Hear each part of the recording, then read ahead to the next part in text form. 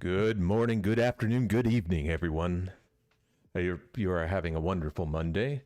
I am because I'm not at work. I get to be here streaming Final Fantasy XIV. Although it's the most boring part of the game, but we'll get through it. Um,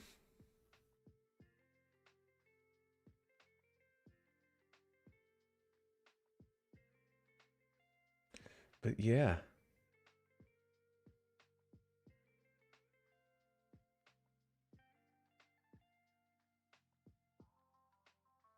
How about we get into it rather than wasting much more time?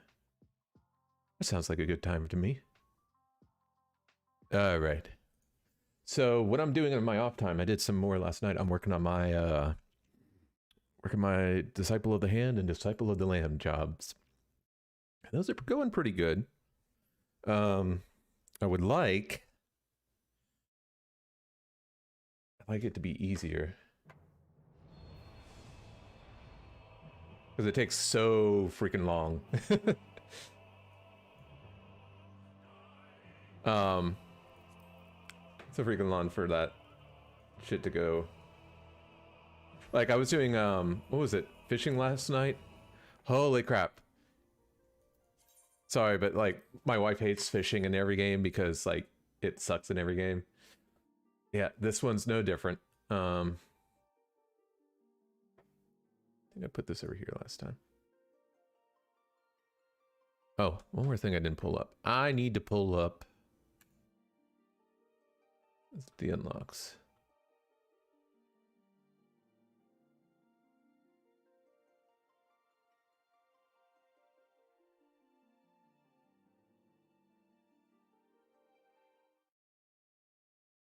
It does pull up. I had this problem last time. Yay, it did pull up. Sweet. I had a problem a little bit ago.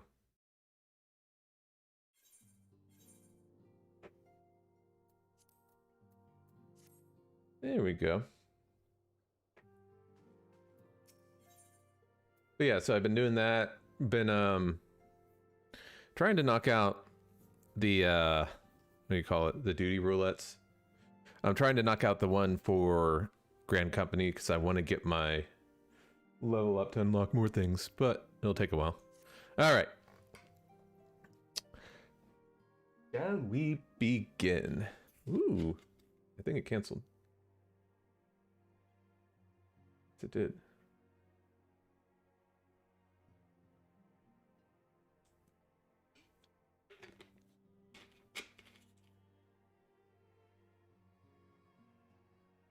Um.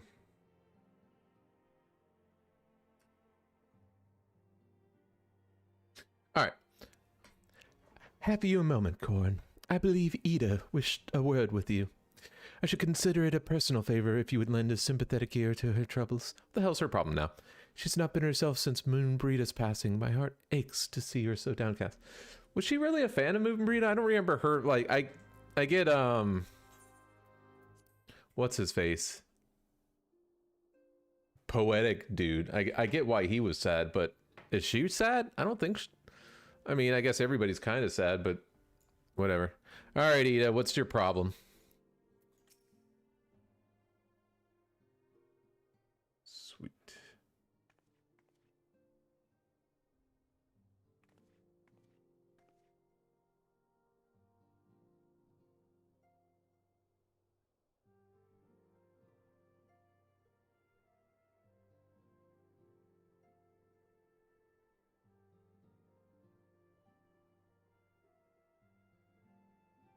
All right. Give me just a second.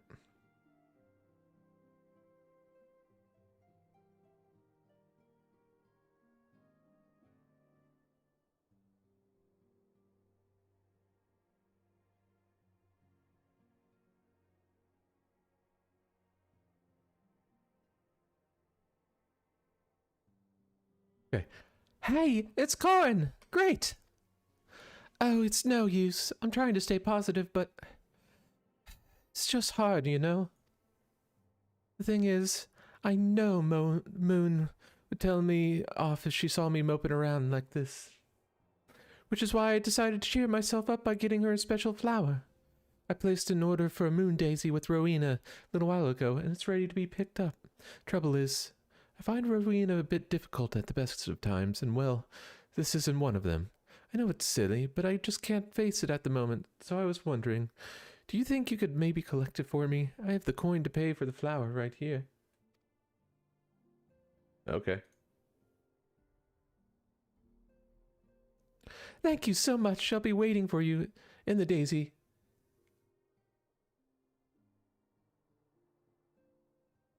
At Rothfrost. Shouldn't you be working?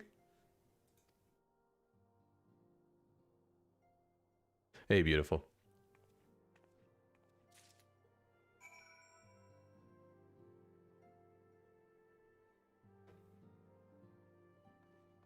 Stream is going well. I just started, honestly. I just started like 2 or 3 minutes ago. So you caught me right at the beginning. Although you probably got a notification, so that's probably how you knew.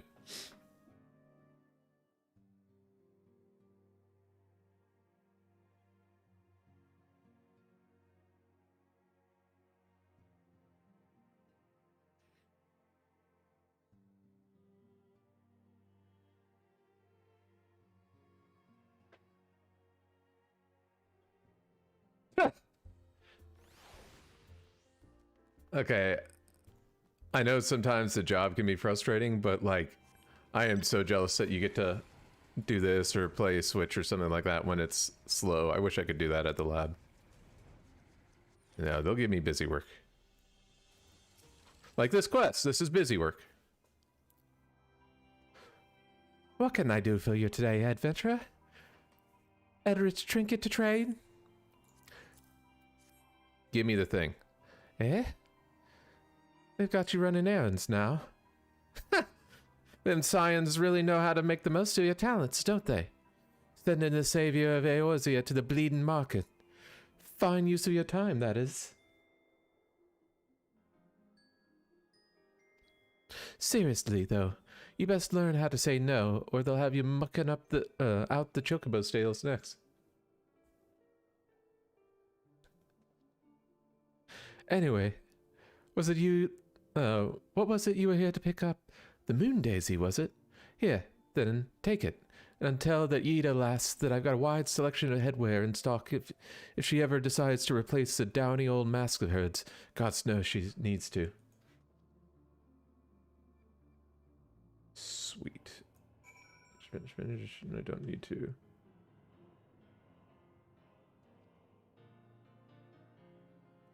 Okay.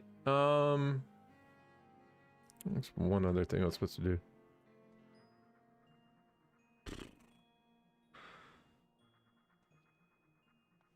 Can I attune to that?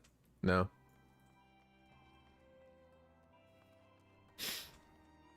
Gotcha. So this morning, I ran several errands. I needed gas. I also had to get my allergy shot, so I did that. And then I also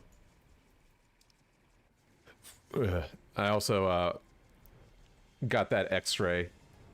Oh, we can get you a wolf puff really quickly next time we play. I also got that X-ray, which amazingly, so Fayetteville Diagnostic has always been slow as shit. And today I was actually in and out of there in like 20 minutes. I could not believe it. I'm usually waiting there for like an hour and a half. But all my errands took me like 2 hours, and I figured it was going to take like 4 or 5. I was so happy. Rowena can just be so annoying. She just will not take no for an answer. Every time I visit her, she insists I replace my visor with something more fashionable. And when I tell her I'd like it just fine the way it is, she says it again, and then again, and then again. It drives me crazy.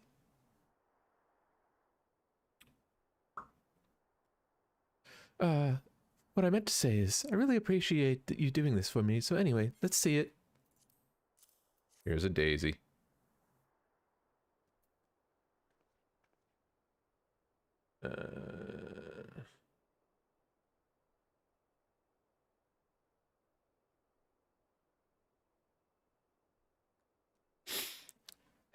Marina loved these things, you know. I hope that somewhere, somehow, she knows I'm still thinking of her.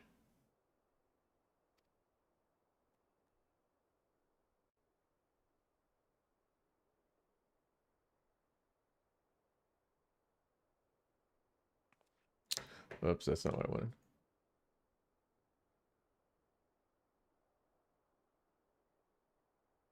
I'll never forget you, Moon. None of us will. Oh, now you start talking.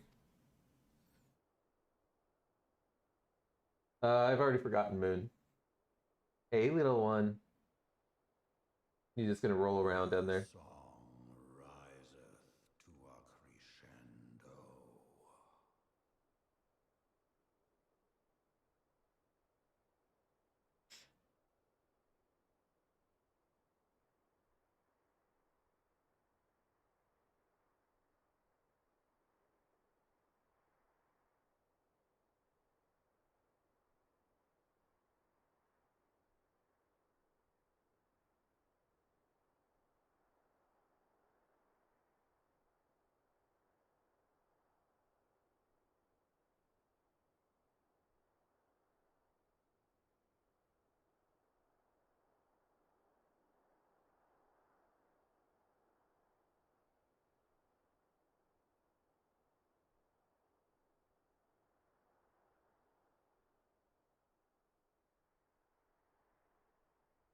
Oh, it's gonna start pinging again.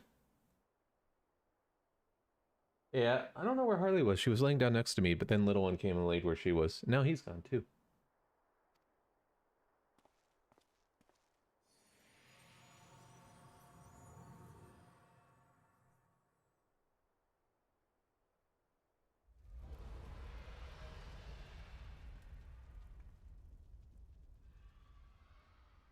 Oh, here they come.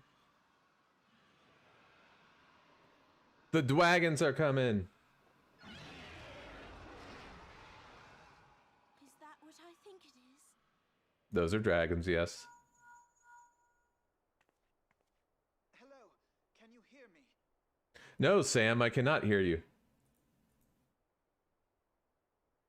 We have received grave tidings from Ishgard. Pray return to the Rising Stones at once. Uh-huh.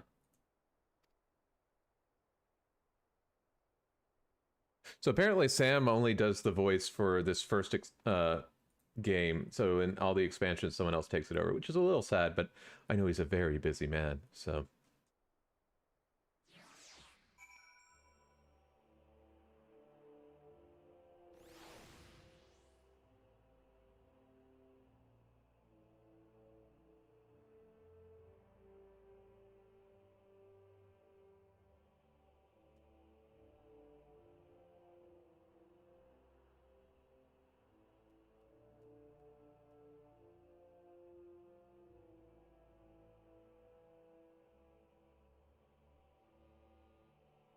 yeah, alright, Alphanald, I'm coming back.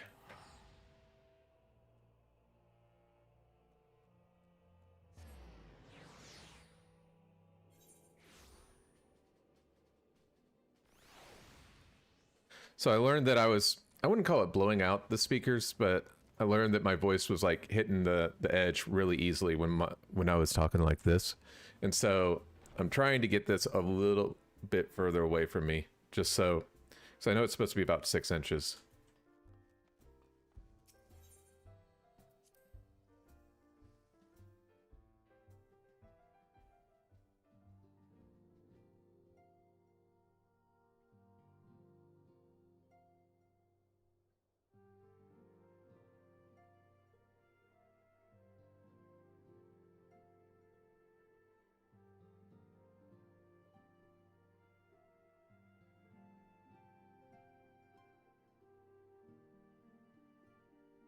Oh, we're almost done. But I did that. I improved the graphics with the streaming. And so there was actually some good that came out of all the troubles on Saturday.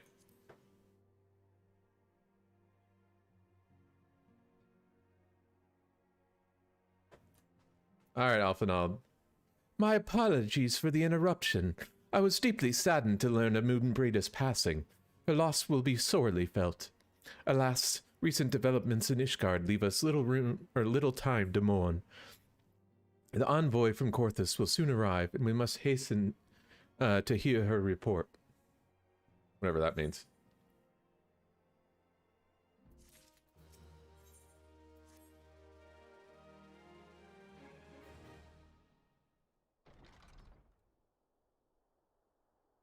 The envoy is here. Oh, her. Thank you for receiving me in such short notice. Time is of the essence, so I would forgo the usual pleasantries if I may. You were never pleasant in the first place. Oh, nice. It's been a while since you streamed last, isn't it? Certainly. You come with news of the Dravanians? You know she does.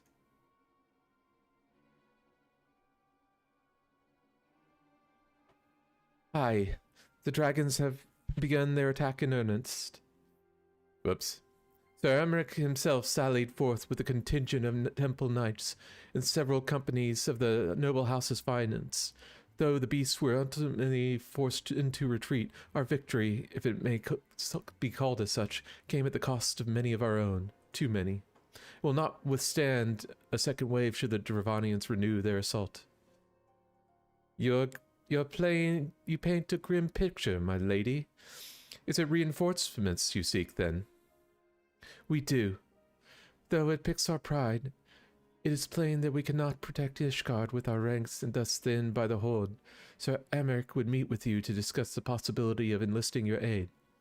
Very well, I shall depart for Korthus at once. I must warn you, however, that the involvement of the Crystal Braves is by no means assured. Our commitment to quelling the unrest in Ul'dah must take precedence. Is it with such contingencies in mind that I must make another request? The Scions of the Seventh Dawn are known for sharing close ties with all three of their grand companies of Eorzea. Would you consent to plead our case to their leaders? That's probably not going to go well because you guys have been dicks the entire time. Though I would generally appeal to the great companies on your behalf, I dare not promise a favorable reply. You need say no more. Considering our past dealings with the Eorzean Alliance, I can well imagine how our plea will be received. But the fate of Ishgard hangs in the balance. We must explore every avenue still open to us, no matter how unpromising. Hold on 1 second. Good Lord.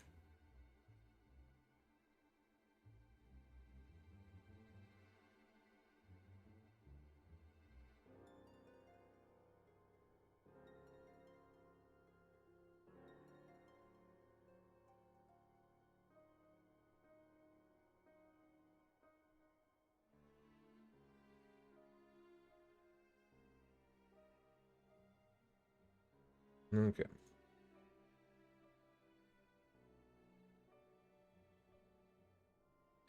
I see. Very well. I should send envoys to each of the allied nations and have them present your request directly to the head of the grand companies. In the event that your plea does receive a favorable answer, know that any support is certain to be conditional. Demands will be made of Ishgard. That is only to be expected. Rest assured that I speak with Sir Emmerich's authority in this manner, that our actions are fully sanctioned by the Holy See. Exercising and streaming? Yeah. No, I get that.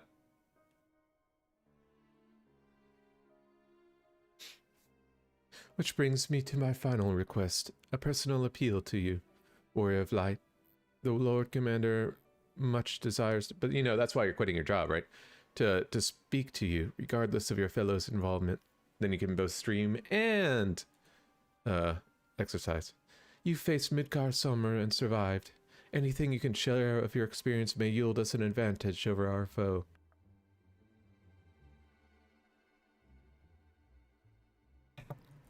Yeah, well, I'm the Warrior of Light, and I am an awesome badass, and you guys suck. So you guys are fucked. Thank you. You wear the mantle of hero well. I guess so.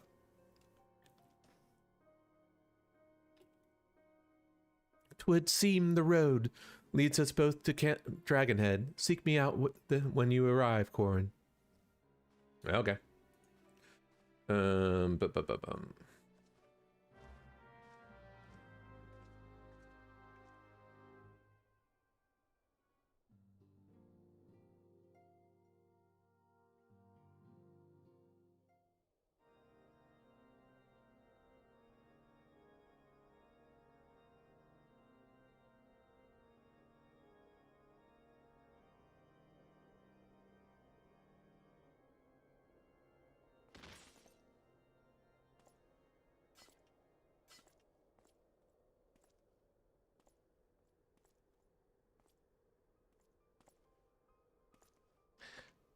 Look, it's a guard.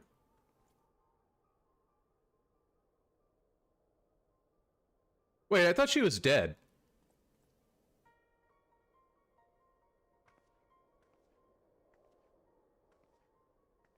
Did she just fuck off at the end? The sons must answer for their father's misdeeds. Only then will the cycle be broken.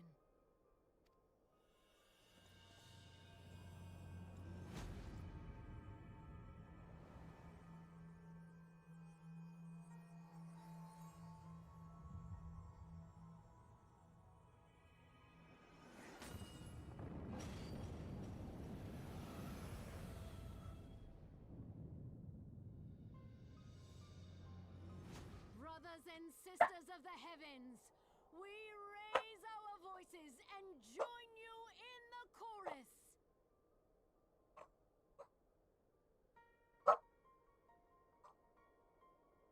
The sinner's feeble magics are undone. Come, claim your retribution. Well, she's not dead and she's pissed.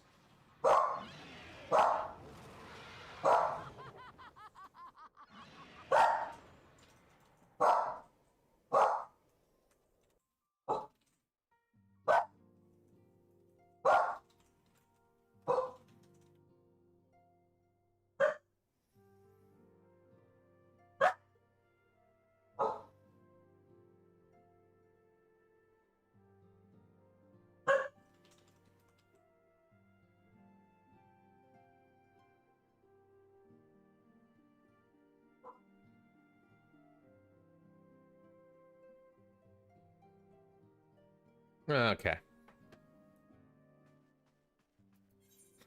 And of course this Trent Dragonhead, blah blah blah. Yeah, she barking at, let's see. Could be the mailman, could be a package arriving, could be other dogs barking, could be the wind, could be that little one ran somewhere. Which one is it? Which one you barking at? She doesn't know.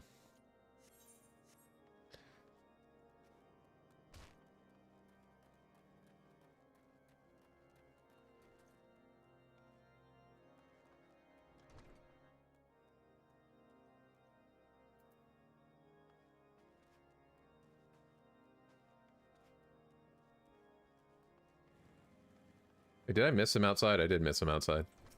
All right, Alphanon. It seems I was the swifter, Corn. How do you teleport here? You too, however, have arrived with time to spare, for our host, yes, has yet to make an appearance.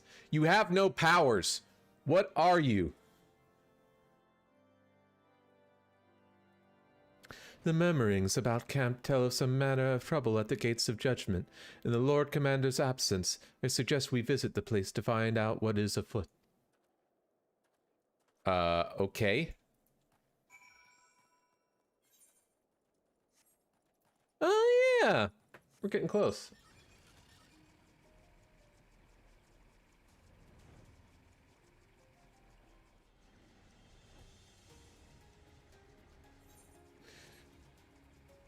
But yes, that is always the question with Harley.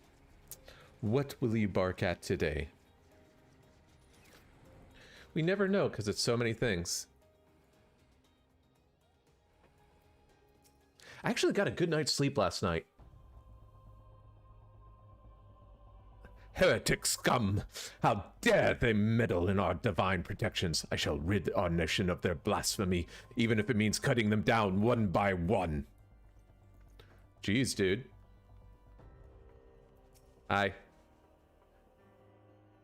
When I laid my eyes upon Lady Iceheart, I felt the marrow freeze with my bones.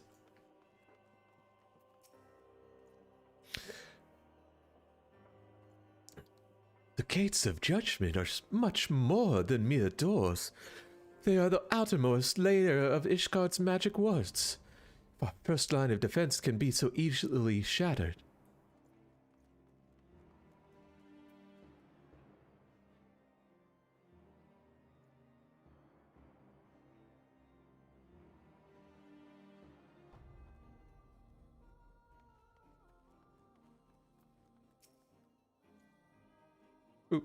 We need not fret over much. There are several layers of arcane protection that shield the city from invasion. Mother will be fine. Your mother's dead. I killed her.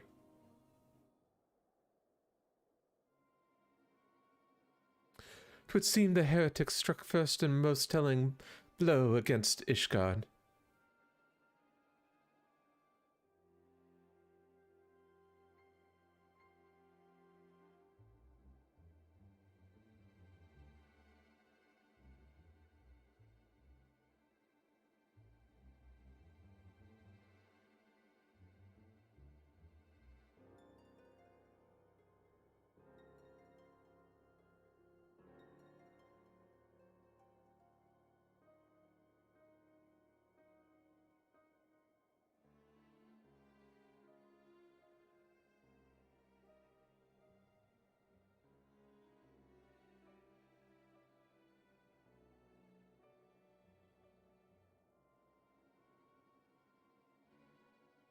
There we go. Twould seem the heretic struck... Oh yeah, I said that already. Ha! I don't know what I said.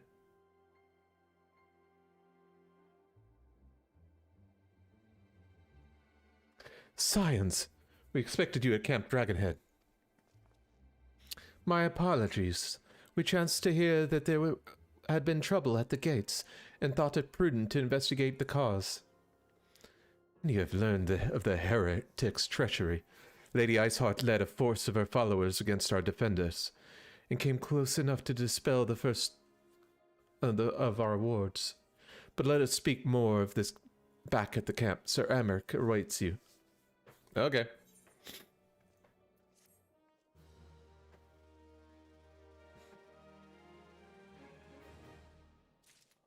Let's keep going. Lady Iceheart has grown bold indeed if she would risk direct action against the city. Come, let us do as we were bid and return to Camp Dragonhead. Lord Hearts and Farts will know where Sir Aymeric needs to receive us.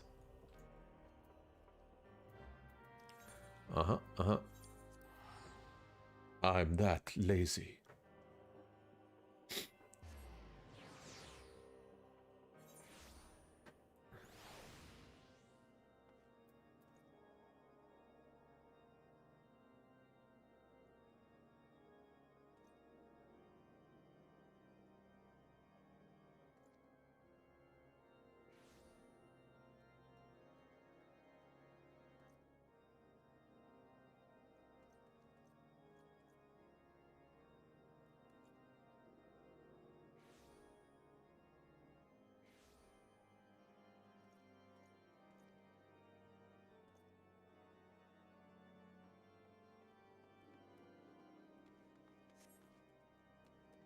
I feel like I'm in a church every time I come here.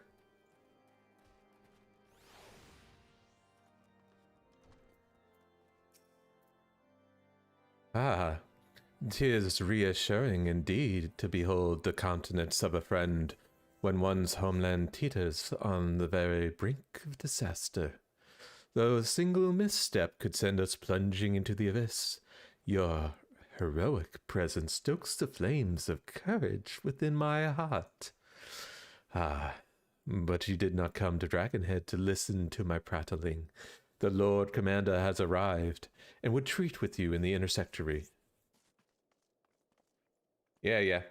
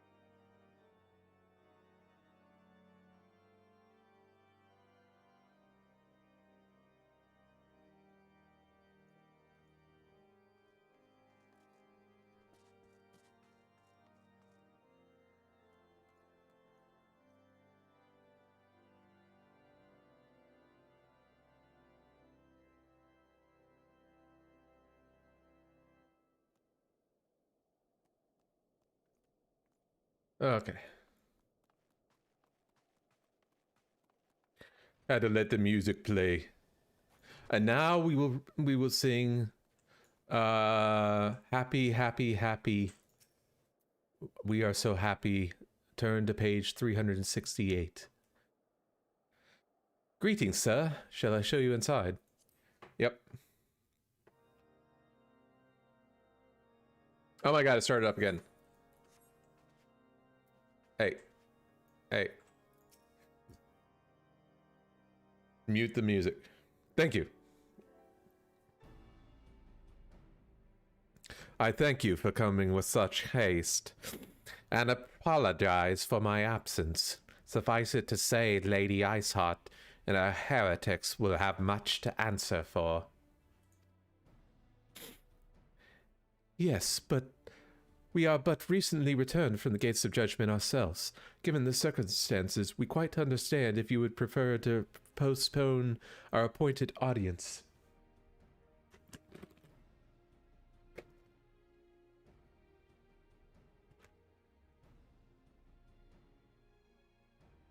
On the contrary, Master Alphinaud, I think it more important than ever that this meeting take place.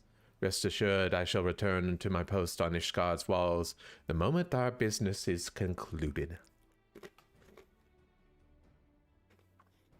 Before we move on to the subject of reinforcements, however, I would introduce you to a close friend and stalwart ally, Estinian. Oh yeah. Hello, Estinian. You become important later.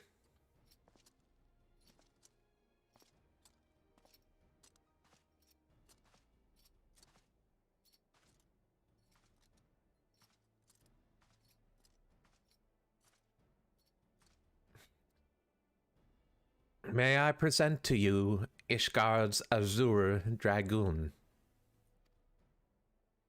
Your what?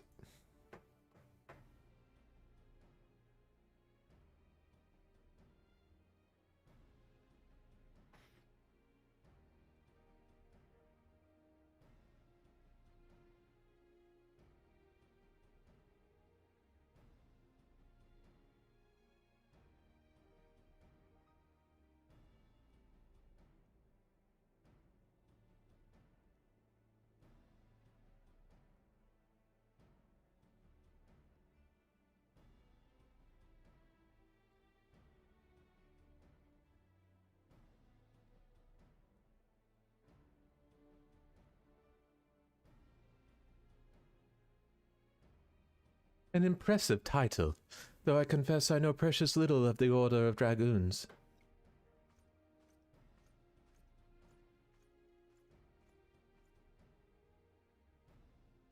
Hmm.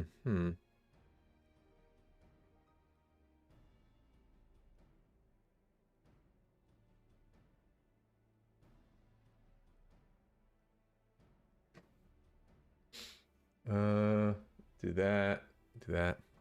They are formidable warriors all. Yet even among such masters of the lands, Estinian is without equal. He, out of all the warriors of Ishgard, was chosen to wield the power of dragons, and thus may contend with any Dravanian. You flatter me much, Lord Commander. So, you are the adventurer which they spoke. I see now why my brood fair sang in anticipation of our meeting. You're what?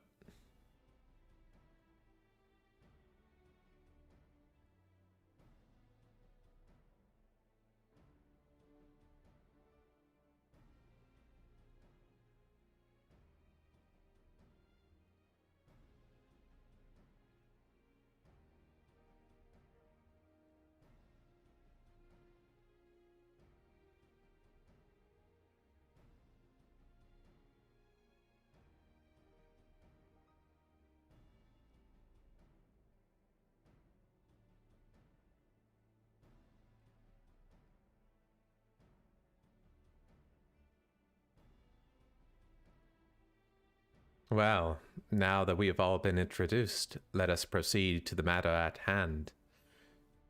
I would share with you what we have learned of Isart's design, as confessed by the heretics taken captive after the assault on the gates.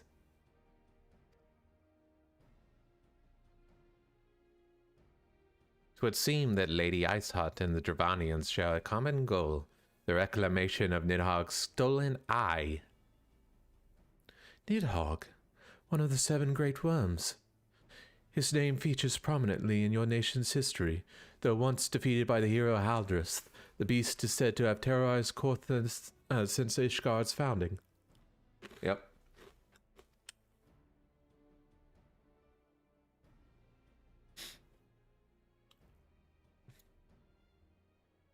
Aye, many are the scars of our walls bear from Nidhogg's relentless efforts to raise the city.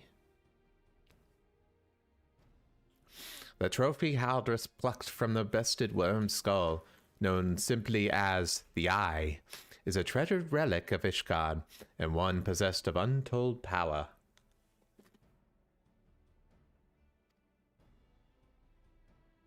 Should it ever be returned to Nidhogg, the dread creature would be restored to the height of its strength, and then no wall or ward we could erect would be stout enough to deny him.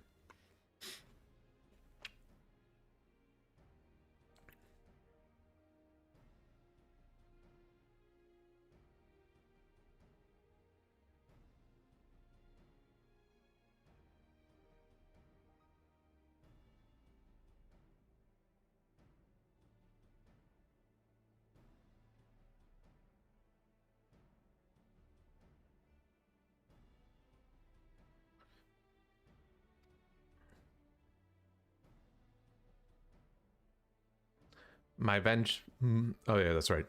My vengeful son hath waged war against Ishgard for 1,000 years. No mortal mind could comprehend the depths of his rancor.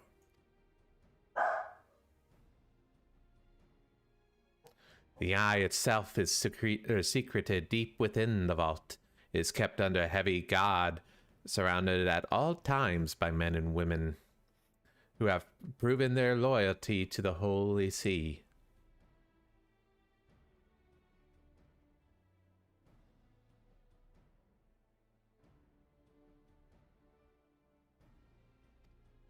But through stout walls and sharp blades, stout walls and sharp blades may suffice to discourage the heretics. The dragons are another matter. There are individuals within the Dravanian horde whom an entire company of knights would labor to repel, to say nothing of Nidhogg himself.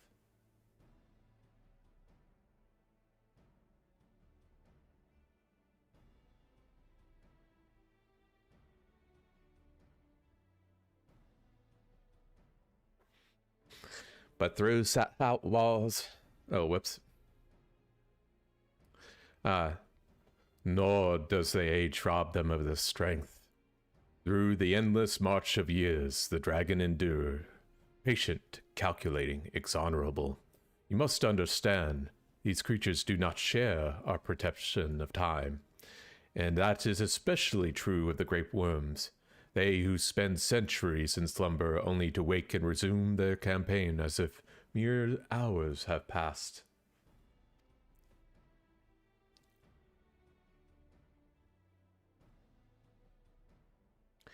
It has been 20 years since Nidhogg had last darkened our skies.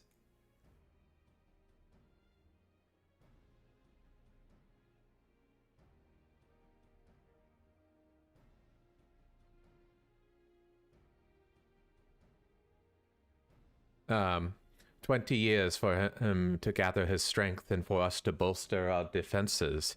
And now, just as he seems primed to return, the heretics strike at the gates.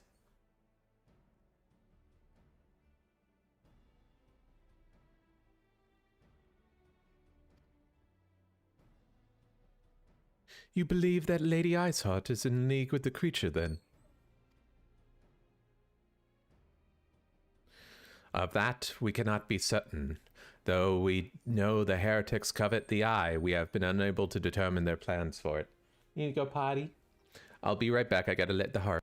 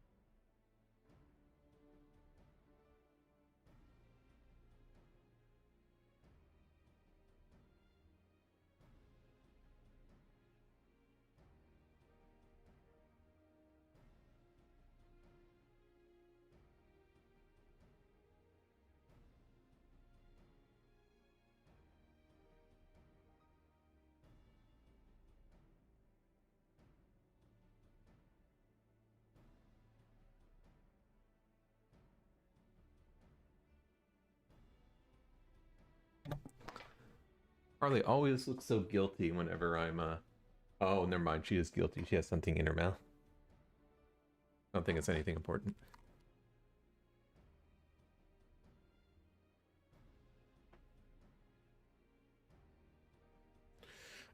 Such questions aside, we must needs address the ragged hole their mistress has seen to fit to rend Ishgard's protections.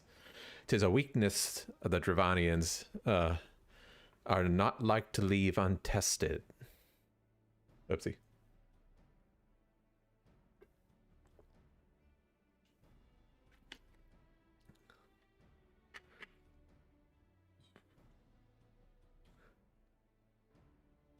So it would seem. You have described your plight in admirable detail, Lord Commander. Yet I cannot help but wonder at your candor.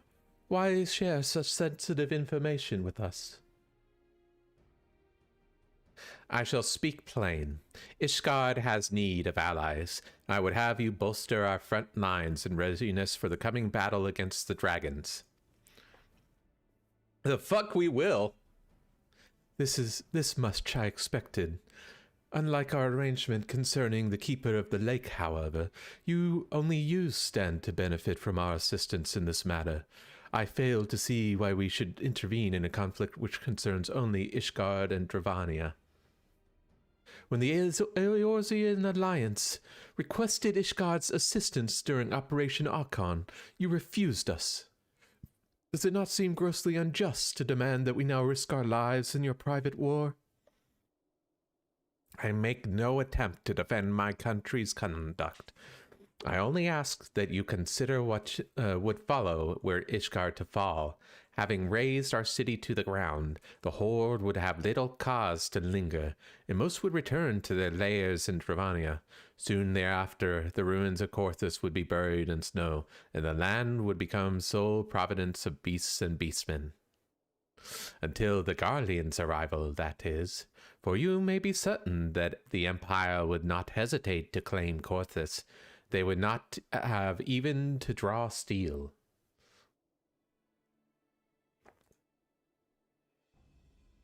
Yeah, you didn't think of that, did you, little smartass?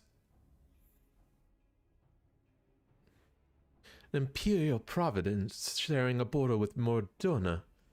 7 hells.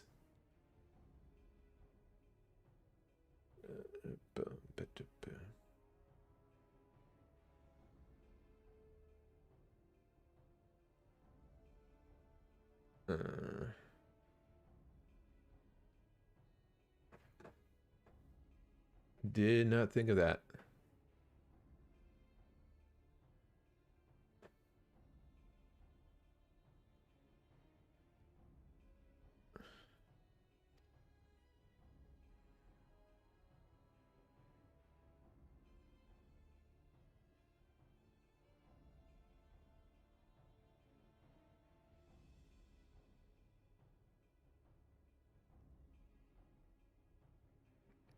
Ahem.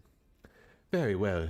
We will assist you in repelling the dragons. The roar of a great worm may have shaken the firmament, but we of Eorzea will not abandon our Ishgardian brothers to face the coming horde alone. Cool. Nor did I ever think you would. Now, upon the matter of the roar, allow me, Sir Emic. Through the power of the eye, I have become the vessel of Nidhogg's strength. His essence has stolen into my very blood. Fear not, I am in full control of my faculties, I assure you, and the eye itself is of no relevance to this tale. It is not essential that I bear it within me wherever I go.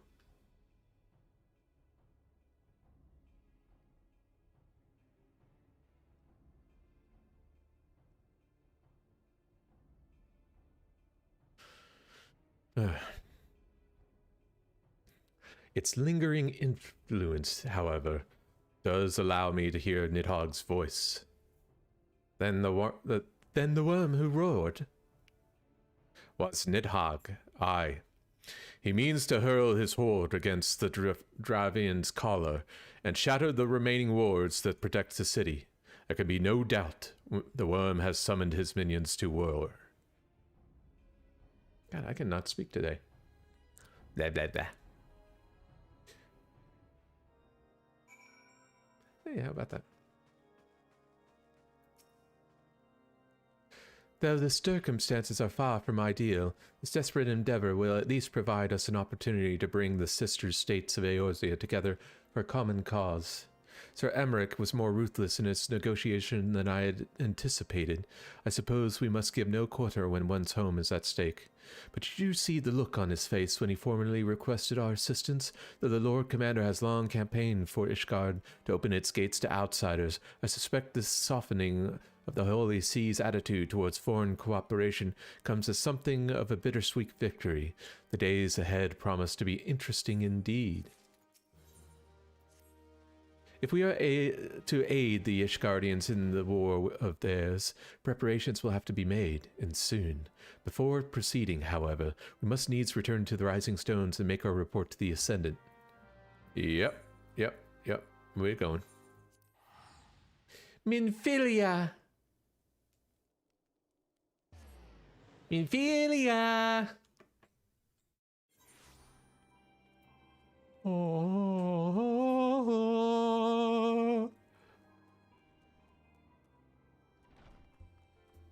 Hugabert. Hello, Hugabert. Ba-do-do-do-do-do-do-do-do.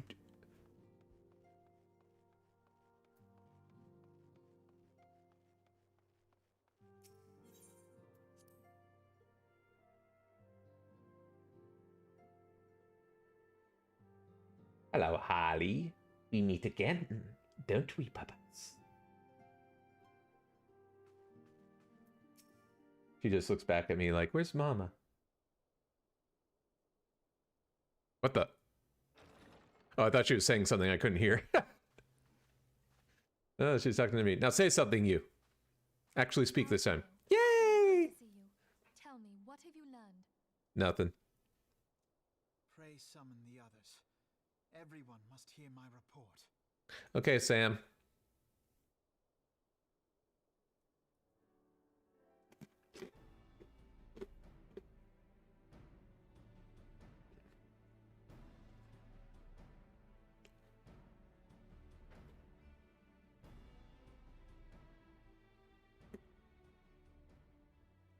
So this was all but a taste of what's to come.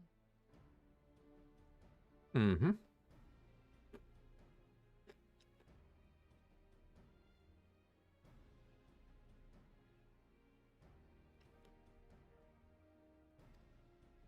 Indeed. The main host advances upon Ishgard as we speak. Whose vaunted defenses have been nullified. Yep. Shorn of its wards, the city will bear the full force of Nidhogg's fury. Yeah, but, you know, shit happens. What? No. Fuck him. Alfinel is right. The Dravanians cannot be allowed to prevail.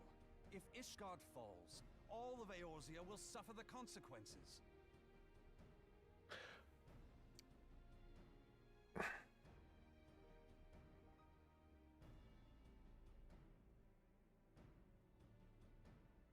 Okay, Percy. Then you agree that we have no As many would call him, their douche. of the realm, the scions of the Seventh Dawn and the Crystal Braves must join the defense of Ishgard.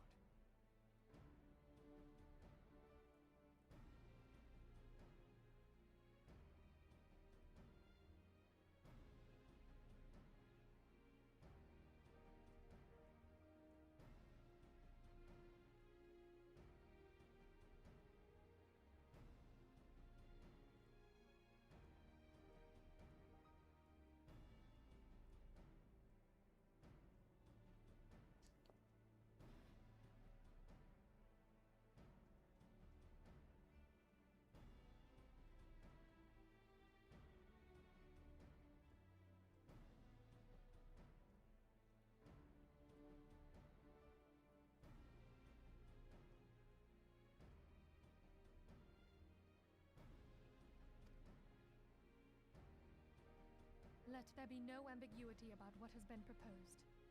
We would be directly intervening in the war. Yeah, that's fine. But if all here believe the cause to be just, then to war we shall go.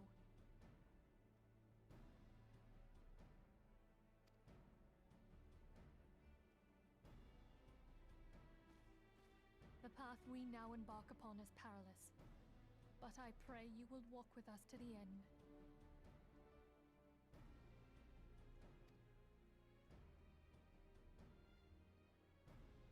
For those we have lost, for those we can yet save.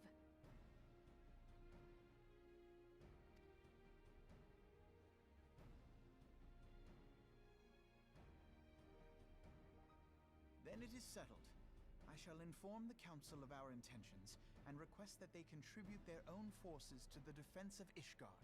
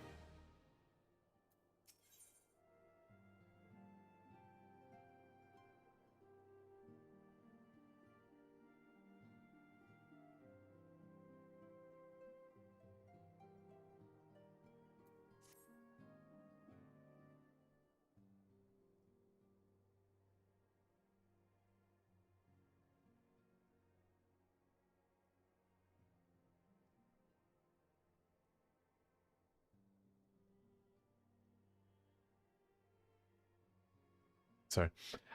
I have bid the Archons travel to their assigned nations. Should the members of the Alliance agree to pledge to the Grand Company soldiers to Ishgard's cause, our comrades will be on hand to act as intermediaries for the duration of the conflict. The small matter of persuading the Alliance leaders to grant such support I leave to Alphinaud.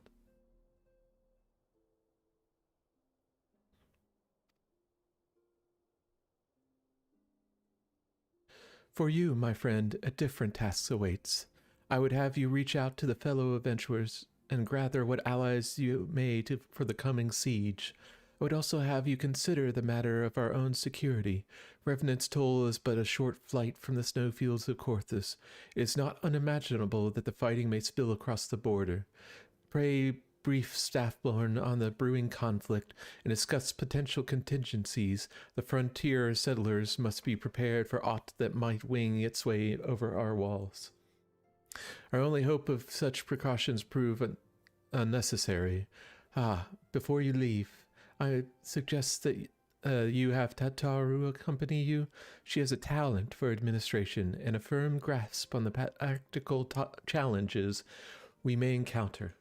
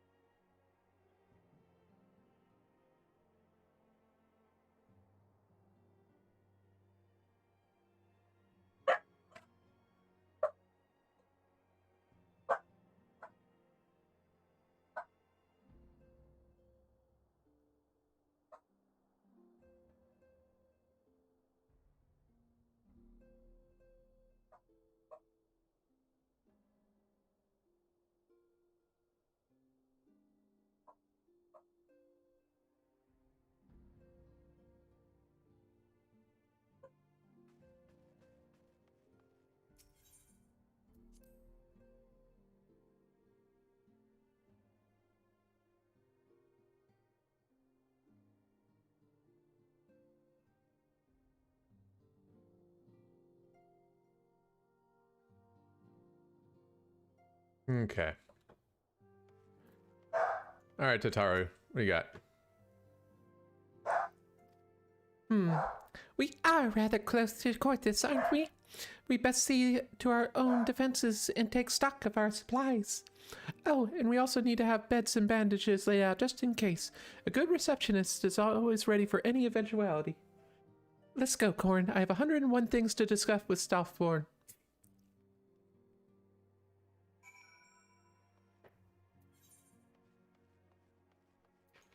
I don't know what he's going to do, but cool.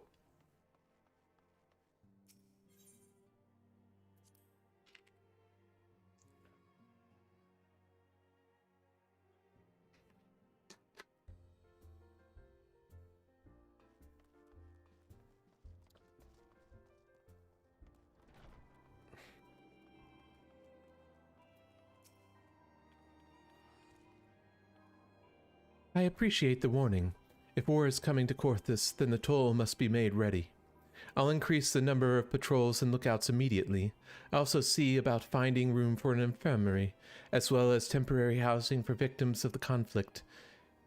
Wait, I'm saying it with the wrong voice. Ishgard has done well by us in the past, and I would return the favor. But as for rounding up volunteers for the fighting itself, I'm afraid I must disappoint you. I will not send my fellow guild members to die on Ishgardian soil, and I am certain headquarters will say the same. I shall have a word with some of the more capable colleagues on your behalf. You might try your luck here in Revenant's Toll. I dare say there are a few stout souls about town who will answer your calls to arms. Let's get started then, shall we? We have a town to rouse. Yeah, we'll see.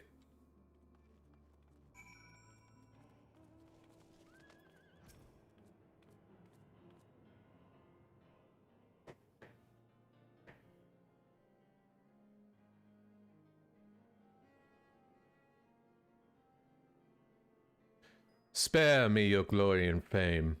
I'm not in the habit of volunteering for lost causes. Damn it.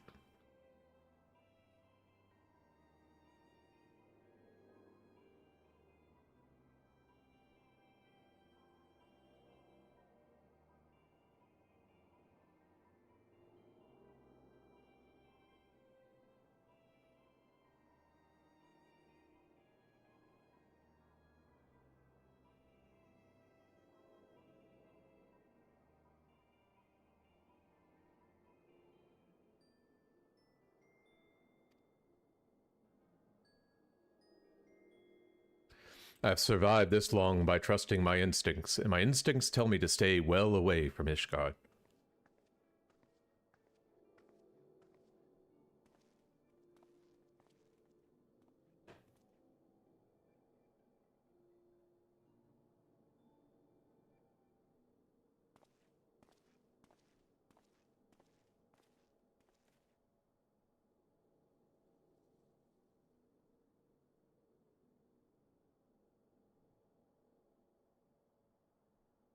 Ishgard sounds like she's in a right mess, but that ain't what I want to talk about.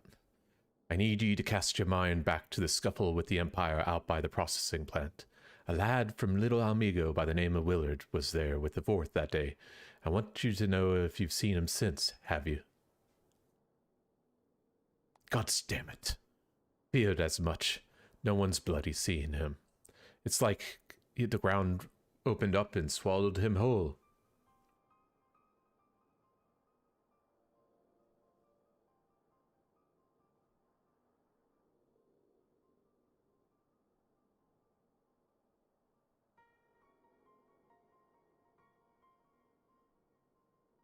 That ain't all.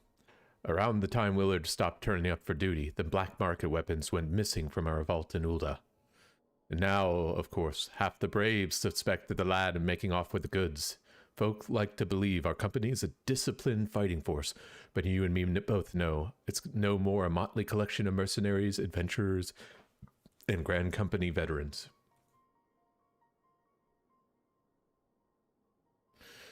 The only thing that binds us together is some vague oath fighting for the freedom of it all, and that in steady pay. Now, compared to most others in this crew, Willard's a fresh-faced novice, a bleeding whelp amongst the wolves.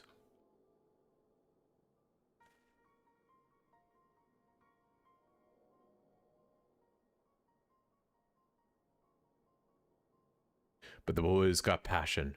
When he talked about being a guardian of Eorzea, he bloody well meant it. A lad like him would rob us blind and bugger off like that. He ain't the type.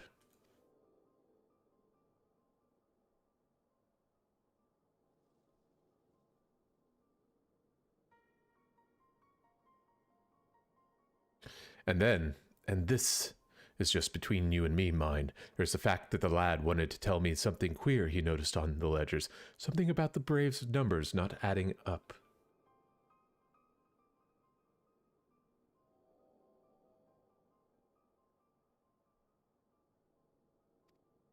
Any road, you've got a war to wage, so I'll let you get on. I just thought someone should know. I'll be seeing you, Cord.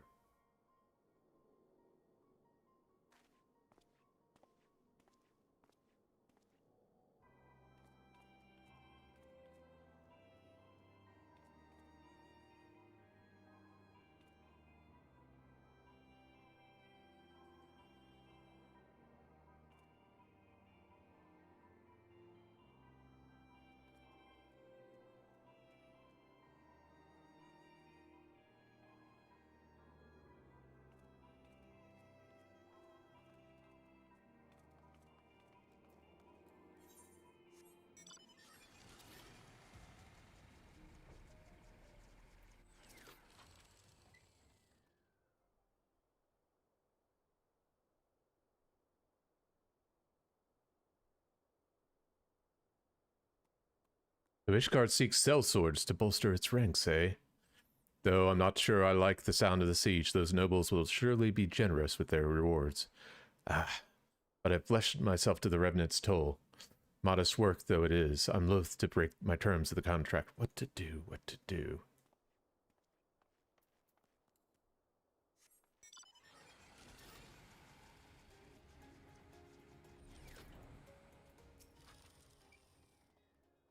Sell my blade to the Ishgardians?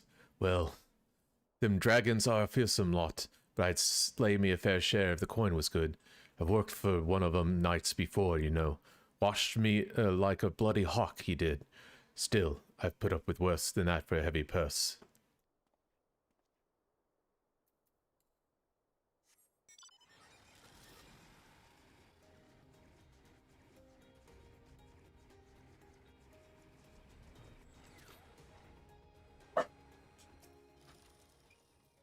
Volunteer my services in the defense of Ishgard? I think not. Dragons claim the lives of every one of my brothers. I do not mean to offer them mine. 'Twas to escape such a fate that I took up the mantle of adventurer in the first place. I'd rather sooner die in the pursuit of fortune than huddled behind an icy wall.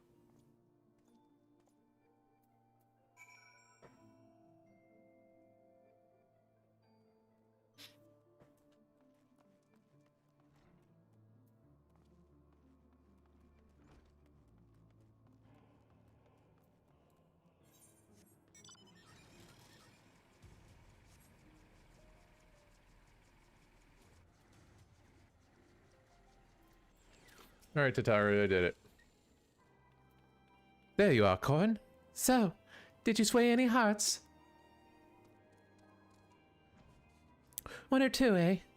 Well, added to mine, that makes 3 or 4, not including Slafworn's friends. We won't be the largest company in the army, but I'd say one Revenant's Toll veteran is worth a dozen Clankling Knights at least.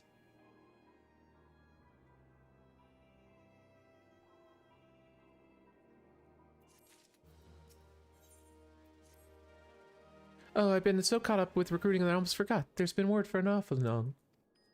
Apparently, the Alliance leaders are convening in Ul'dah to discuss the Guardian's plights.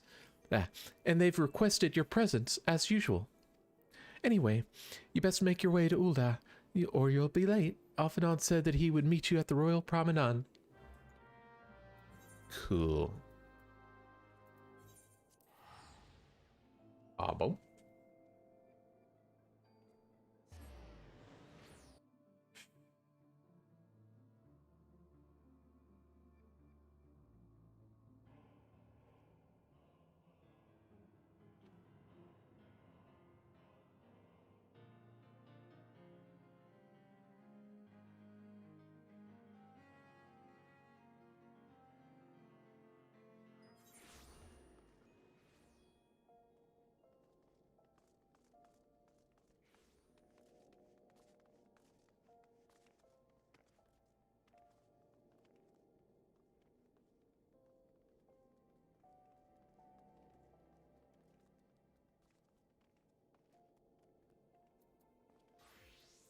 Where do we need to go? Royal Promenade, right?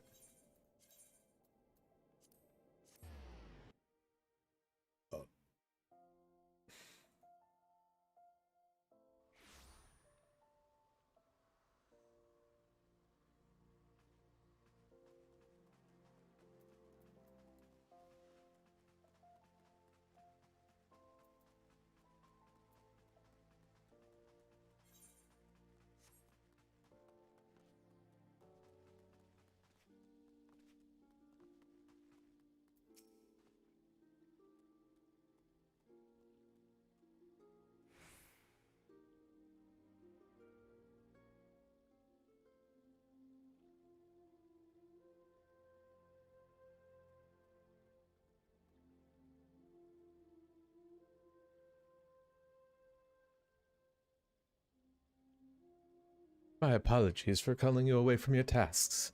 I hope to proceed with these negotiations one leader at a time, but it seems my urgent requests for audience have prompted a gathering of the council. Needless to say, I feel obliged to attend.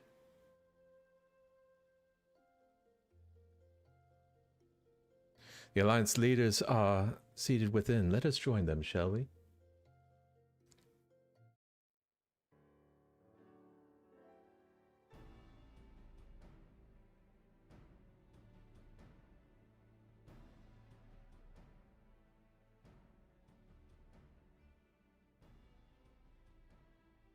We are well aware of Ishgard's dilemma, and we agree with your assessment.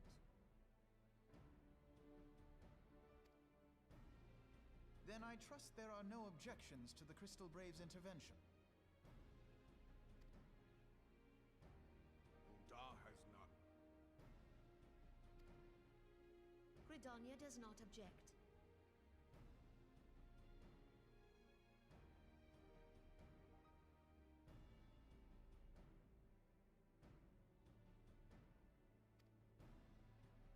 The Crystal Braves are yours to command, Alphino. Do what you will.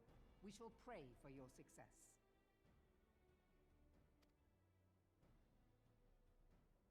It was my hope that you would offer more substantial aid than prayer.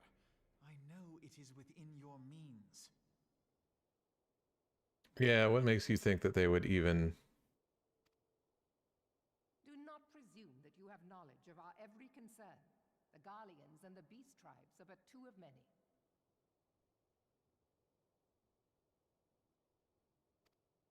We are not in a position to contribute greatly to the defense of Ishgard, not when our own homes are still under siege.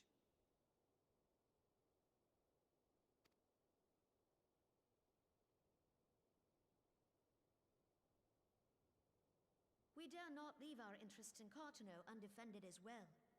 Teleji Adeleji and his ilk would seize control of the territories in our absence.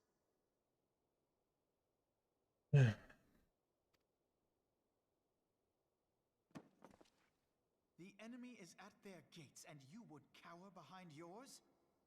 Watch yourself, dumbass.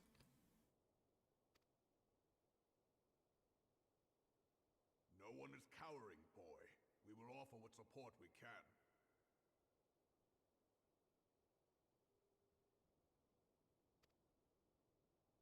Aye, support. A handful of men and no more. Would that we could commit more than a token force to this cause. Yet there are others to whom you might turn. The free companies ever want for work.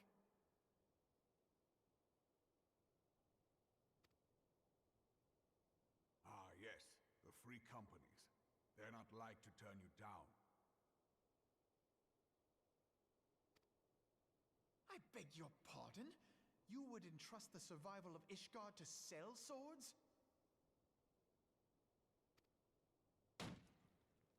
Crises like these are the very reason why this alliance was formed. It is our duty to aid our fellow man.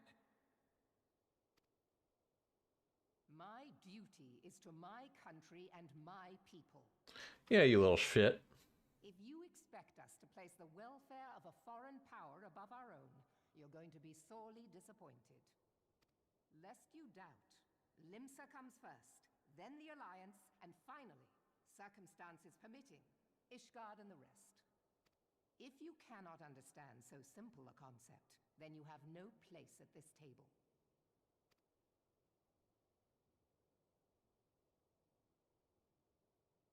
Forgive me, Admiral. I was careless in my choice of words. Yes, you were.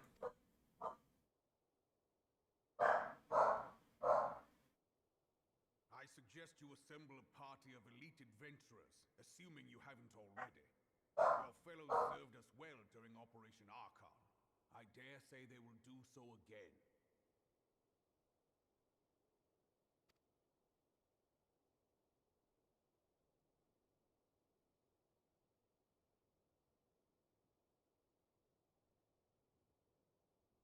If I may, Your Grace, I wish to propose a redistribution of forces. If we entrust the security of Uldar to the Brass Blades for a time, we can dispatch a larger force to Ishgard.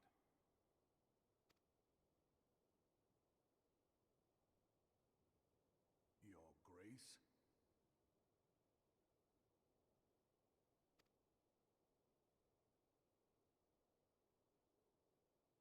Yes. Yes, of course. Do what you will.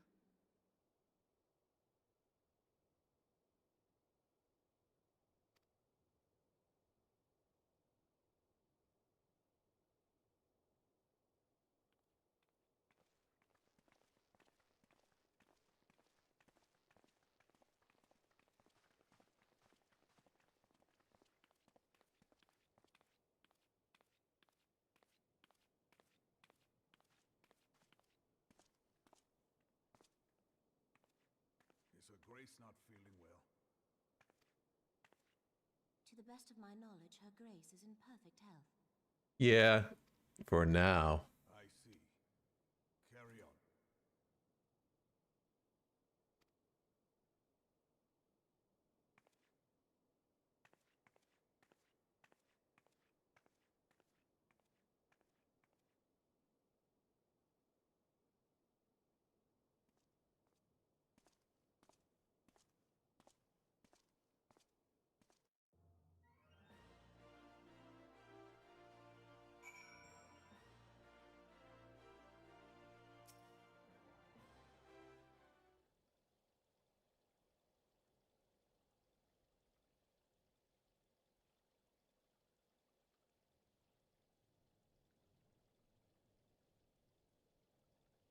Once again, I owe you an apology. It seems you have been conscripted into leading a contingent of adventurers on yet another mission of inescapable danger.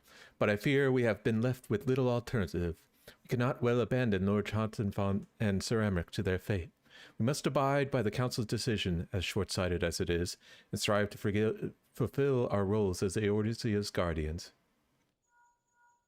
Like, I don't remember, maybe I didn't pay attention as much the first time, but he is a little shit sometimes. Captain Ilbert, what news? The assault has begun, but we have but this moment concluded our audience with the Alliance leaders. Well, you fucked up. Move our forces into position. Your unit will join House Dunair at the Steel Vigil. Man the cannons alongside the knights, and then the Dravanian horde ere they descend upon Ishgard. I will join you as soon as I'm able. Corin, I would have you and your adventurers allies bolster the defenses at the Steps of Faith. Report first to Sir Massillin at the Gates of Judgment. He will direct you to where you are needed most. May the gods grant us victory.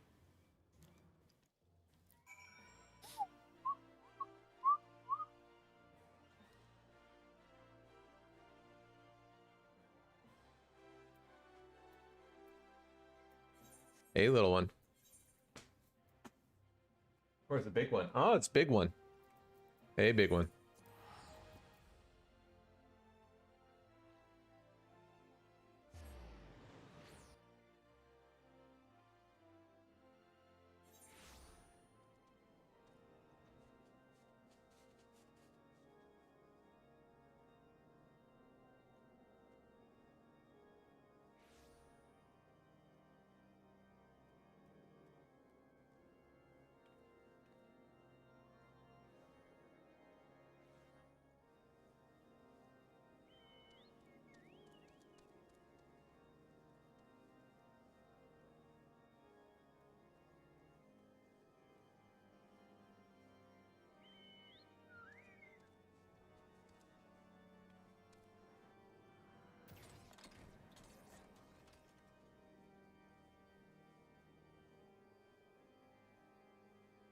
Oh, what the hell? Why not?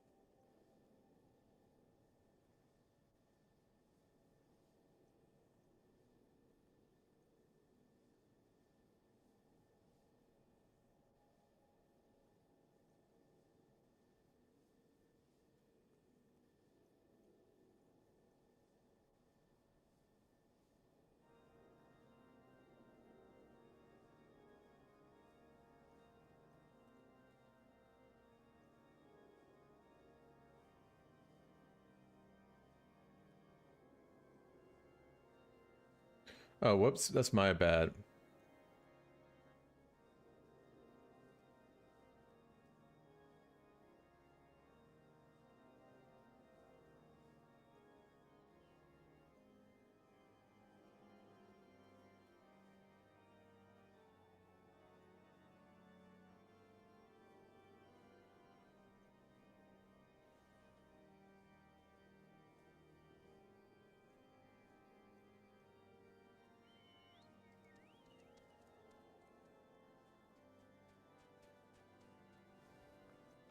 Okay. I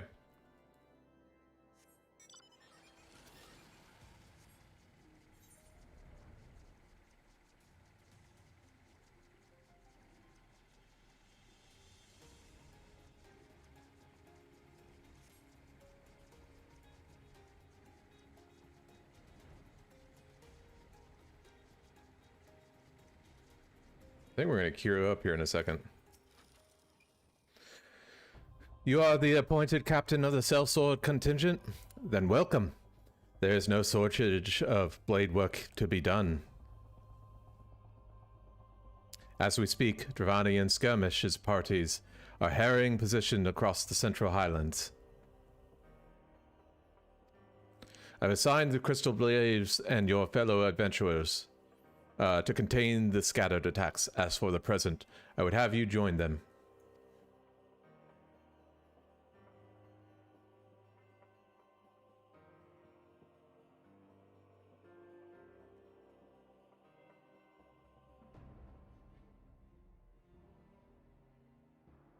This, of course, is merely a precursor to the assault on Ishgard proper. The wily serpents seek to divide and confuse our forces, but we will not be so easily drawn out of position.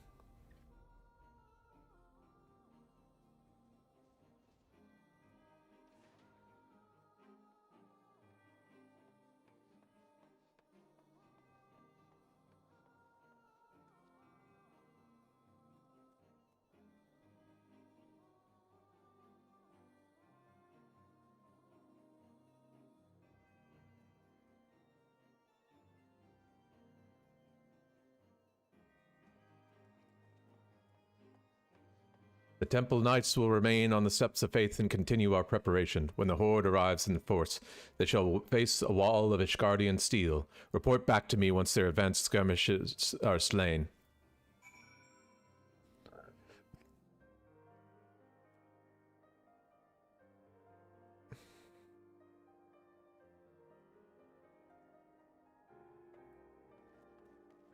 Okay.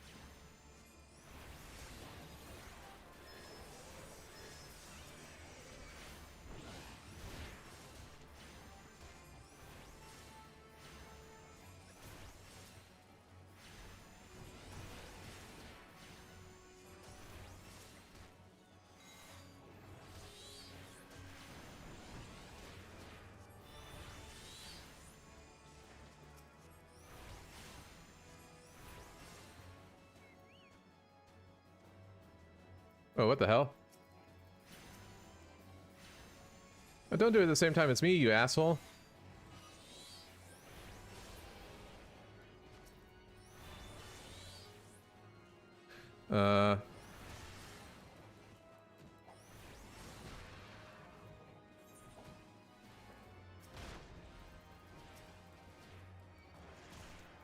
God damn it.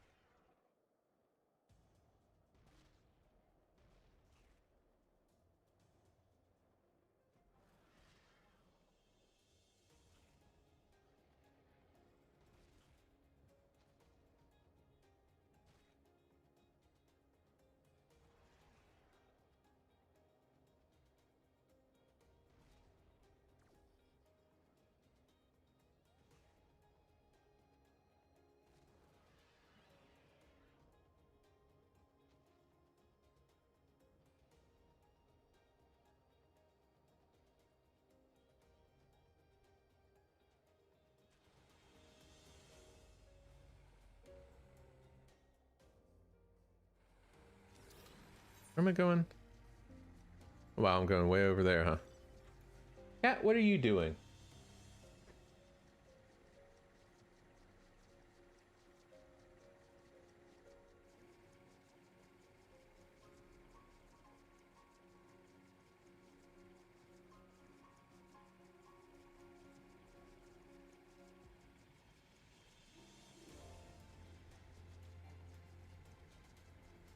Oops.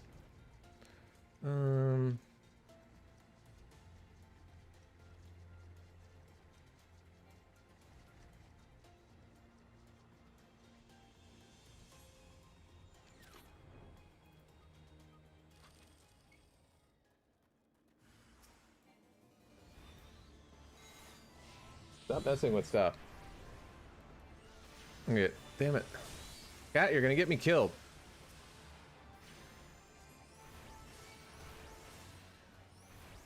Being a little shit is what he's being.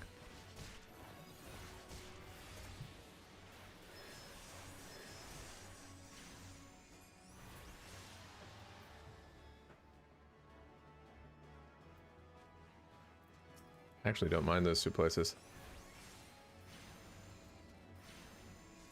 Oh my god, I hate this guy. Go away.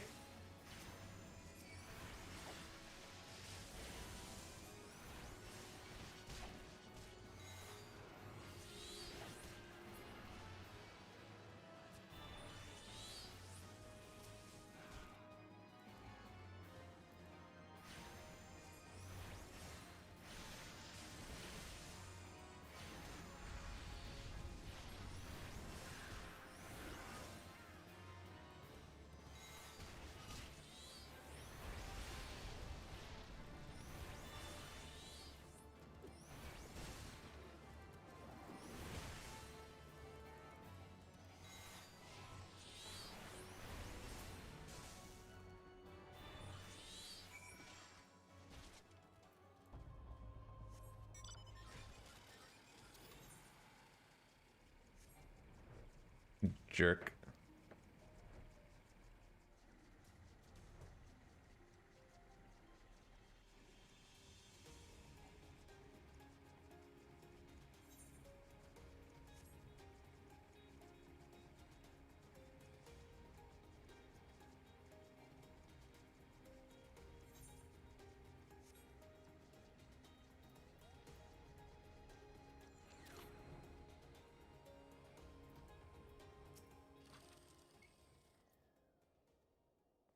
What news, adventurer?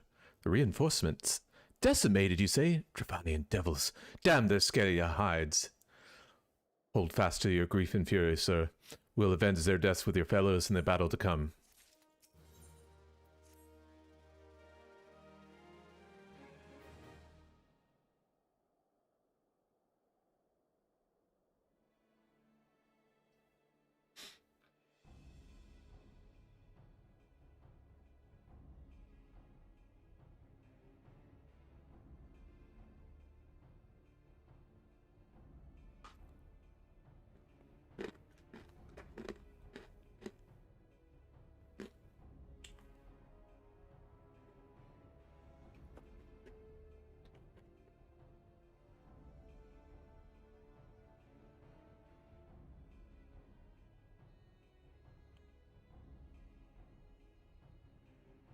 What?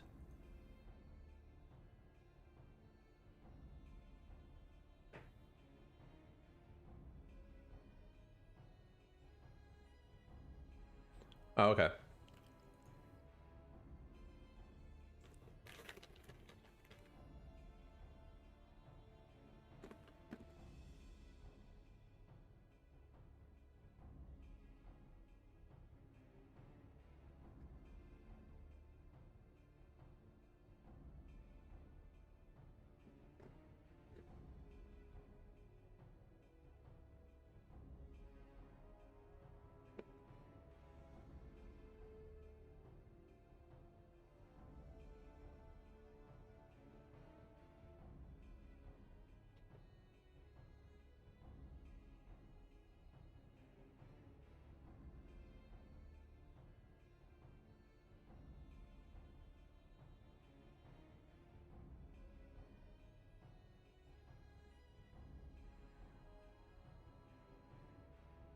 Ere you commit yourself to the siege, you should know what it is you are tasked with defending. Beyond the gates of judgment lie the steps of faith, a great bridge of stone that leads directly to the city of Ishgard. More than a simple means to cross the Sea of Clouds, the bridge serves as a foundation for the arcade wards that form the barrier we call Dracnian's Collar. Alas, the dispelling of the barrier's outermost layer, that thrice-damned witch Iceheart stripped the bridge of its protection, and thus are the dragons now able to land unhindered upon the steps of faith. Should the Dravanians succeed in destroying the remainder of the wards, the winged devils will be free to swarm within the city itself. Needless to say, we cannot suffer that to happen. It shall be our task as defenders to prevent any harm from coming to those parts of the bridge, wherein the wards are sealed. All now rests on us, adventurer. Lead your comrades out to the steps of faith and prepare to meet the horde. May the fury guide your blades.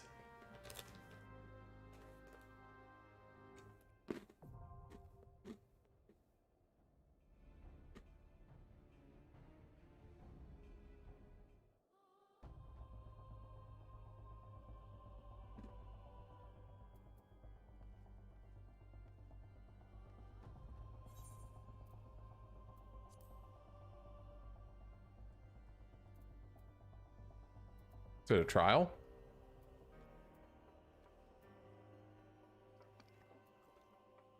No.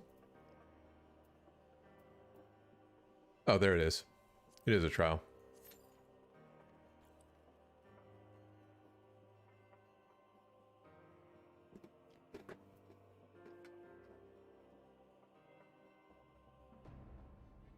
We're doing good.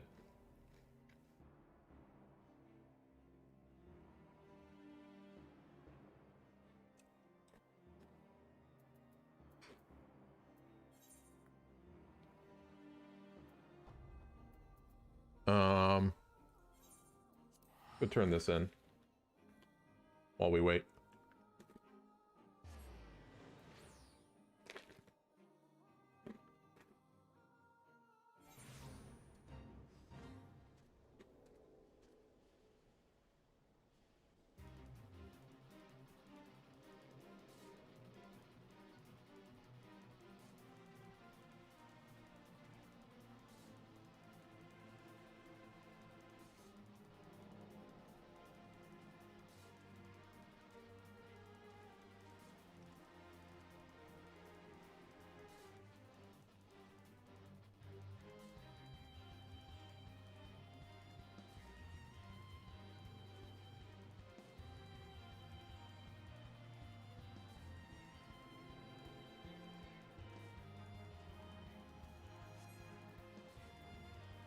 Um,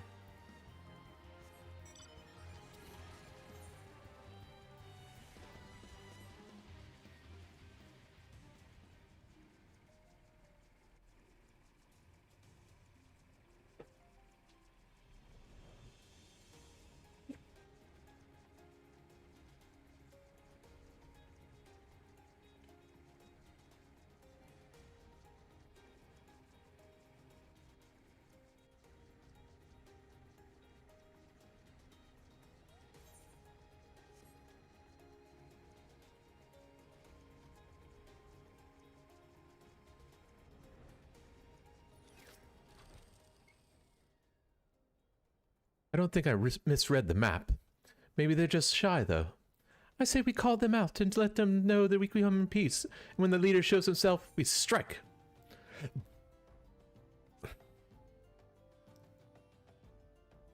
Okay.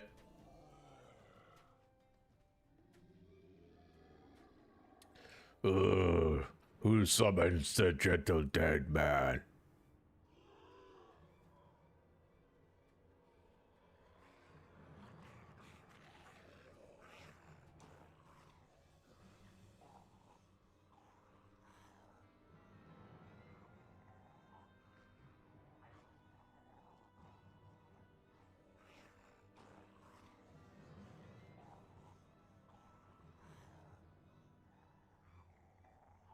They live, and we hunger. Okay.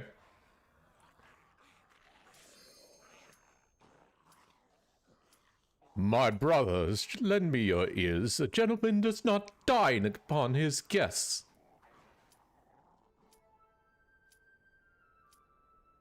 There he is. Alright. We gotta go. But we're gonna watch that eventually.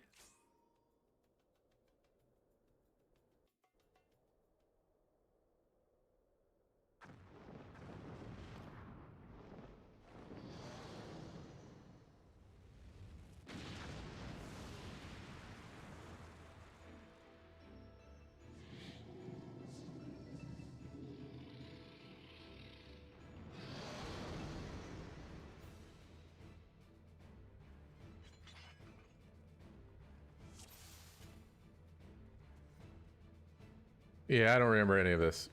That's okay.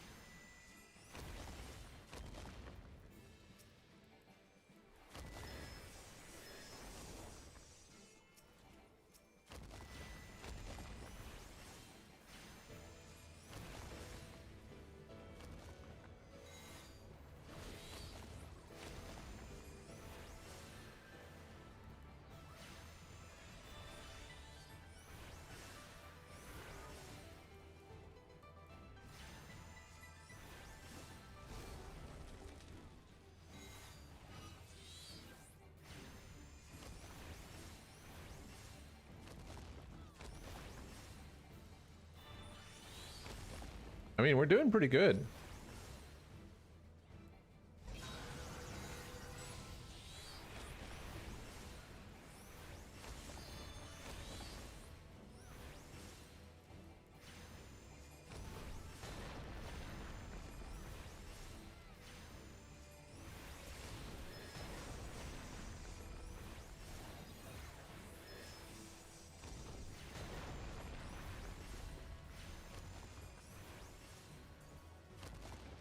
Got him down below half health.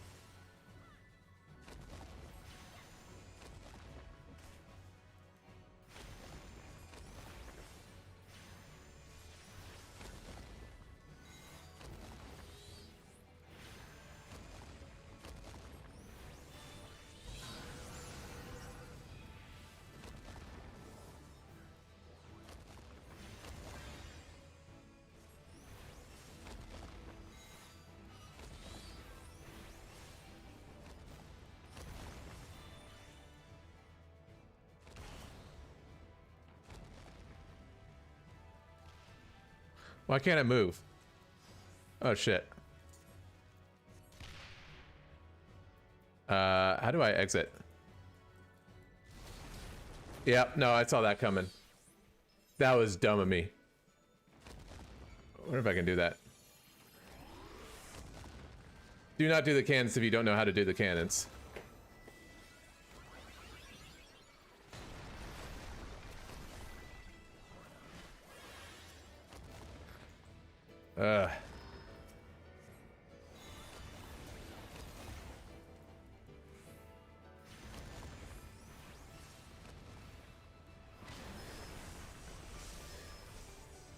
Like, we're fine.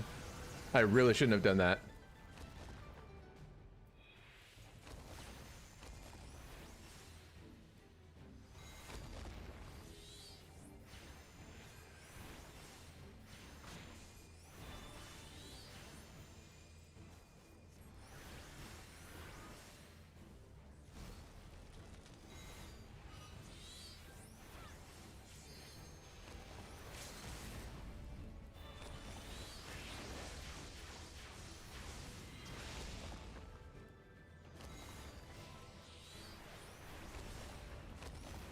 There we go.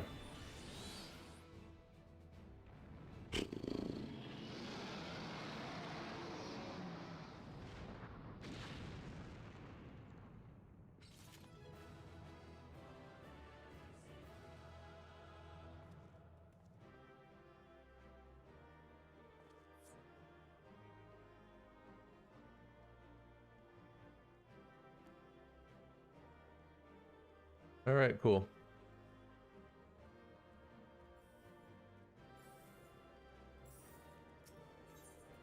Easy peasy for everyone. All right, now we go from that to the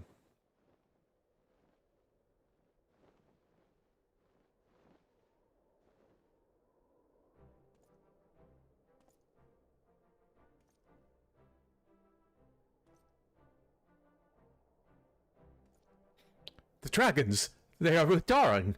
Victory is ours! Marriage.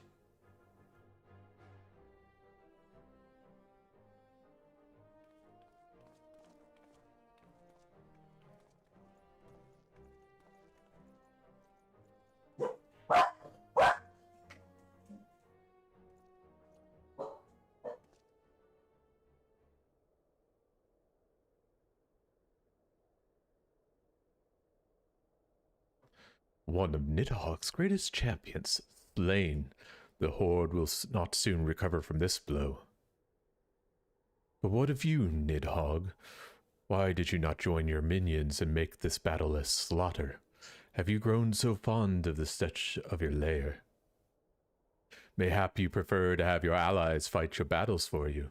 You have a girl to do your bidding now, do you not? No matter, I shall slay Iceheart and all the rest. But I yearn to spill the blood of the great worm, Nidhogg, and only your death will sate my lance.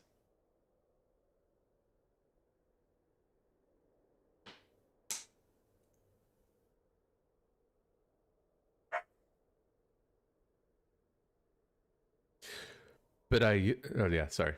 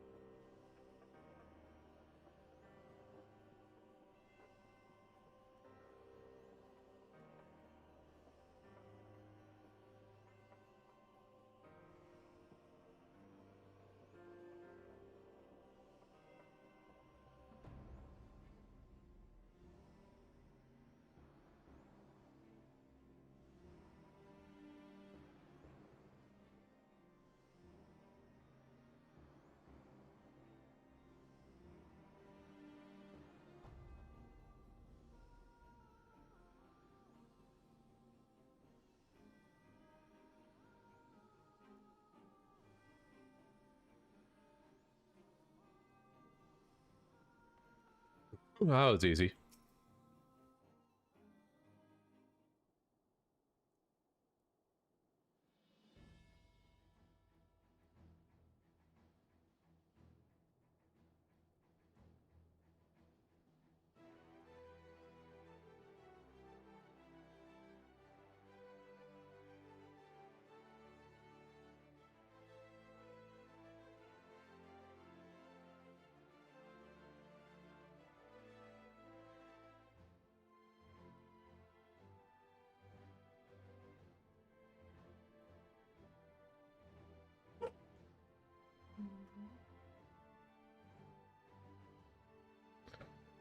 Corin, the dragons are routed.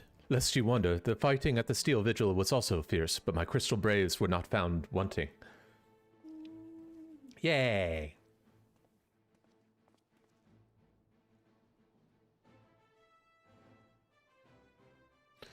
Commander Olivier, Corin, true to your word, you had arrived to aid us in our hour of need. On behalf of the Holy See, on behalf of the Holy See and the people of Ishgard, I offer you my humblest thanks.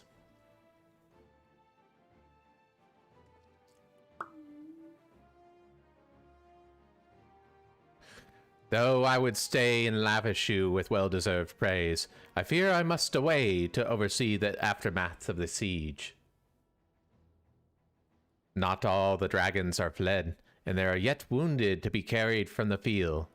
Pray let us meet anon, that I might express my thanks in the proper courtesy.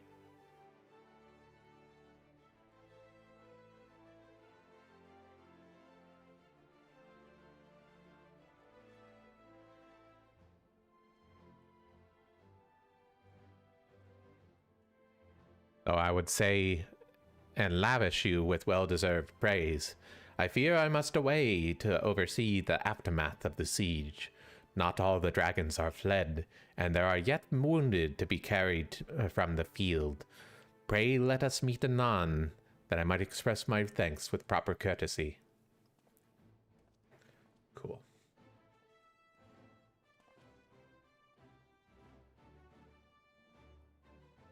I too would offer my thanks, though through your deeds, we have achieved a victory of singular importance. With the Dravanian horde thus weakened and scattered, the threat to Ishgard has been greatly diminished. And, mayhap you're equally significant, the Holy See must now recognize the necessity of our cooperation with the foreign powers. Long have they barred their gates against the outside world, but I am confident that the day will soon come where Ishgard proclaims itself a member of the Eorzean Alliance once more. Much have we sacrificed in our struggles against dragons and primals, the Ascians and the Empire, but step by unfaltering step, we march ever nearer to our goal. And, as ever, the journey is made with you in the van. The victory you have won this day gives us greater hope for the morrow. 'Tis a hope that shall sustain us in the days to come, and bear us past the many evils that yet seek to hinder our progress. Yes, we have done well, my friend, and I, for one, would like to take a moment to savor the enormity of our achievement. The demands of duty, however, allow me for little time for levity. I must accompany Captain Ilberd back to Udar, and reassign those braves whose squads suffered heavy losses.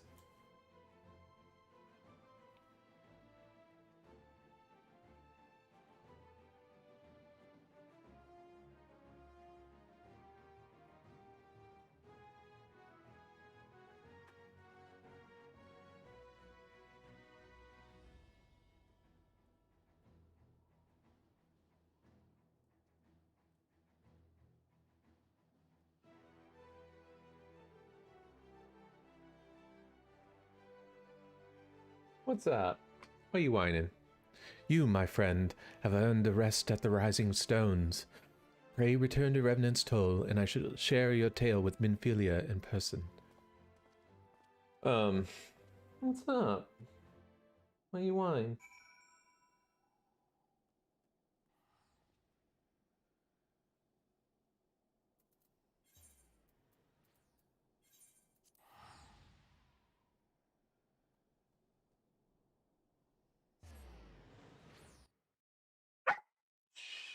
I'm gonna go see what she wants.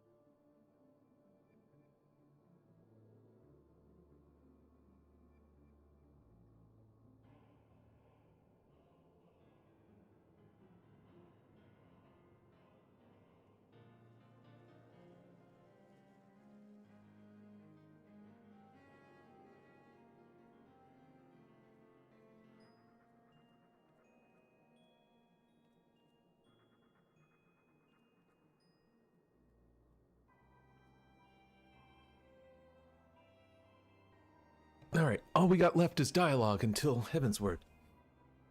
Let's get through these last few quests.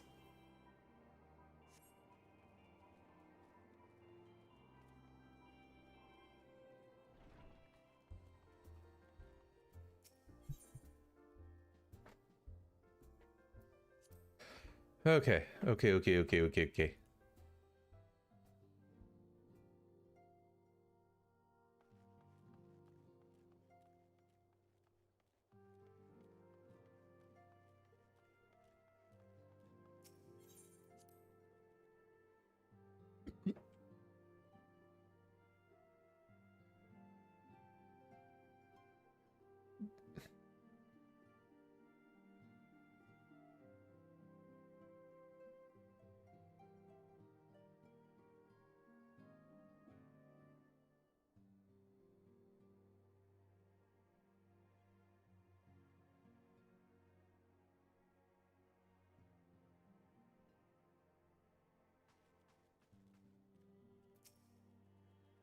Warren, welcome back.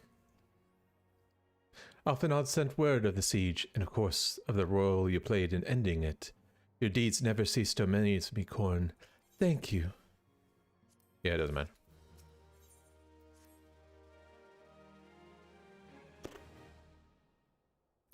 You must be weary, Corn, and now may very well be your only chance to... Ascendant!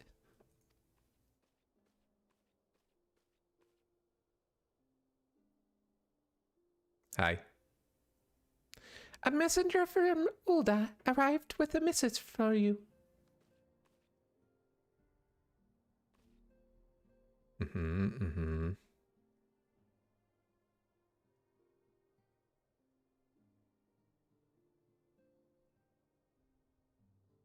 The royal seal.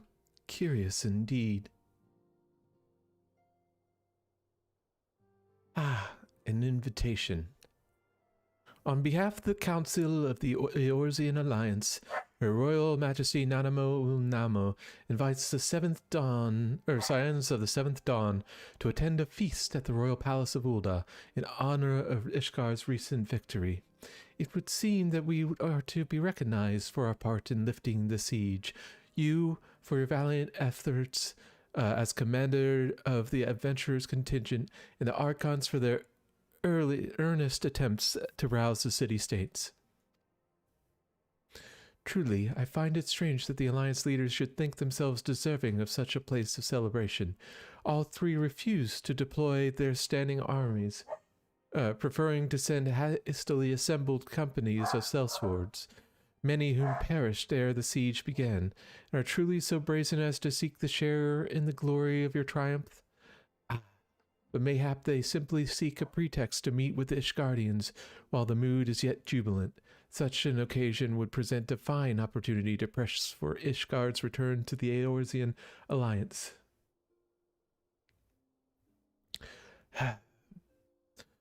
We have scarce had the time to mourn Moonbreeda, and I, for one, am in no mood to carouse. But I suppose we must put away our grief for the good of the realm. Hi, you. You doing okay there?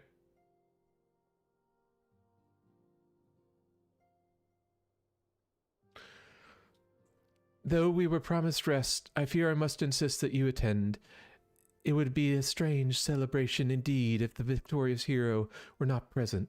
Pray content yourself with the thought that such occasions may bring about monumentous change, and this without recourse to bloodshed. Tataru, if you would do me the favor of contacting the rest of the Scions. Of course, attendant. And let me know if there's anything else I can do.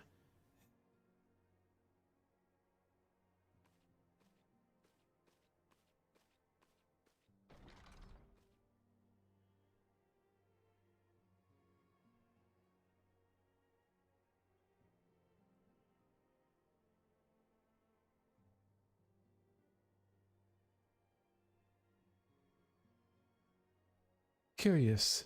I've never known Tataru to sigh at such requests. Could aught be amiss? I don't know. Who cares? Where am I going now?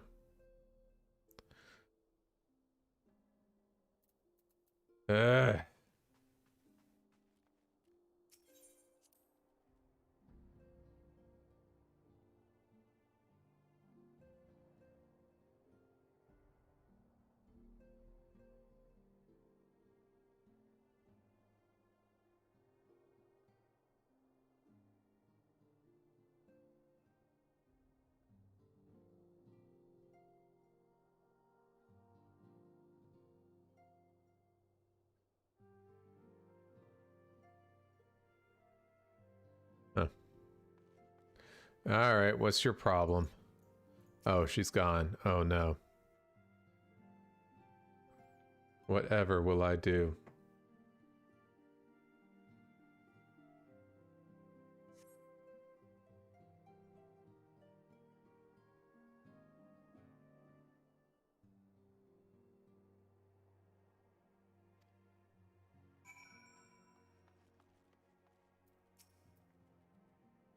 Tataru, I believe she just stepped outside. Now that I think of it, she did seem rather preoccupied.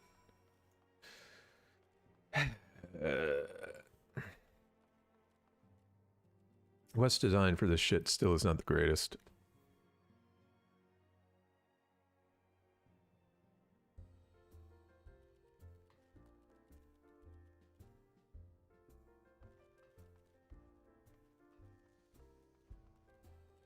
Oh, where did Tataru go?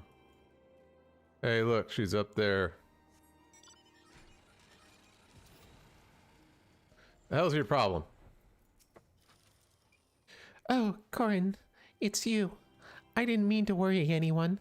It's nothing, really. Well, it's not nothing exactly, but I feel like nothing compared to the towering trials you and the others face every day. That's why I should probably talk to Minfilia before we get any worse, or things get any worse. Ah, you always know what to say, Corin. I'm glad we had this little chat. I didn't say shit. I guess I'm glad to lend an ear, but whatever. Well, that was dumb.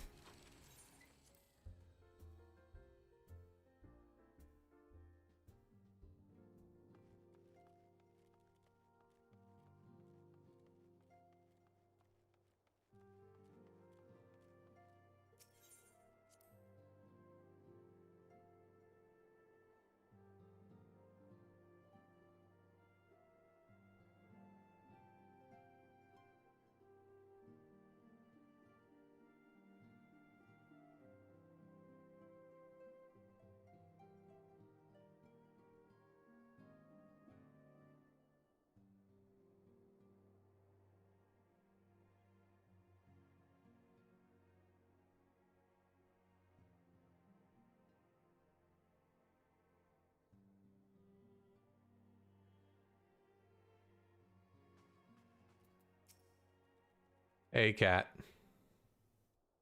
What do you want? Yes, that is my hand. Yes, Tataru, you have my undivided attention.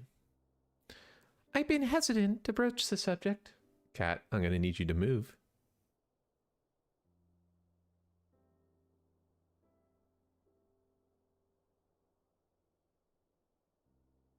Hi. You have the option. Come on.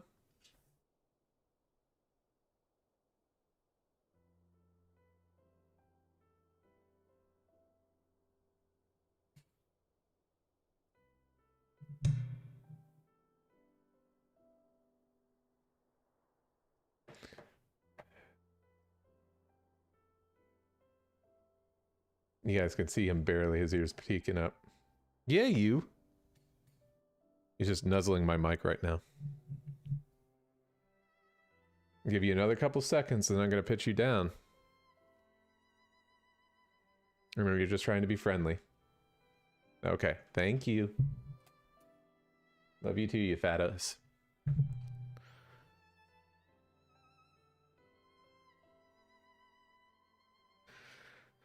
Been hesitant to broach the subject, which is why all the recent excitement with all the recent excitement. But Corin made me realize that there's no time like the present, and time is what I'm here to ask you for. I'm not sure I understand. If you wish to be excused from your duties for a time, then you should certainly earn a rest, but I suspect that lying abed is far from your intent. You know me too well, Ascendant. There is in fact something I've been wanting to try my hand at.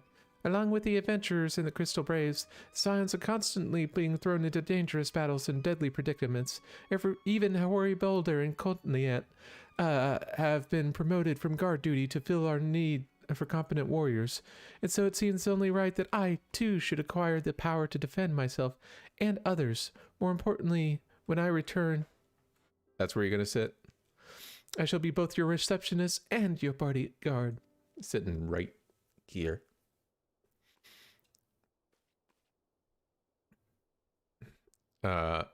Sure. Whoa, hey!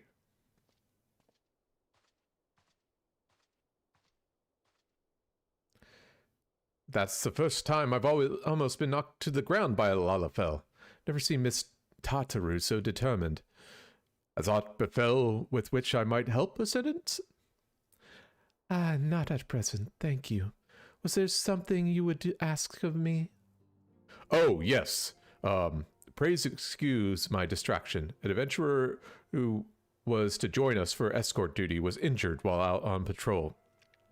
Now, I fear we cannot properly defend the scholars entrusted to our protection without the aid of at least one more guard. Therefore, I humbly request another adventurer, the capable kind, of course, to be assigned to our party.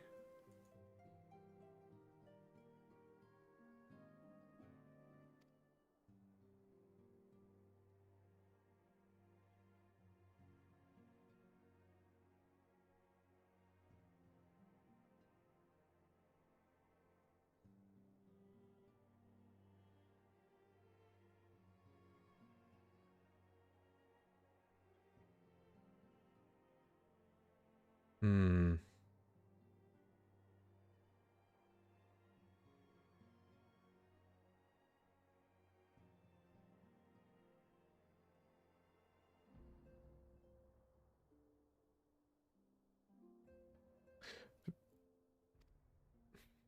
My thanks, Ascendant. I shall take my leave of you.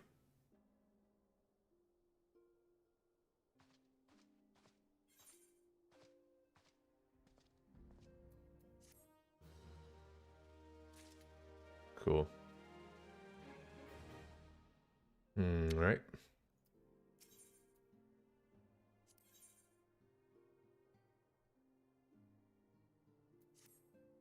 The power to defend oneself. Tataru has ever been full of surprises. Now that I think on it, I do recall Urianger mentioning that she had developed an interest in an arcanima.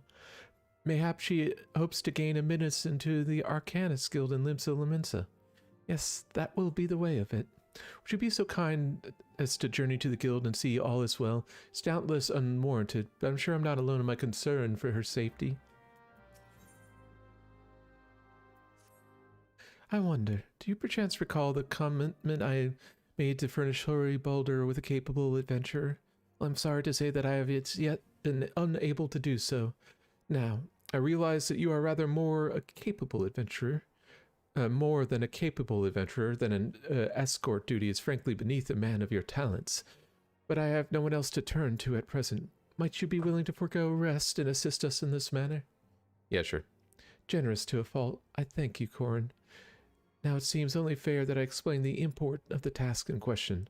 For some time, our order has employed a handful of scholars to travel around Eorzea, taking etheric readings that we might better understand the impact of primal summonings.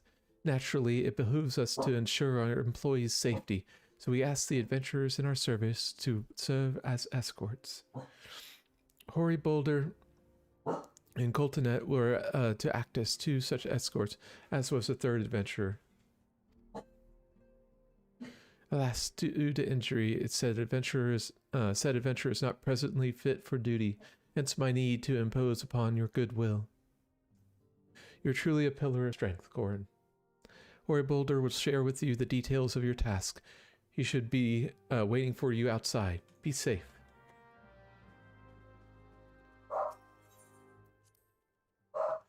Okay.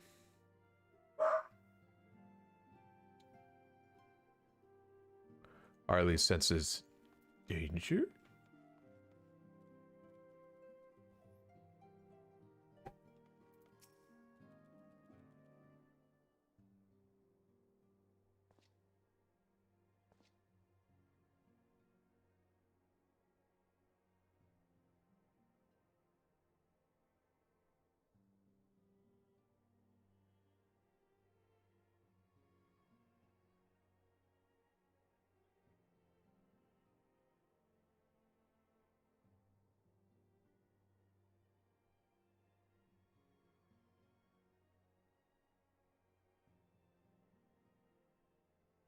Huh. Ah, Corin. Is that you that, is it true that you agreed to lend us a hand? Huzzah! What did I tell you, Coltonet? Our misfortune has become a blessing, an opportunity to serve alongside the Warrior of Light himself. Need I remind you that we have 3 scholars to escort, each of whom will take a different route? True, true, but our mission is the same. Separated by mounds we may be, but in spirit we shall speed together. If such thoughts brings you joy, you are welcome to think them. To more practical concerns, Corin, we would have you attend to the scholar charged with surveying the South Shroud. He's waiting in Camp Tranquil as we speak. All you need to do is follow the man. He will determine the most appropriate locations to take his readings.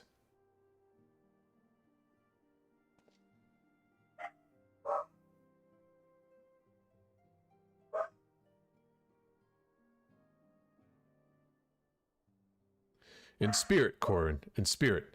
We shall be together every step of the way.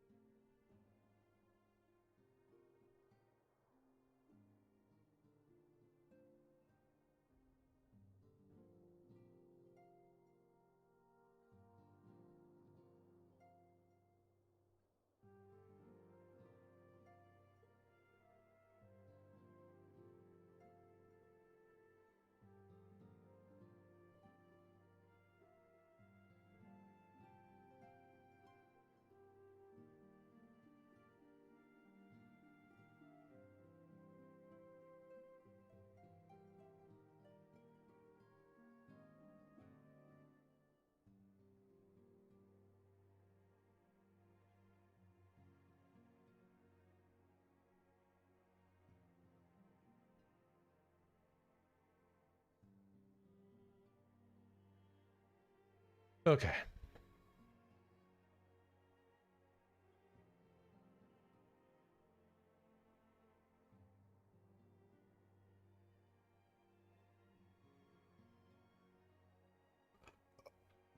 Uh,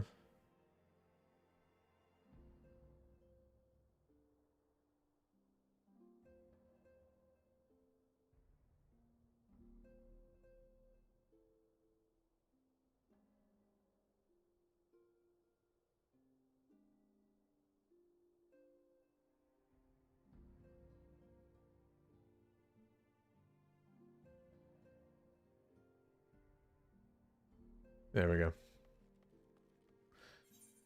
All right, so we got 2 places to go.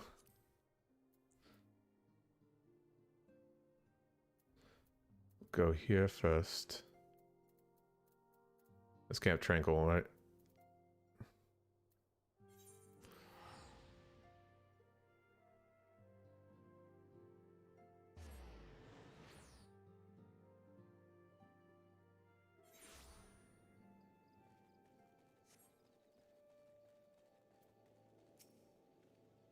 At last, the Scion's man deigns to grace me with his presence.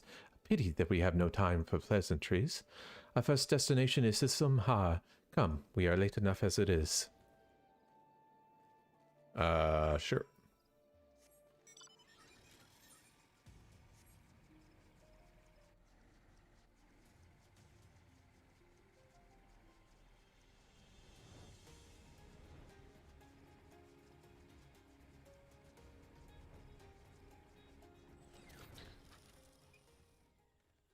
Yes, this location should suffice. Once I finish calibrating my instruments, I will require but a moment to take the necessary measurements. I trust I need not explain that my work can suffer no interruptions. Then please stand at an appropriate distance and keep watch for wild beasts. Okay. No. Where's... Oh, wait. Ha. Huh.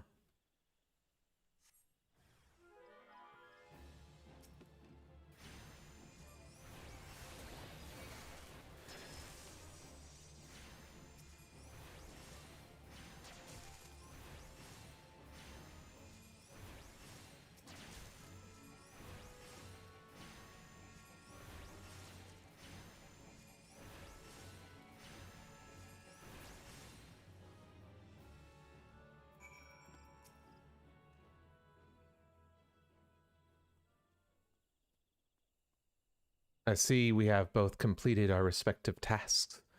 A satisfactory outcome, though if I could make one suggestion, you might try to dispatch your foes more quietly in the future.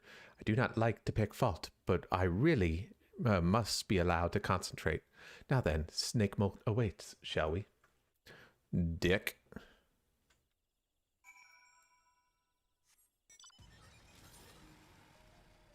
Can I just fly over that?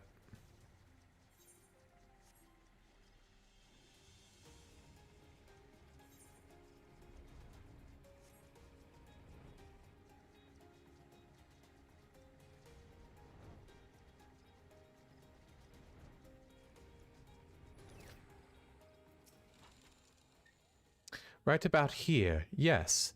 As before, I would ask that you keep an eye out for dangerous beasts as I work.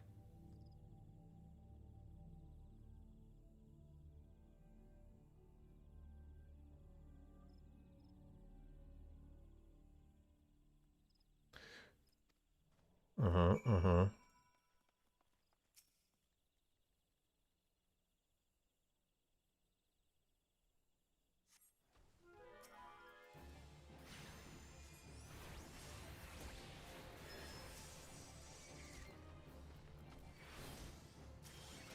Uh...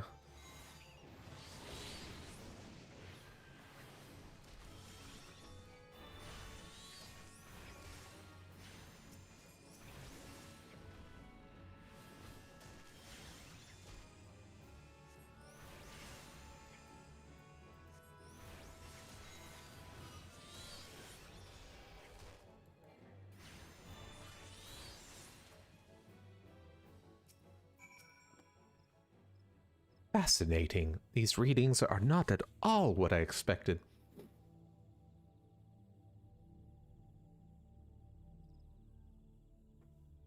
Though perhaps that should come as no surprise, but I'm not given to superstition, but there is a queer, almost blasphemous air hereabouts. Let's quit this place and return to Roots Lake. I have one more site to survey.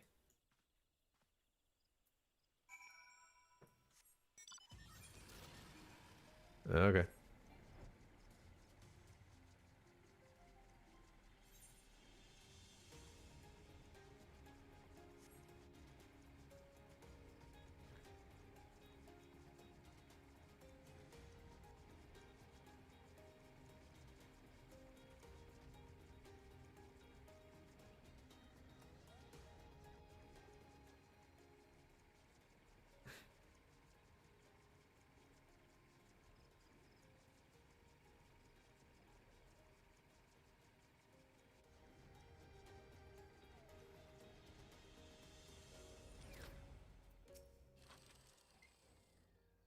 As before, my guardian, pray leave to me my task to ensure our safety. Yeah. It's kind of a dick.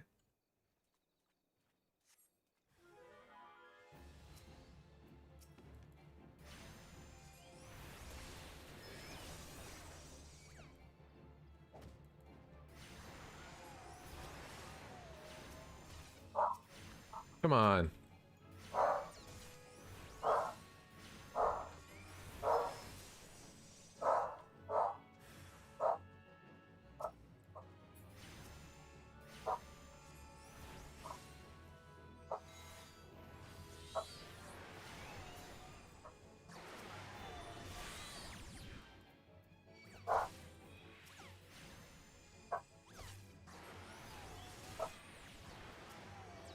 Oh my god, target someone.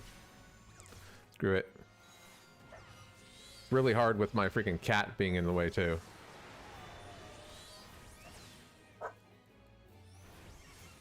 Yeah, you make a better door than a window, kitty.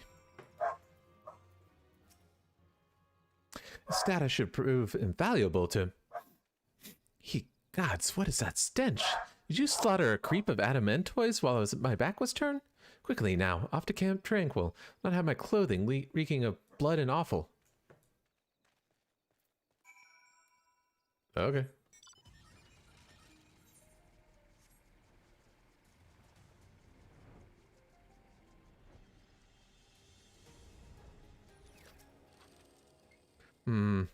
You've chose to paddle the Icor away longer, I take it. No matter. I took advantage of my unexpected privacy and performed a cursory analysis of my data. It would appear that there has been a measurable decrease in Eorzea's ambient aether concentrations since the calamity. However, this data is far from conclusive. We must take additional measurements to confirm my assessment.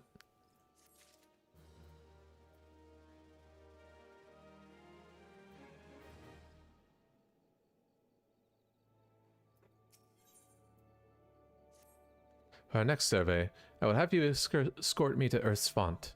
The ambient aether concentrations there are so high that crystalline structures form spontaneously. Consequently, anomalous fluctuations should be much easier to detect. Brilliant, yes? No, don't bother with answering. That was rhetorical. Now come on. Okay.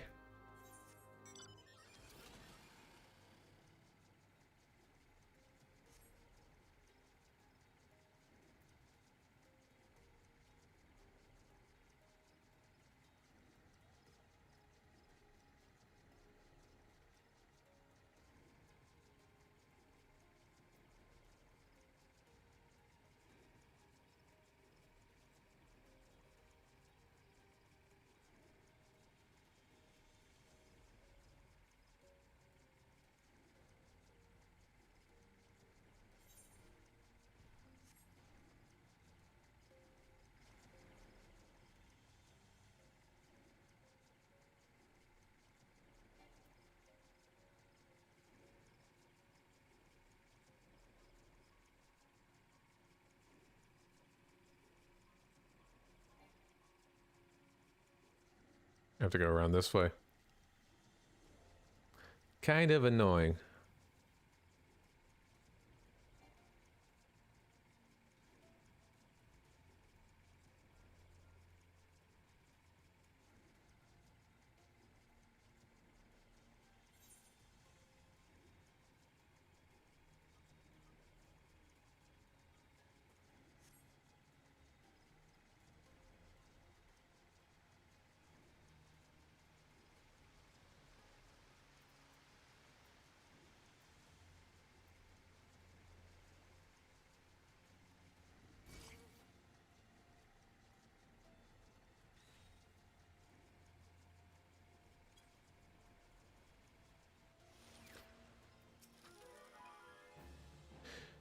You should be more than familiar with the procedure by now. Pray finds a suitable position from which to keep while I take my measurements. Yeah, sure, why not?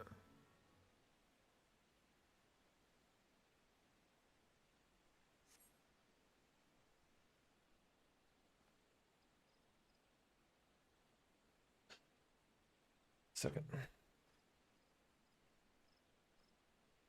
Oh, there's actually a voicemail from this. Give me a second.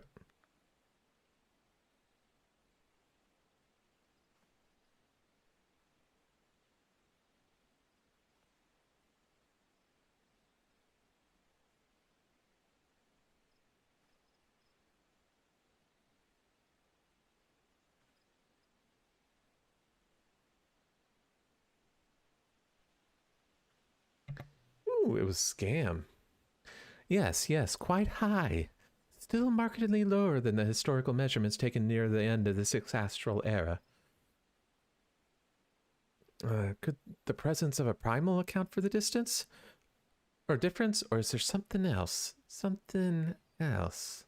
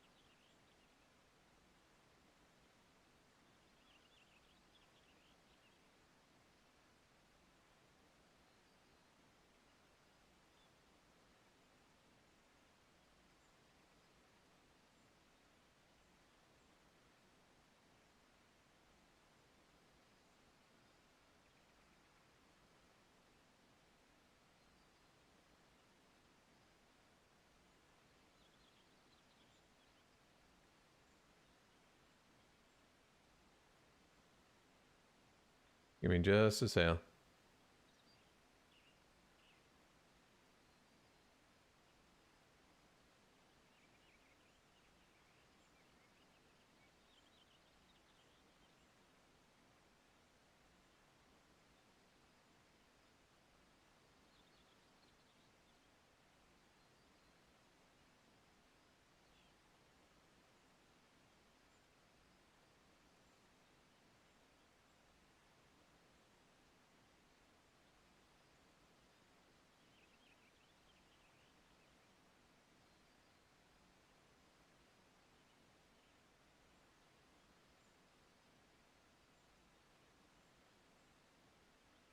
Something else. Cyan! Cyan, I need you. Come here, I need you.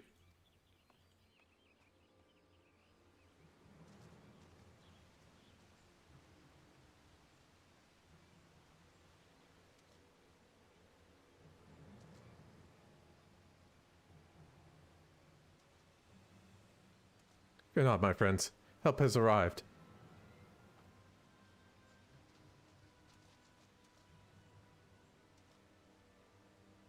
There you are. Corin, Ori and I were worried when you and your charge failed to return at the appointed hour.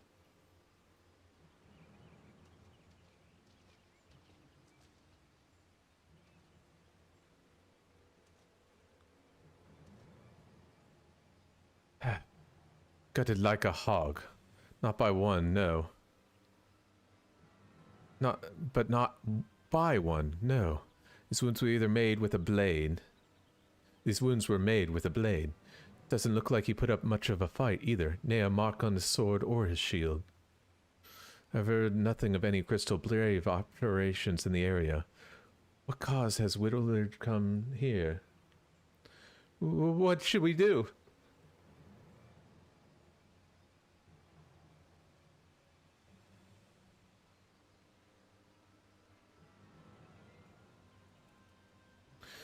We will see to the scholar's protection, Corn. Aye, and the boy remains. You should return to the Rising Stones. The Ascendant will want to know what happened here. And so do I.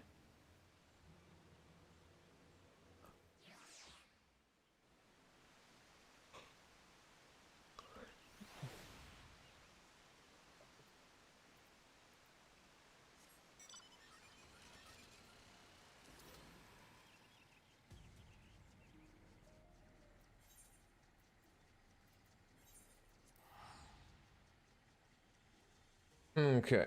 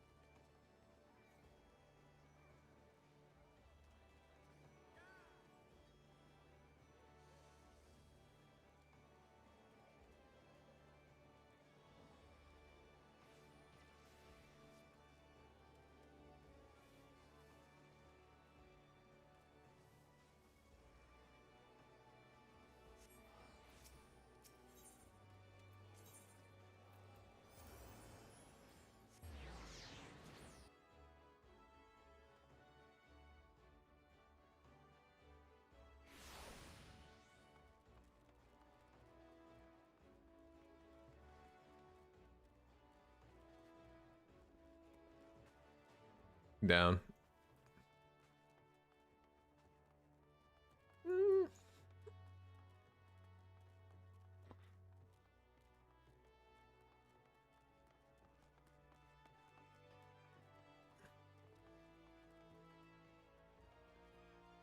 Yeah, there she is.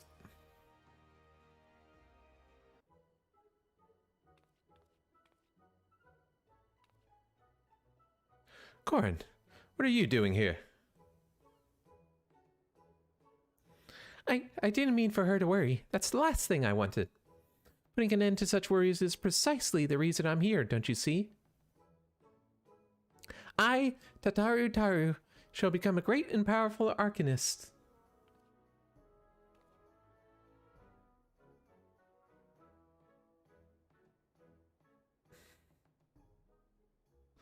And now, Mistress Thurbium's whatever behest, I go and complete a special training exercise until we meet again.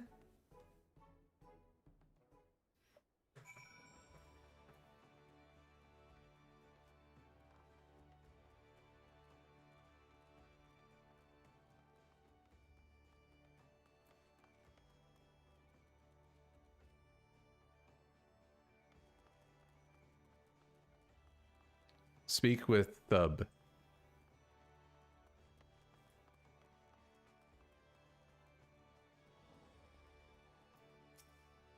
Ah, if it isn't Corin, what brings you to this guild? Brings you to the guild. So you're acquainted with our newest member. Arcanist of your experience must see that her potential is somewhat lacking. Nevertheless, she would not be denied, and goes now to undertake her first trial, a simulated inspection of 3 crates. Doubtless she recalled receiving similar training under Kyla's supervision.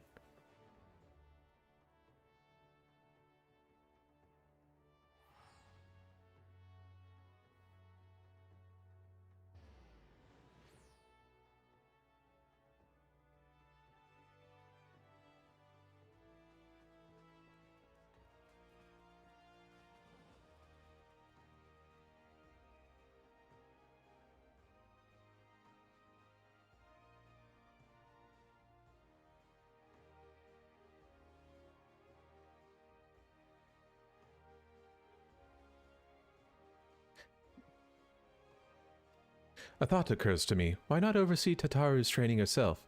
Given your relationship with the girl and your familiarity with the task, I think it's the ideal choice. You need only head to the cliff south of the Zephyr Gate, as before, and observe at a distance.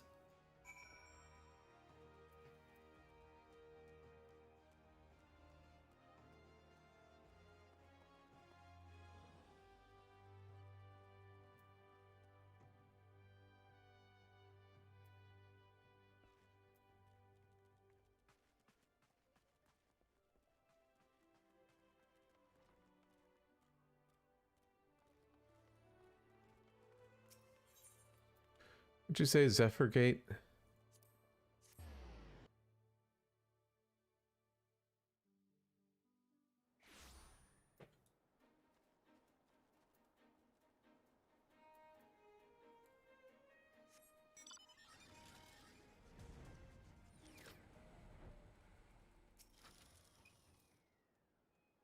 All right, Tataru, let's see what you got.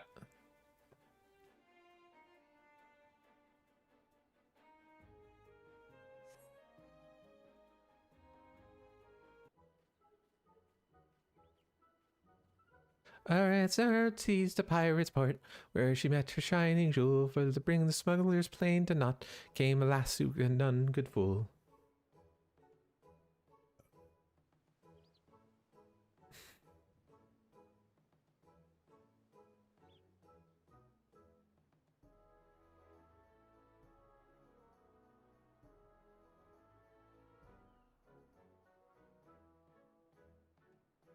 Blah, blah, blah, blah, blah. I'm not gonna sing.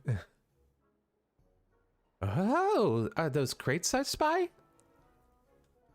Hey, she does have her...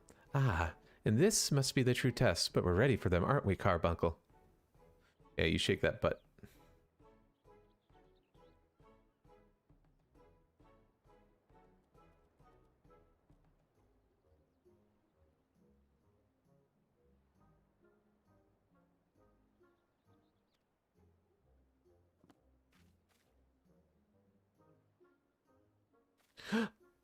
Wait, the Carbuncle left.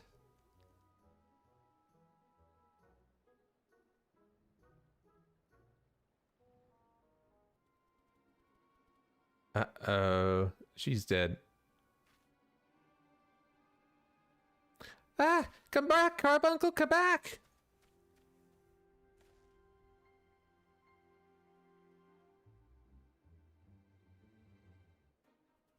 Ugh.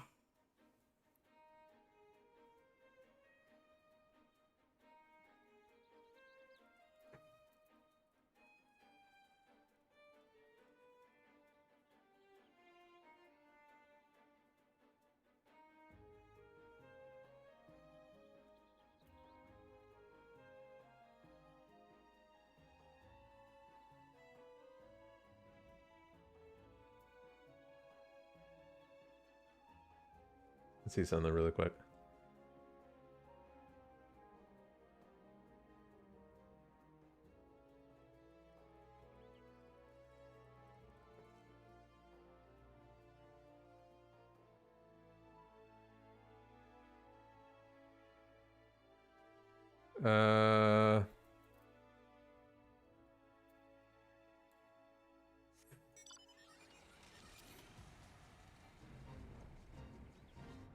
I mean, she's got determination. It's just...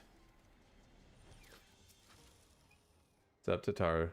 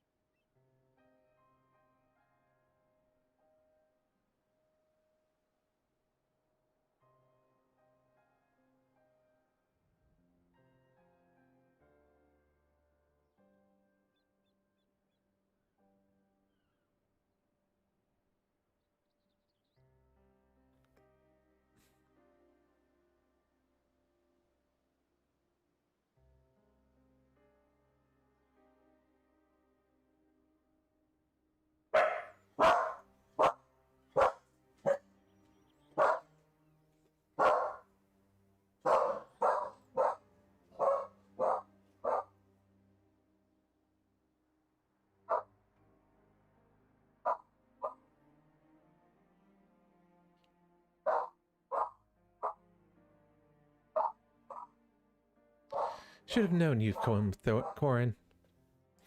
You needn't say a word. Your face says it all. I know you bore witness to my shame.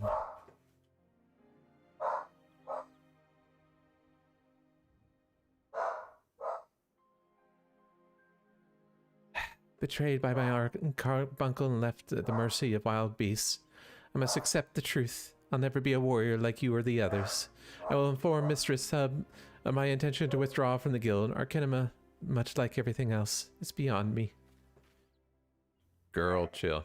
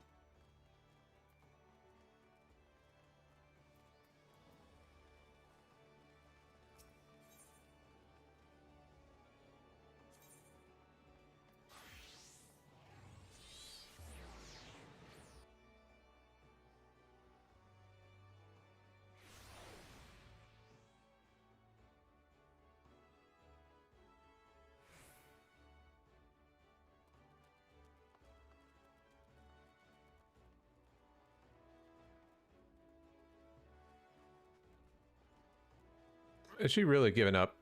That's really pathetic. Ah, back so soon. How fared our fledgling arcanist? Well, not good. Abysmally, mistress. Abysmally, if as Corin will testify. She could have done better. I was wrong to become an arcanist. Wrong as usual. I'm completely and utterly unqualified, and sincerely apologized for wasting your time. Time is it? Oh, it's only 3:14. Tataru, if that were true, I would not have permitted you to join in the first place. We must all come to accept our limitations, lest our ambitions lead us astray. However, we must not lose sight of our strengths in the process. For example, your exceptional skill with numbers helped you to gain a solid grasp of the fundamentals of Arcanima. Were it not so, you would struggle even to summon your carbuncle. In my opinion, the Scions are truly fortunate to have such a capable and good-natured receptionist in their service. Would you not agree?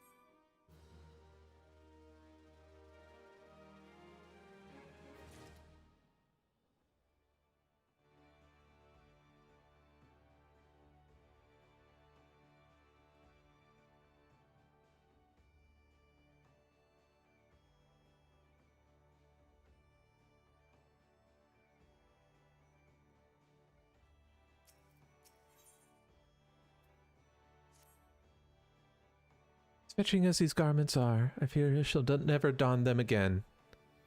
But I can't go back to the Rising Stones without something to show for my time away. Wait, I know what I can do. That is, if you don't mind accompanying me for a little longer. Wonderful. Then off to Costa del Sol we go. It's a bit of a gamble, but I'm confident that it will pay off.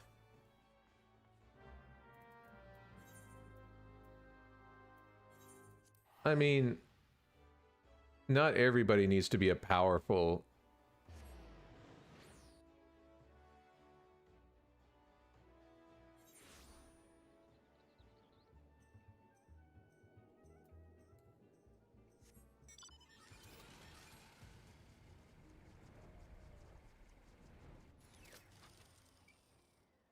Yes, this is it. This is where the man at the Drowning Wench told me to look. There's a certain variety of clam which can be harvested this time of year in Bloodshore, one that produces the most marvelous pearls.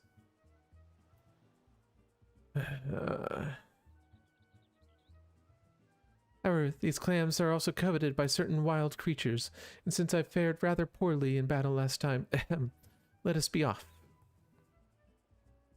Okay.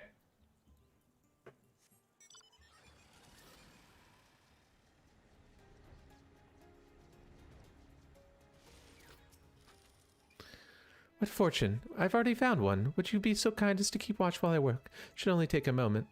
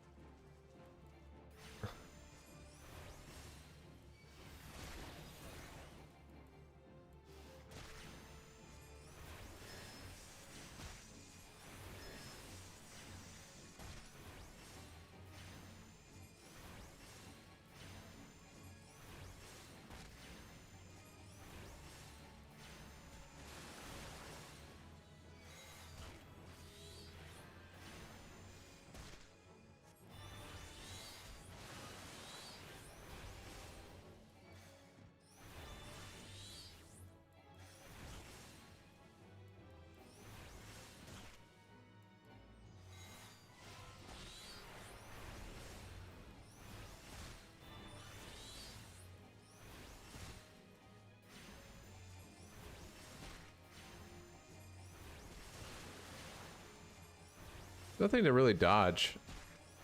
I just gotta kind of outrace him. That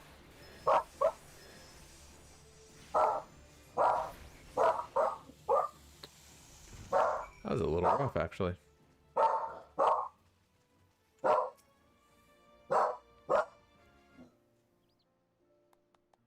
Well fought, Corin. Well fought. I knew I was right to come ask you to come.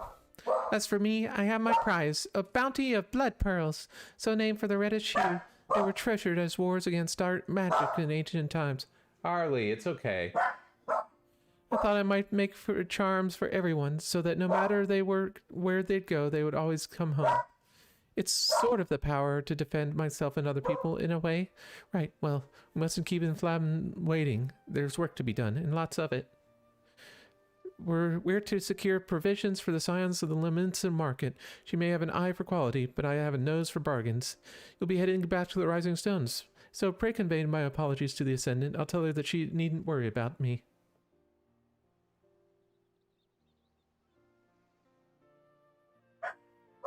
Farewell, Corin, and thank you for everything. That sounded rather final, didn't it? How about until we meet again? Okay.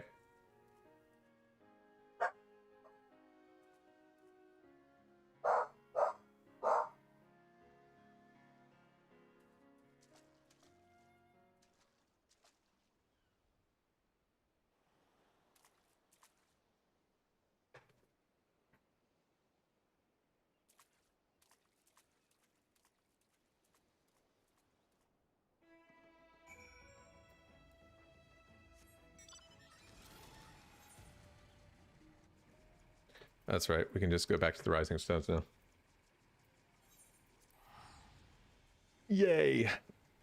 Almost there, almost there, almost there. Can we do it by 4 o'clock? Maybe.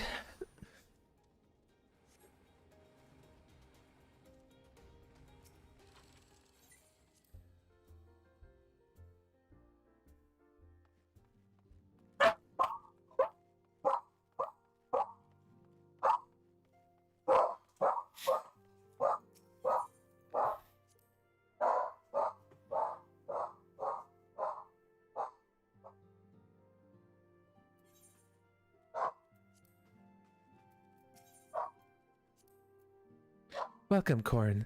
I gather you found Tataru in Limso Liminsa? Yeah. My, it sounds as though she had quite the adventure. And while it did not end as she had hoped, I suspect it will prove to be valuable experience. I dare say she could have managed without our intervention.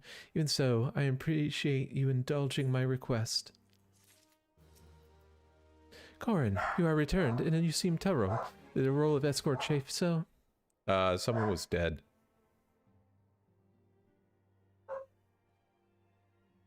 Wildred dead? Mayhap murdered? But the 12, how can that be? Send word to Offenald at once. You'll want to conduct a full investigation and send word to Wildred's family. Gods, he was such a boy, or just a boy. Who would do this, and why? I am sorry, Corin. Doubtless this weighs heavy on your heart, and we already have imposed on you so much. Whoops, sorry, Kitty. Pray take some time to yourself. I dare say you have more than earned a respite. After all, we will be more busy with preparations as the banquet draws near. Should other adventures summon you elsewhere, perhaps now is the time to heed their call. What?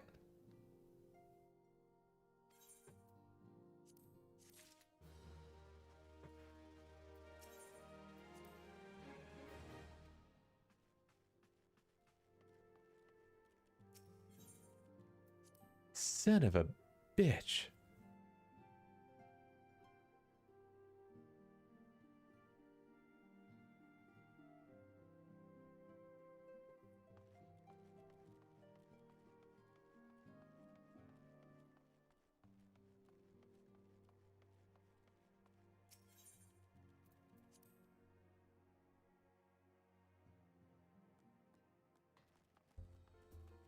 All right. Hi. Oddly garbed man. Hello, Nero. Do I know you? Ah, unless I'm very much mistaken, you are the famed investor who bested the Garlean Empire's general, are you not? The great Corn Therum himself. Amazing. And more than a little serendipitous. One might even call it fate. But I recently received word of a truly unique opportunity.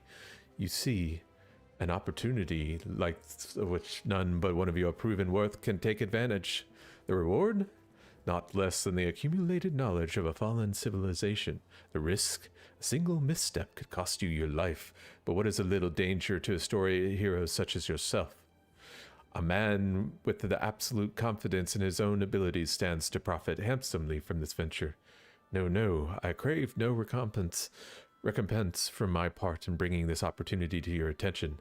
The historic discoveries you shall make will be reward enough, I assure you. If my words have fanned the flames of your curiosity, then I bid you seek a man by the name of Ramons, at St. Cognac Fine. It is he who stands at the doorway to untold marvels, waiting the arrival of a champion bold enough to march across the threshold. Yeah, I know.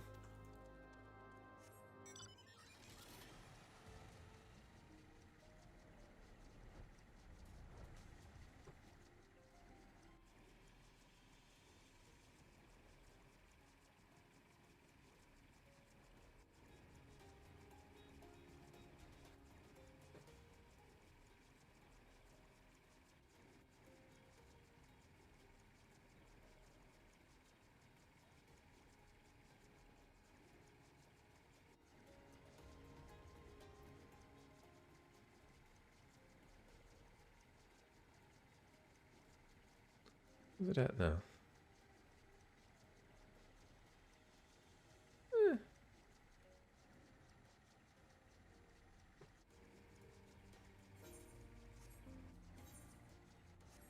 Where am I going? There we go. I'm gonna use the restroom here in a second once we land.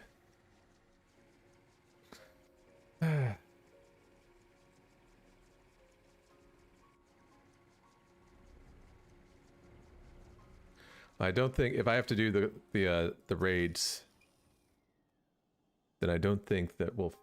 Well, we might not even finish today. We'll get closer. I'll be right back.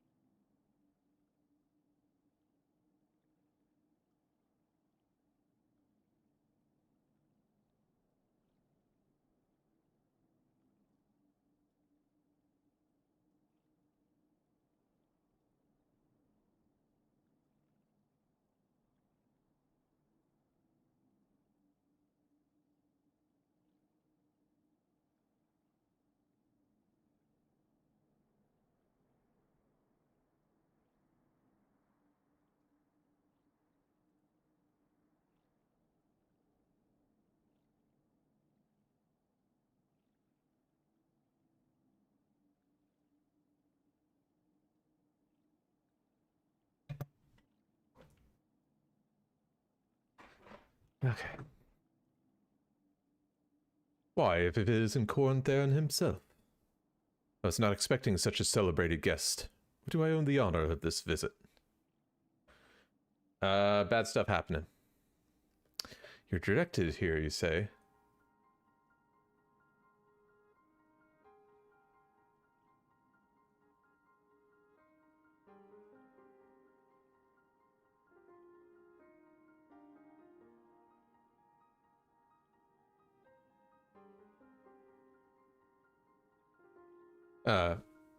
By a man clad in foreign garbs. Well, the opportunity he spoke of must surely refer to the latest anthropographical endeavor.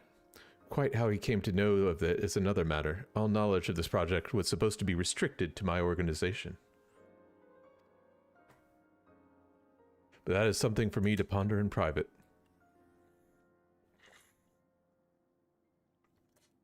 You are here now, and your services will, I am certain, prove invaluable.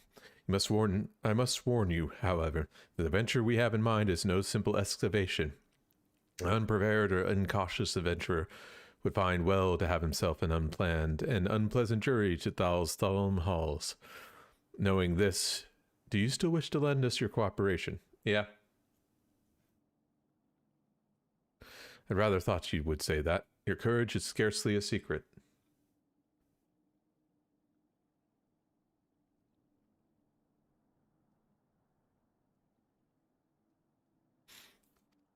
Now, the first... Corn! I thought that was you.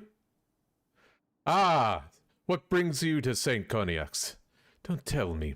The Alliance has sent you on another realm-shaking, history-making mission to lay low apparently insufferable foes. Yes? No?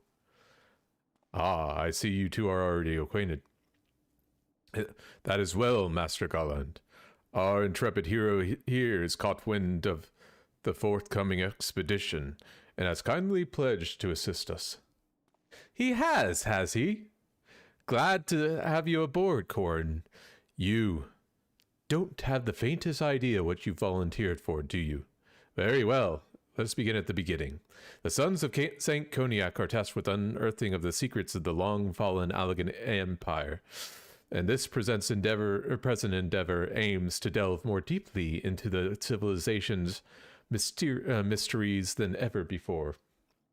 But I know that look. In the event that you feel ill-equipped to contribute much on the subject of Allagan archaeology, I invite you to recall your encounter with the Ultima weapon.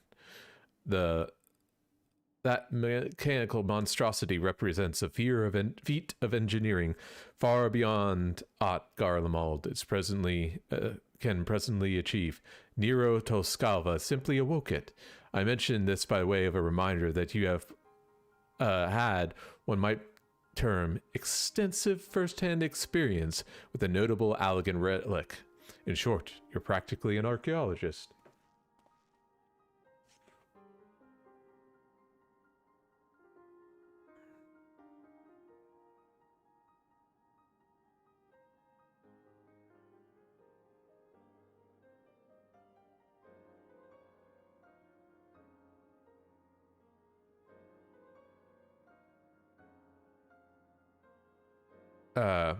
Now, to the core of the matter. Here in Mordona, there stands an entire Allagan structure which we have yet to investigate. Speak, of course, of the Crystal Tower. After witnessing the destructive capabilities of the Ultima weapon and the lesser moon Dalamud before it, it seems wise to treat any remnants from that era with the utmost caution. They must be analyzed, monitored, and above all, kept from falling into the wrong hands. To put it plain, I have no wish to see another megalomaniac legatus wield one of those weapons. It was this thought which first moved me to contact the Sons and propose that the tower be explored.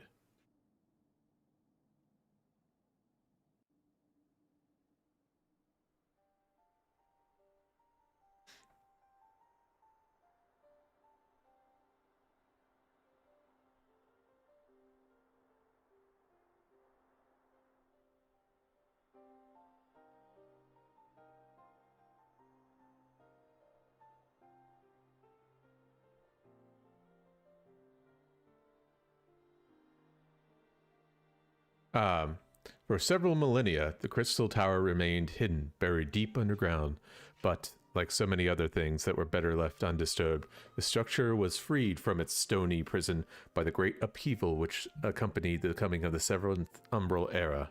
It now stands revealed in all its splendor, a gleaming spear of crystal pointed at the bosom of the heavens.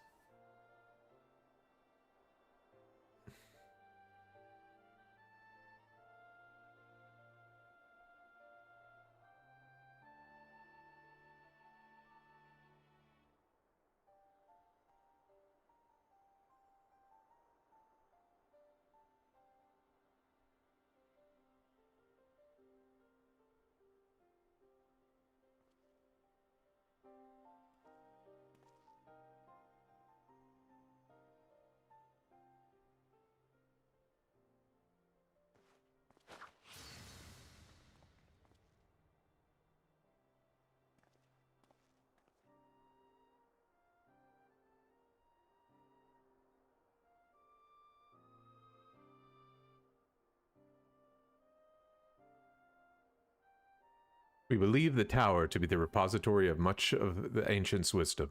Unfortunately, its entrance is guarded by formidable defenses. We cannot so much as peep through a keyhole, much less set foot inside.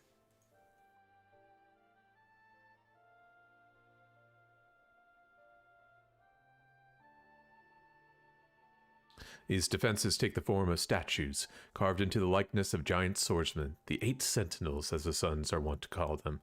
This is the first barrier we must overcome.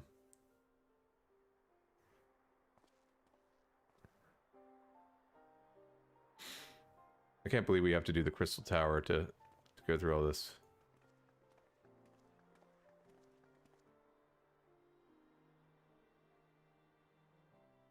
Why not simply fly over there in an airship, you ask? It's been tried before. Any vessel that ventures too close to the tower is blasted out of the air, either destroyed by those statues or the front door. We either destroy those statues or the front door is forever beyond our reach. Uh-huh.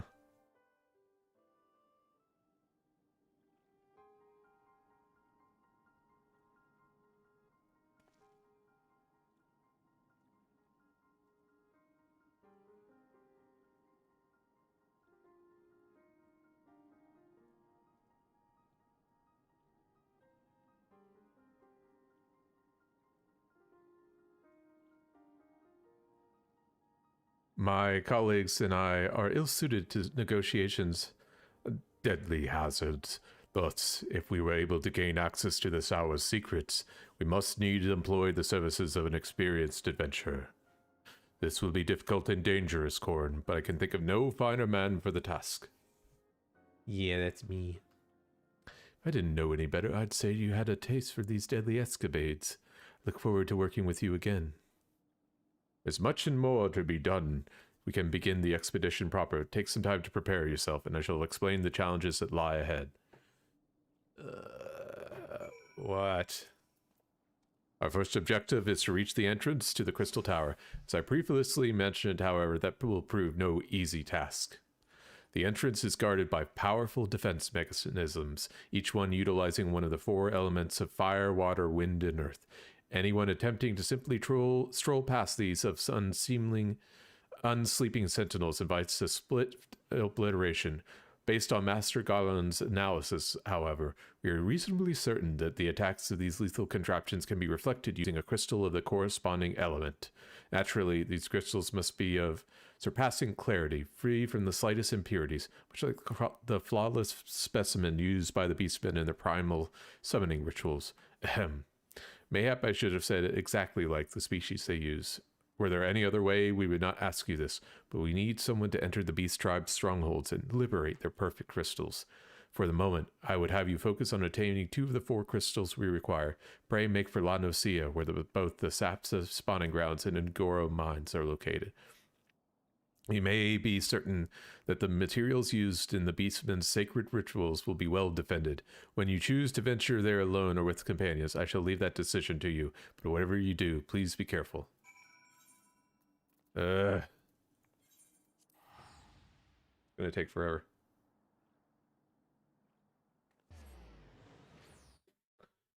Okay.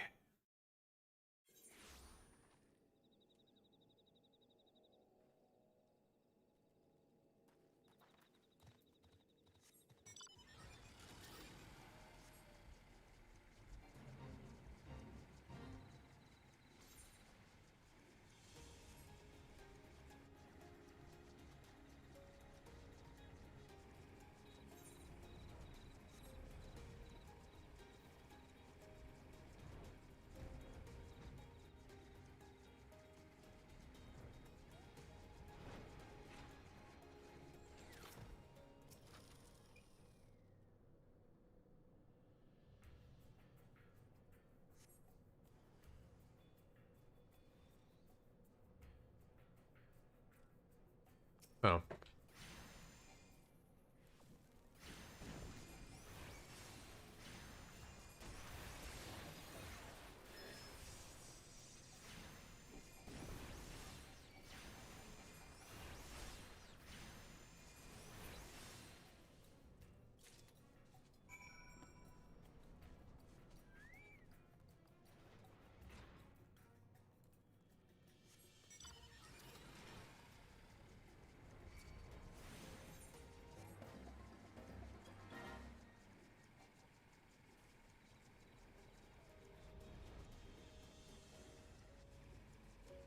Nope, can't land on someplace like that.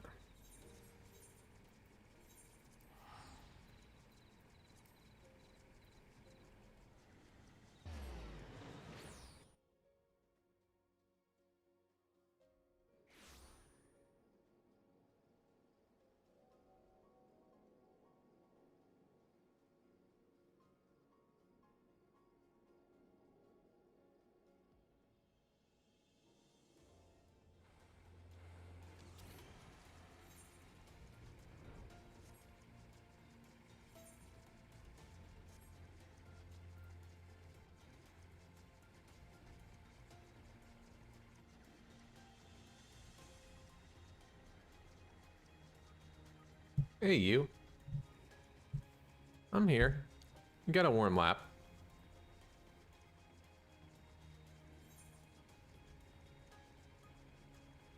Where am I going?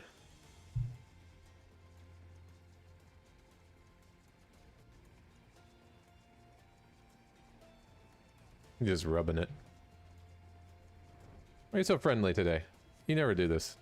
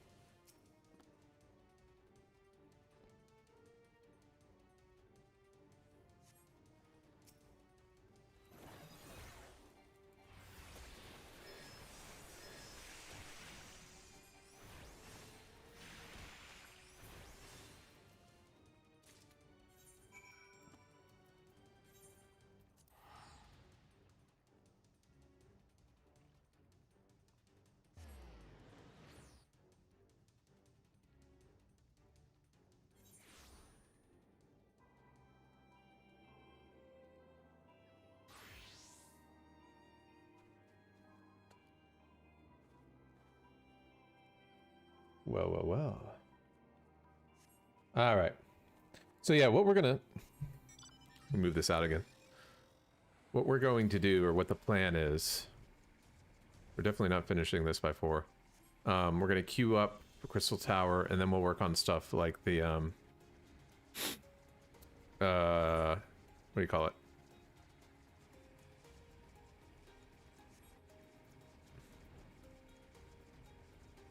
These side quests. I forget what they're called.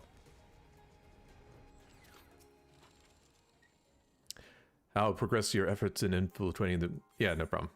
I got to... It took me like 5 minutes. So these are the famed flawless crystals of the beast tribe. I have seen countless specimens, and I know not how many investigations, but nothing compared to these. Their purity is astounding. You have done well, Corrin. These in our possession, we lacked only the crystals of fire and wind. The former lies in Xanarak, the war camp, the Malja and Thanalan, the latter in Natalan, the roost of the Ixal and the hills of Korthus. You can expect them to be as closely guarded as the first two, if not more so. Still, I look forward to receiving word of your resounding success. Yep, you do.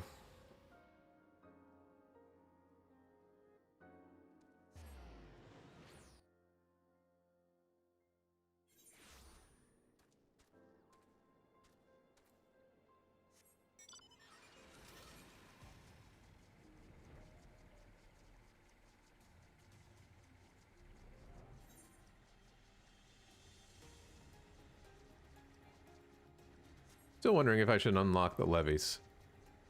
Part of me says yes, part of me says no way.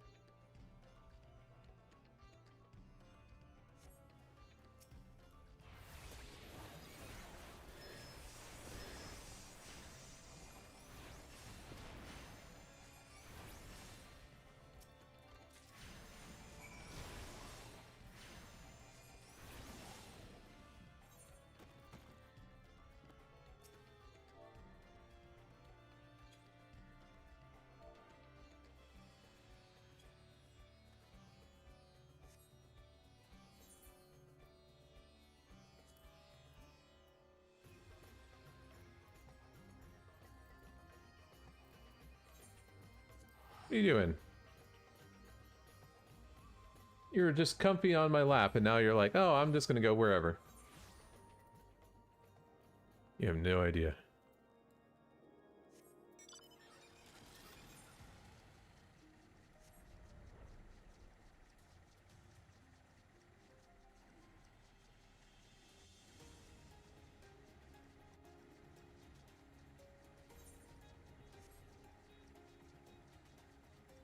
You should be here too then.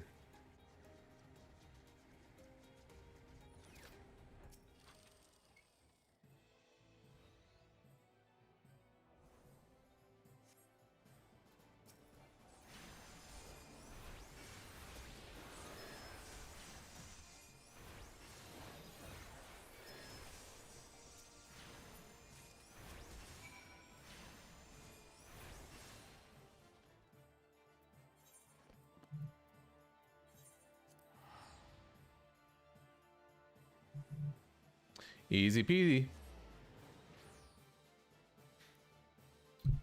You know, make up your mind. Come on. There you go. Yeah, you can love nip me all you want. I don't care. You can't get through anything, so I don't mind. Hey, hey, hey! That's a dick move. He bites my hand instead of my arm. I'm like, oh yeah, I've got a sweatshirt on. You can't get through the arm. He's like, aha, I'll bite your hand. Cat. I don't know what your purpose is.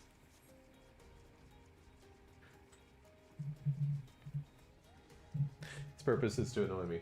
I've got a wonderful little sweet dog just laying here, listening to me bitch about the cat. Who I love. You're a little bitch right now. Corn, it's good to see you. Tell me. Oh my god, really?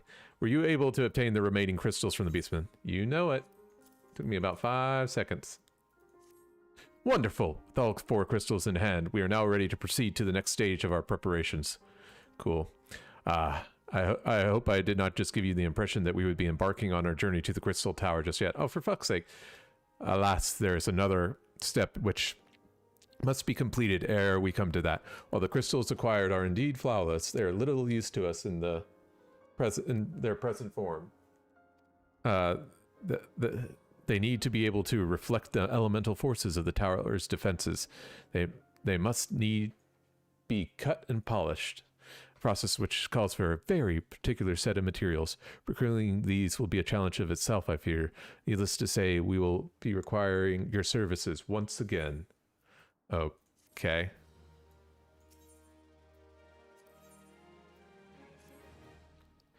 If the flawless crystals you procured for us are to retain their elemental purity during the shaping process, a very specific set of abrasive substances will be required.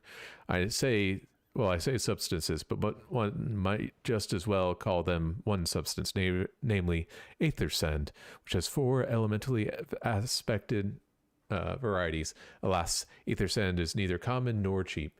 Indeed, it is not unusual for abrasive to exceed the value of the precious stones it's used to polish.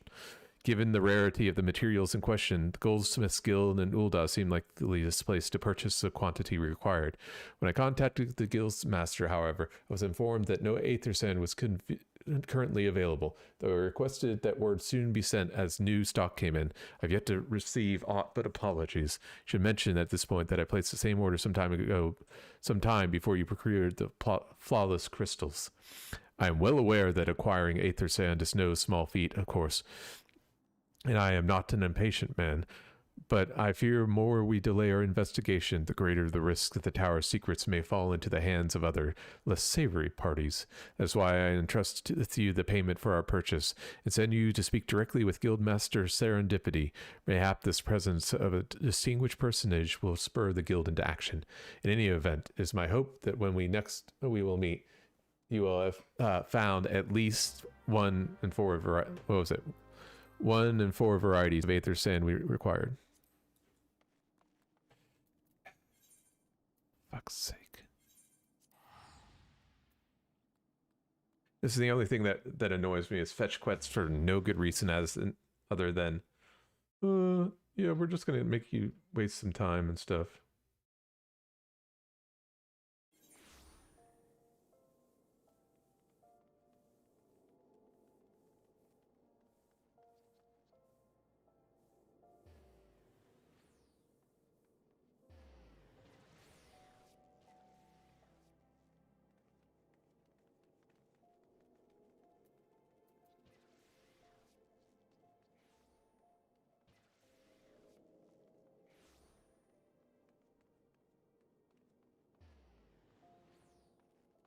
Okay, Goldsmith's Guild.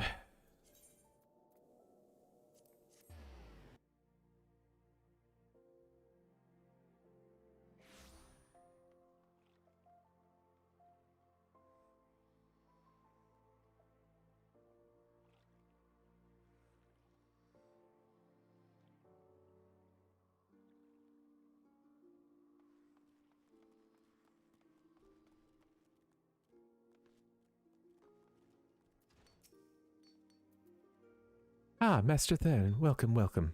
What brings you here, if I may ask? Give me your sand. Give me your sand, you stupid bitch! You're here on behalf of the Sons of St. Cognac. What a fortunate timing. I was just about to contact Master Rembos with the news that we finally managed to acquire a quantity of fire-aspected aether sand. It may be some time before we can supply the other 3 varieties, but you are welcome to settle accounts for what we have now. Pray speak with Jemene over... Ah, I do beg your pardon. It seems she's assisting another customer. Come on, there must be something you can do. Without that sand, we'll have to rethink our whole design. I sympathize with your plight, sir. But as I explained, the aether sand is in question is already spoken for. If you'd like to reserve the next shipment, then we'd be happy to accept the funds you've offered at partial payment. Partial? Are you saying that's not enough? I've already stretched our reserves budget as it is. I suppose a man can do without a midday meal for a year or two. What's up, Biggs? Corin, it's been too long. What brings you here, then? Got your eye on something expensive, have you? The aether sand's mine.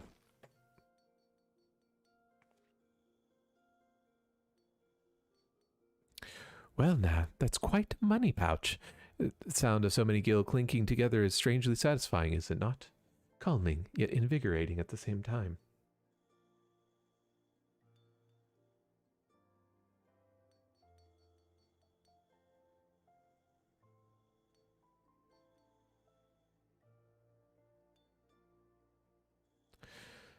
Oh no, you're here for the blooming aether sand, aren't you?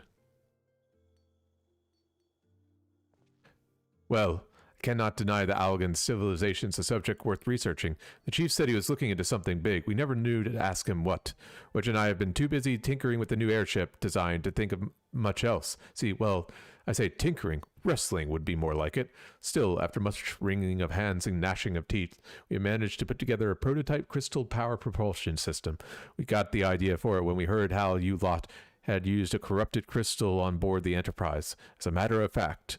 Anyway, to cut a long story short, our design calls for 4 varieties of aether sand. For fuck's sake. And that's why I can't just relinquish my claim on this batch here, even for you, lad.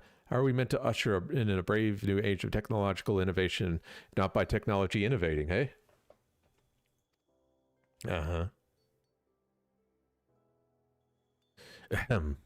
While I hesitate to interrupt such an impassioned speech, duty compels me to point out that this gentleman is representative of the organization that reserved the aether sand in question, to mention nothing of the fact that his purse is considerably larger than yours.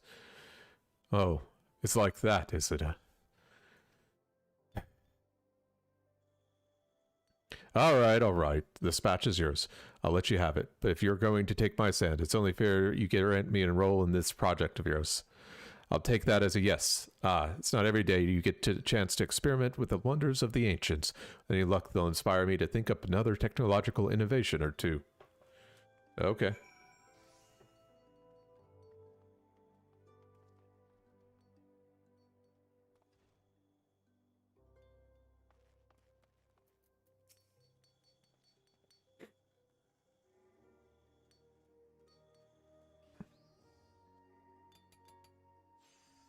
Now then, from what you've told me, I'm guessing you'll be needing the other 3 varieties of elementally aspected aether sand as well, right?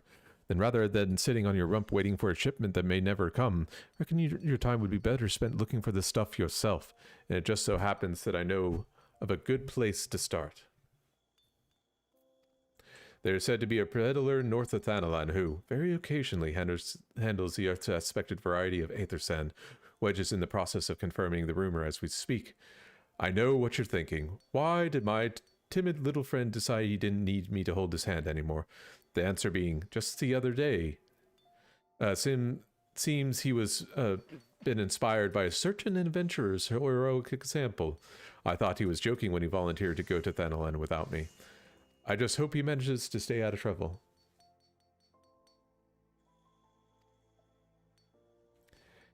Head out to Blue Fog and you shall find him poking around with his new bodyguard. Oh, and did I not mention her? Aye. Wedge thought it might be wise to hire an adventurer to accompany him, just in case your heroic example turned out to be less inspiring than he first thought.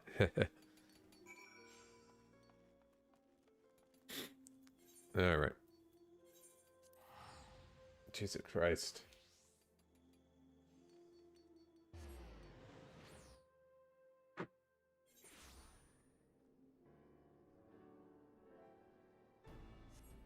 Cat, what are you working on?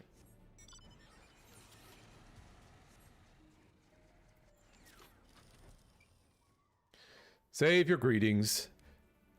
If you're looking for a higher blade, then you shall have to look elsewhere. After the day I've had, the only company I crave is of the squat, silent type. The type that has handle on and holds no less than a pint of ale. You wish to hear my tale? I warn you, 'tis no stirring epic, but as you asked, my employer, a Lalafalian lad, wished to pay a visit to a peddler who deals with some manner of special sand. Forgot what it was called, but 'tis apparently worth a small fortune. Anyway, when we arrived, the man claimed his stock has been stolen by bandits. Determined not to return empty-handed, we crept into the bandits' stronghold and set around locating the stolen goods. Long story short, alarms were raised, rogues were woken, and we fled in a blind panic. I was separated from my employer in the confusion, and have not seen him since. Oh, a friend of yours, is he? Then you'd best be prepared for the worst. 'Tis just possible the poor sod may yet be lost in the old Amalja Mirtha mine, but I fear the bandits will have caught up with him by now.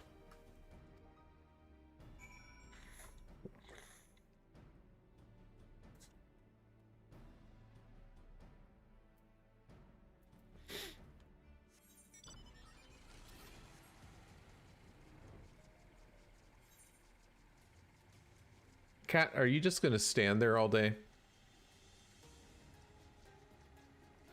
You're blocking half my screen. I'm gonna have to put you down in here in a second.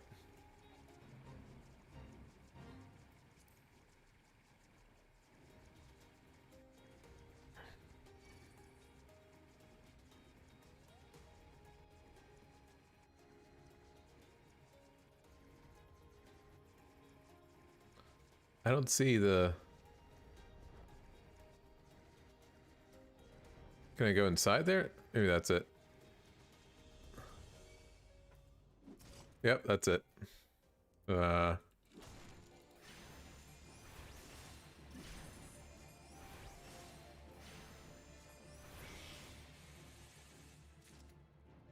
Hey, Wedge.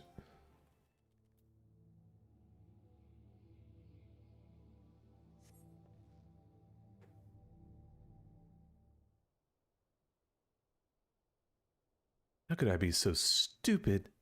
Sneaking into a bandit's lair. It's just not the sort of thing I do. And now I'm going to die for it. No. I just need to calm down. I can do this. I can be brave. I'm going to stand up and I'm going to walk out of here. Here we go.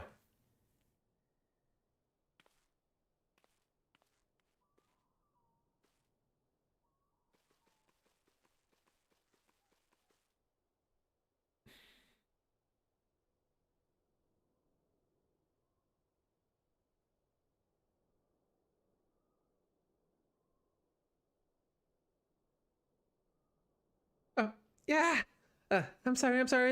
Please don't kill me. I promise I will never leave and come back.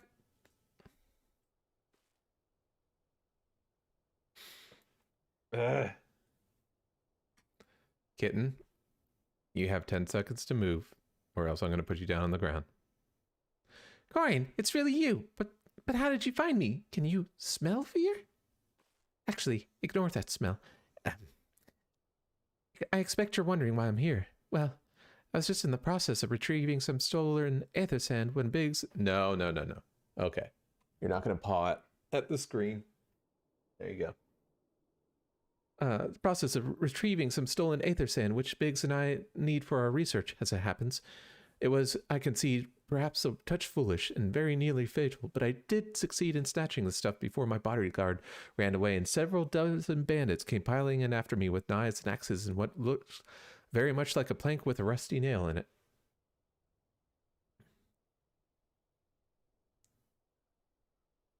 Anyway.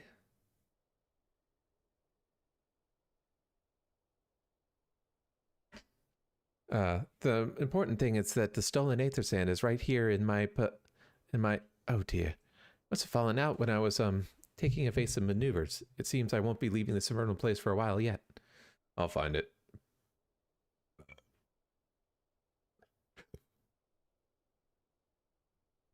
You'll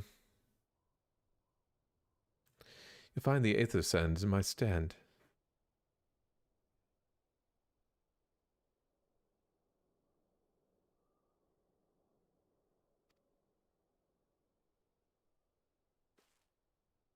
Ah, thank the gods. You're a true friend, Corn. I hope a search doesn't prove too troublesome. The bandits don't seem to care much for visitors.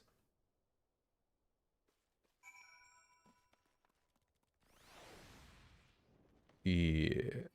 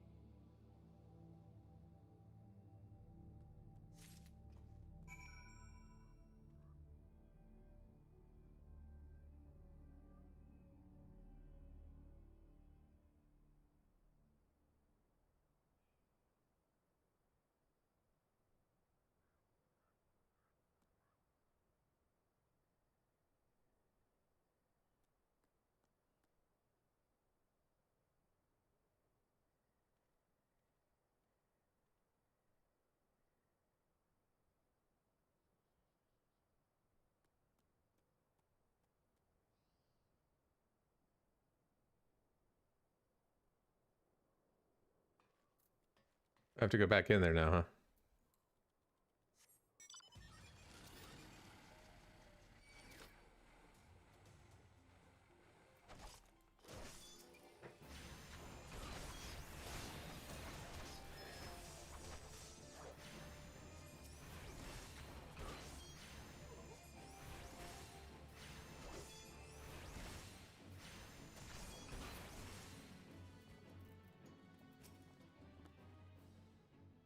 Corin, have you had any luck locating the aether sand? There you go. Yes, that's it. Must return to the workshop at once to tell Biggs the wonderful news. What's that? You're on a mission to collect aether sand, and you're working with the chief. A treasure trove of allocated knowledge, you say. I see. You should really be the one to have this. Biggs and I are far from exhausted all possible avenues of airship innovation, which sounds as if your problem can't be solved by any other means.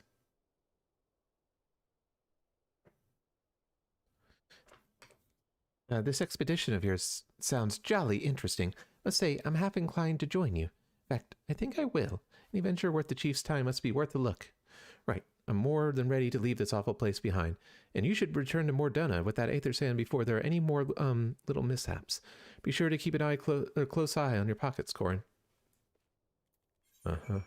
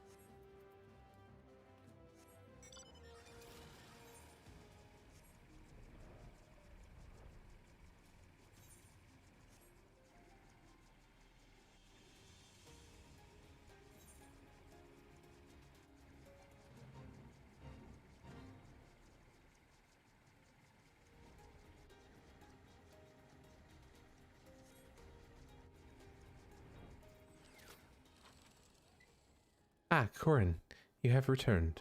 Oh, whoops. I take from your presence that you were successful in procuring some Aether Sand. Tell me, which variety did you find? Couple. I see 2 varieties. Well, that is 2 more than could reasonably be expected, and 2 less than I had hoped you would say. Forgive my flippancy.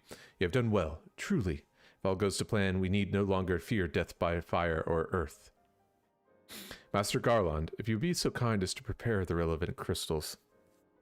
I shall set work to it immediately. Truth be told, I've been looking forward to this. One does not encounter materials like this every day. Speaking of which, how in the 7 hells did you find them? Mistake me not, my old friend.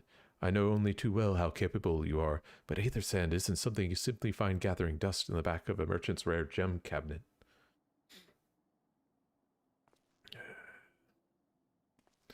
You had help from Biggs and Wedge. Trust them to design a revolutionary new engine in the moment I'd turn my back. How's a genius meant to rest on his laurels when his employees are so damn inventive, eh? And now they've determined to join us, are they? Typical. I jest, of course.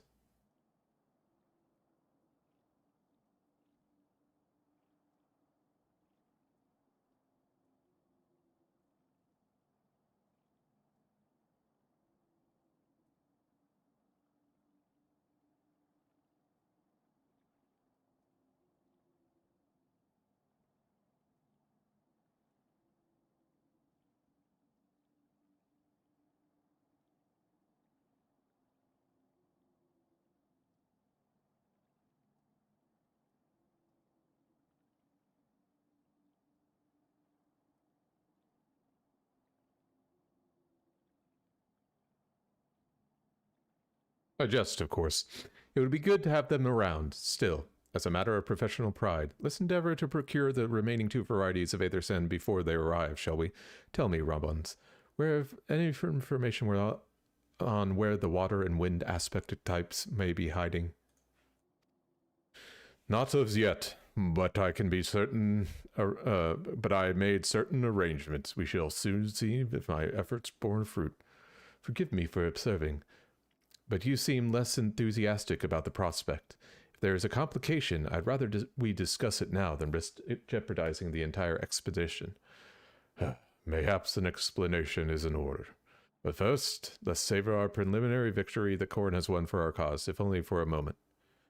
For fuck's sake.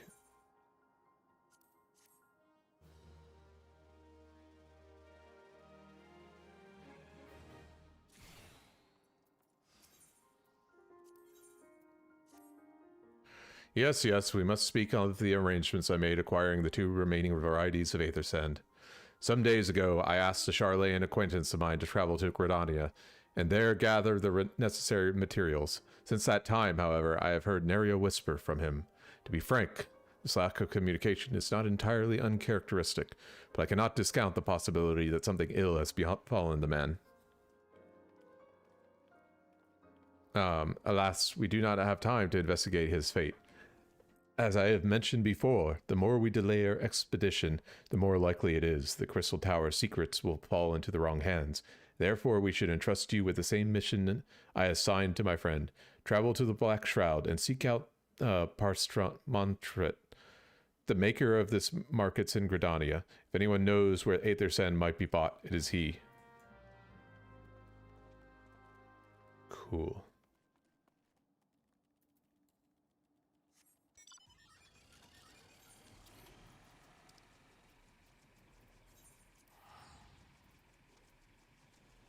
What we may do is when we get at the unlock for the first Crystal Tower, because I know the queue's going to take a while, we may call that for today.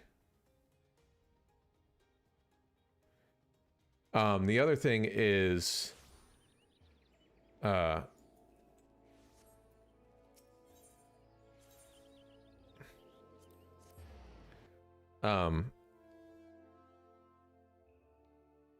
will not be streaming on Friday. It'll probably be Saturday, Sunday, Monday. My streaming schedule is going to be a little wonky just because of my work schedule, but that's the plan right now, is Saturday, Sunday, Monday. Yes? I'm sorry. Did you say that you wish to purchase Aether Sand? My dear fellow, have you the faintest idea of the rarity of the material you seek? I have not seen such much of a grain of Aether Sand in these markets for many a long year. I could tell you where one might be mine the ore from which the water aspected variety of the abrasive is derived, but only a desperate fool would be willing to set foot in the place. You seem undeterred. Very well. You're familiar with Uskift, yes. That is where the ore is to be found, in an area inhabited by a particularly pernicious hog. Should you encounter the Batusk Nightmare, you will know that you are in the right place, albeit at the wrong time. Farewell.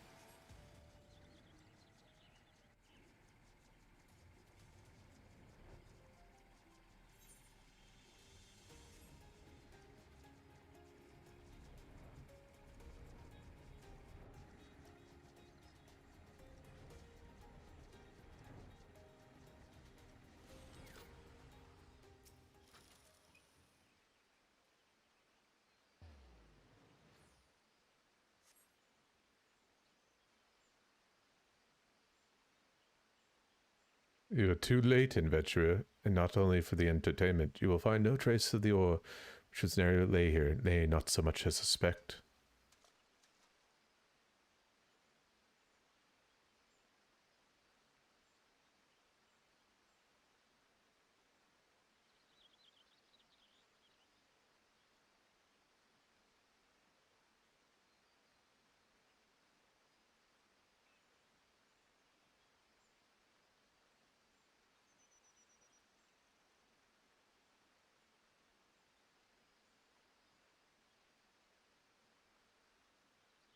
Ah, no, you'll never spy me from there. From the time being, at least, you will have to trust the evidence of your ears. Now stop squinting at the foliage and listen. As I told you, the water-blessing mineral you hope to find is gone, taken by me. Victory has made me magnanimous, however. Accordingly, I have decided to share the location of an alternative source of Aether Sand with you. The Wind Touch variety, to be specific. I trust you have your attention? Good. Band of Ixal in the North Shroud keeps a quantity of the abrasive for the purpose of removing impurities from lesser crystal.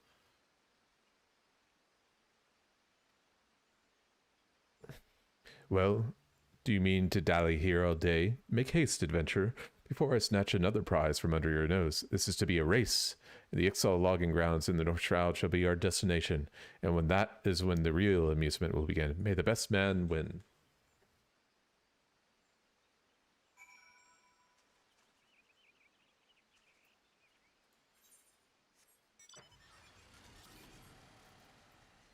Okay.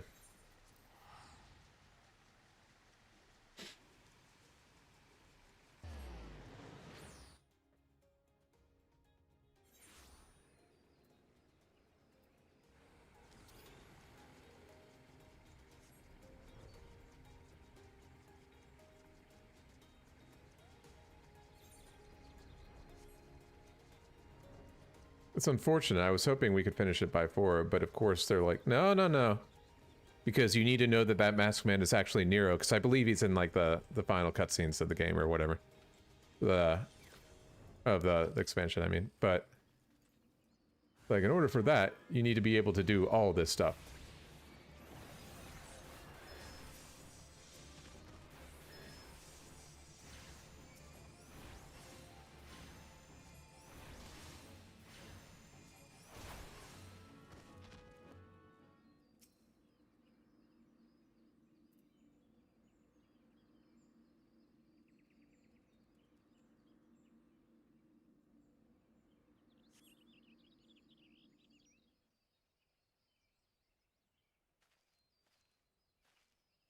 Bravo! That was quite a show, adventurer.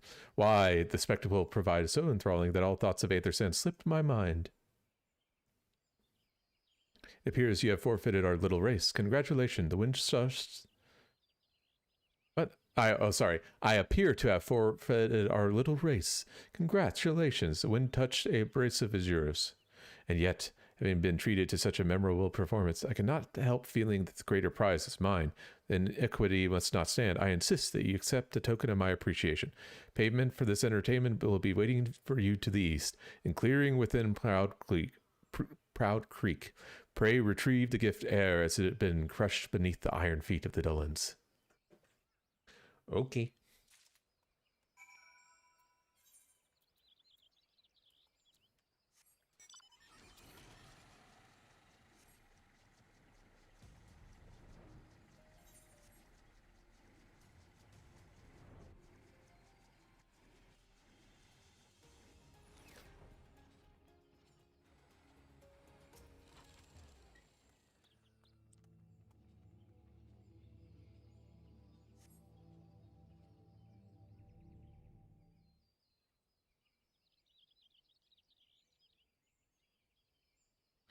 Not what you're expecting. I took the liberty of refining the ore from Earth's gift into Aethersen. Do keep it safe, adventurer. Thanks. Lest you accuse me of playing games, you should know that the thought of relinquishing my prize never once crossed my mind till I saw you in action. Such deeds must needs be rewarded. It's my vocation, you see, to record history as it makes by mortal men, and I much prefer to chronicle the accomplishments of the bold and the mighty. Thus, it is my fervent wish that you continue your career with the same courage and zeal you have shown today. We shall meet again, adventurer, and sooner than you can imagine.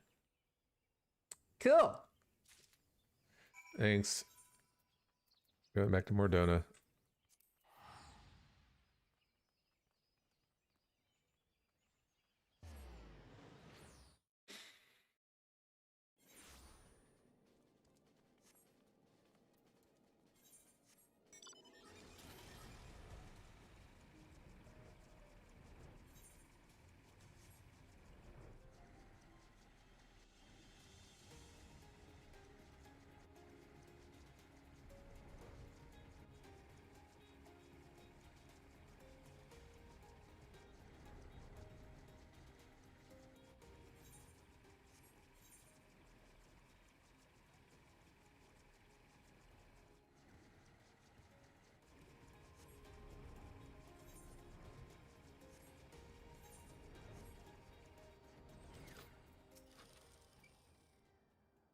What news of your mission? Are we any closer to getting the mating abrasive? You've brought both. I shall have Master Garland begin work on the crystals immediately. Yay!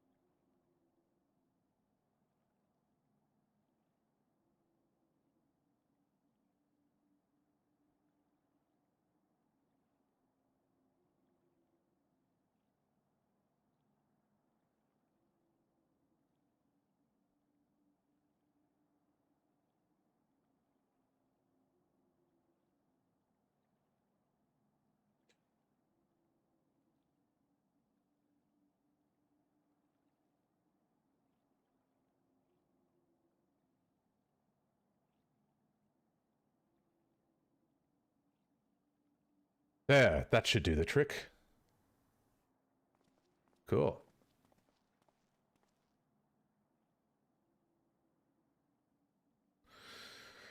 Excellent work. Now we possess all 4 of the fangs required to pierce the Crystal Tower's defenses. My compliments, Master Garon. Oh, it was nothing. It was a trifling matter, I assure you. Corin here is the one you should be thanking. Anyway, by my reckoning, there's nothing stopping us from striding up to the Allagan's front door.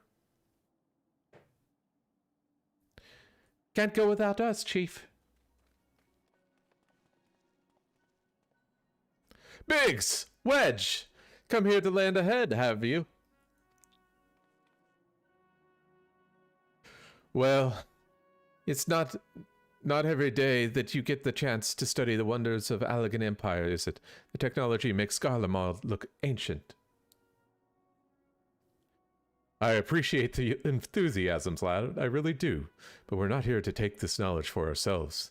Twice in the last decade, the promise of unimaginable power has prompted men to meddle with technology they do not understand, and the realm has been dragged into the very brink of oblivion on both occasions. We shall not be so irresponsible as to risk another.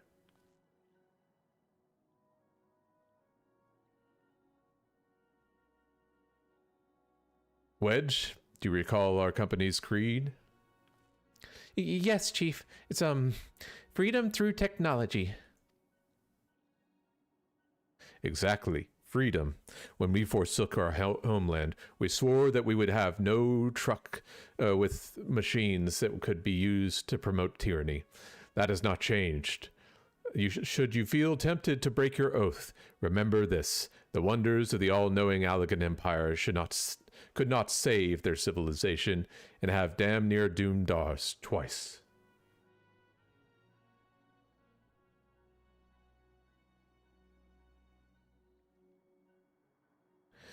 That is why we must explore the Crystal Tower and, if needs be, seal away its secrets.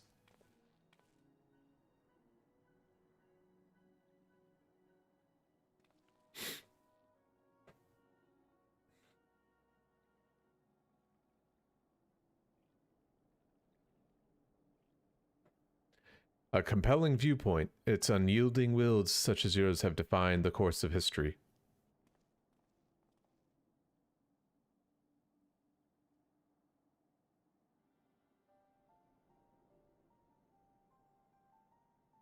So, you return at last.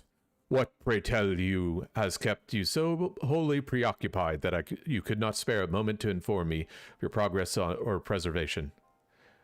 Why, the task you assigned me, of course. Surely you have not forgotten about the Aether Sand. I tasked a passing adventurer with delivering it. A more capable courier I could not imagine.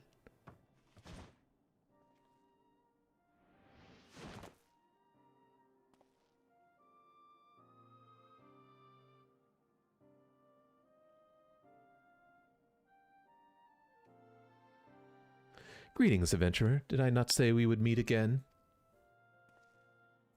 I believe an introduction is in order. I am Tia, one of the students of Balsadon. I look forward to joining you on your groundbreaking expedition. Tia has been assigned to the project as an observer.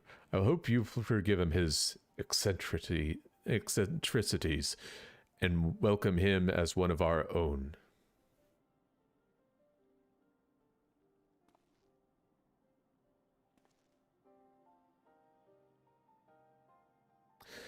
So then, our fellowship is complete, and I'll stand ready to step into the unknown.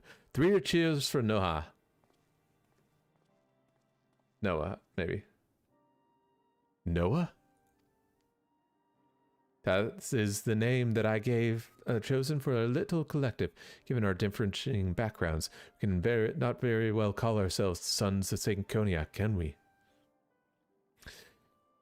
And we must have a memorable appellation of our venture is to leave its mark on the annals of history.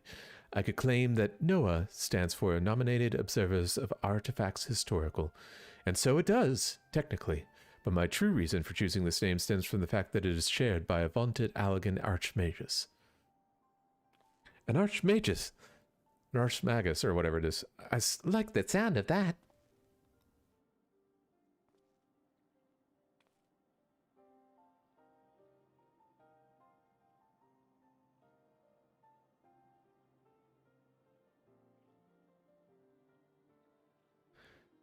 Very well. Now that the pressing matter of who to call ourselves has been settled, it's time to set forth and brave the outer defenses of the Crystal Tower. Is everyone ready to depart?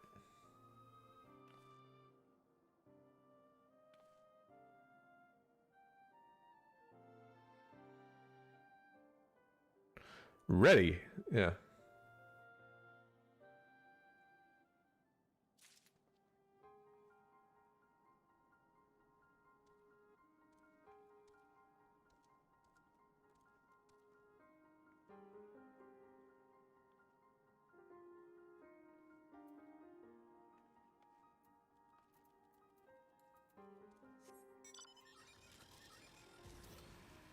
Oh wait, what do I need to do now? Oh shit, can I do this now?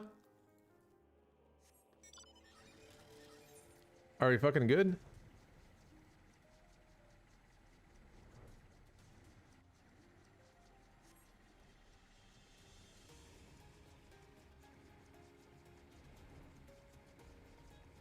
We might be good.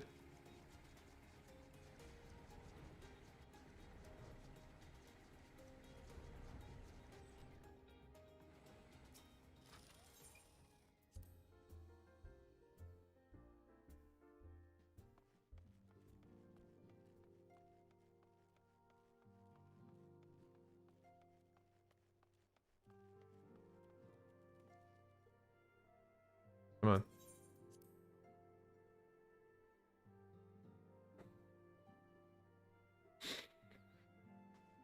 What? What's the other quest? Damn it, it didn't say that anymore.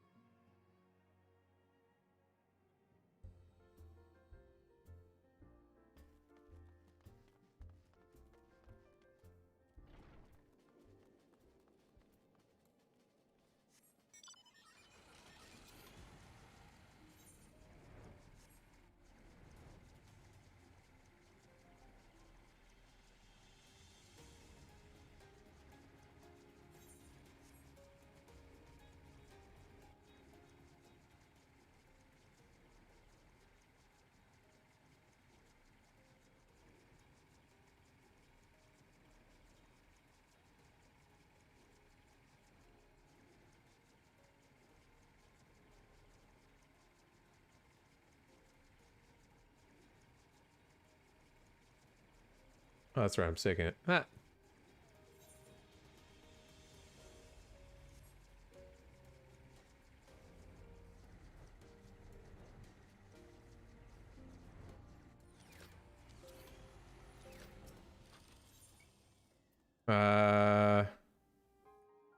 Sure.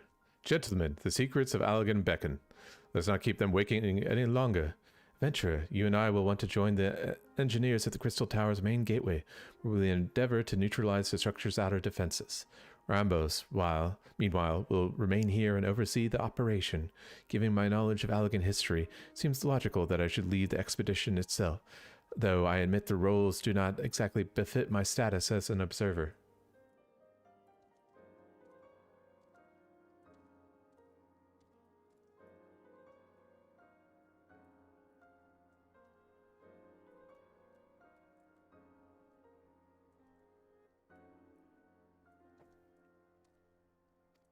Still, we can but make use of the resources at hand.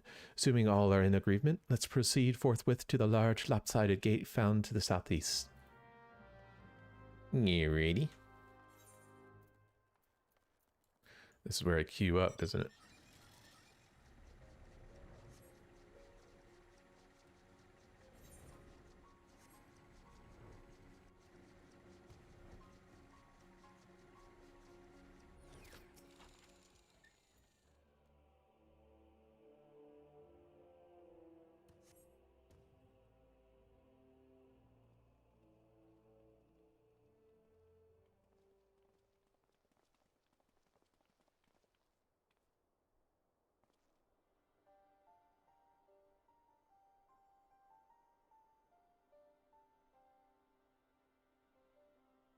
The crystal tower lies beyond this portal. Now comes the interesting part. Cid, you are the only one of our number who has ever crossed this threshold. Can I ask that you take the lead to the present?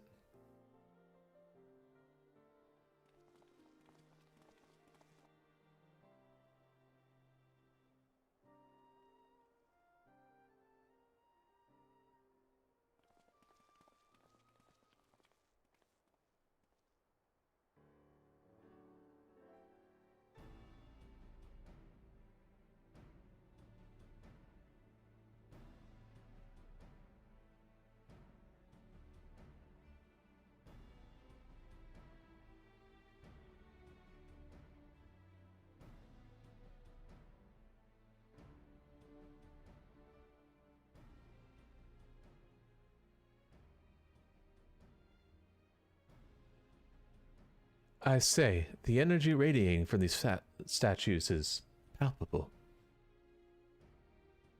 Lucky for us, that is. One might otherwise stroll past them. Feast your eyes on the elemental defenses which prompted our lengthy preparations. These sentinels prevented would-be intruders from advancing to within 20 yalms of the tower's inner reaches.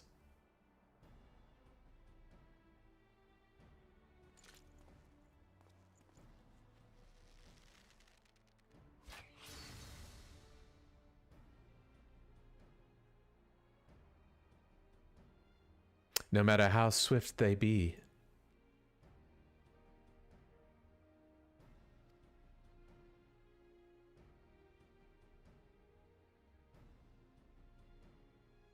Happily, the crystal fangs we took such pains to craft should spare us the inconvenience of instantaneous annihilation.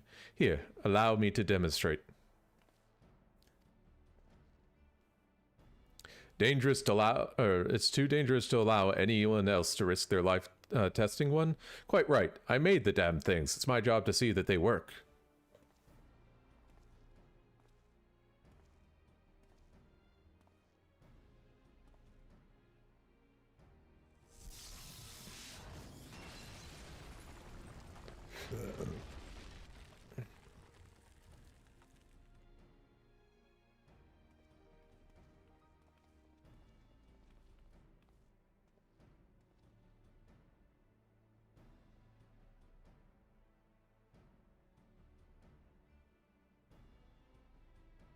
Haha, success.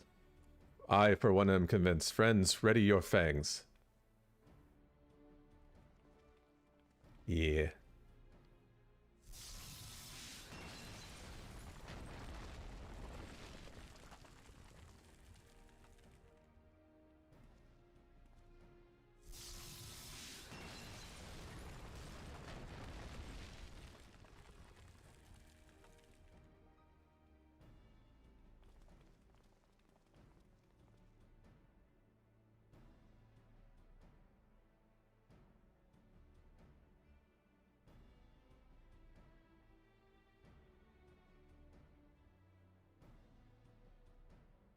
Last one is yours, friend. It seems only right.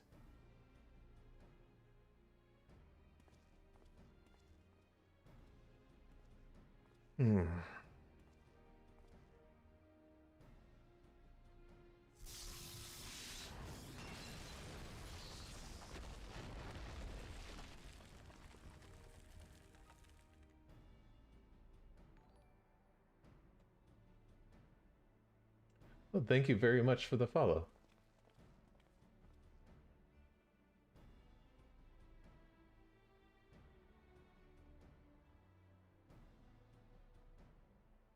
Never pulls it up. Thank you very much for the follow, Fashion Gore. Hope you are having a wonderful Monday. Haha, we did it! So much for the outer defenses. Indeed, the entrance to the tower is near at hand. My blood fairly sings with anticipation. Speaking of blood, I have a proposal for the next stage of the expedition. Suggest we wait here while Corrin and a hand-picked party of his adventuring companions enter the tower. What? Without us? I thought we came all this way to survey the entire structure.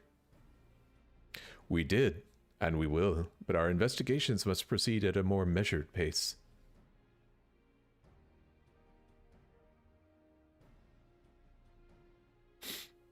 If the outside of the place is this well defended, can you imagine what inside, or what awaits us inside? Awesome. Yeah, that's what I was hoping to do, somewhat to do, is help meet and support other LGBTQ, plus, people in this space, because there's not a lot, at least not a lot that are, like, well-known. I always felt like helping out each other is always a good thing to do. Only a true hero could reasonably hope to brave the hazards ahead and live to tell the tale. Corin here fits this description better than anyone I know.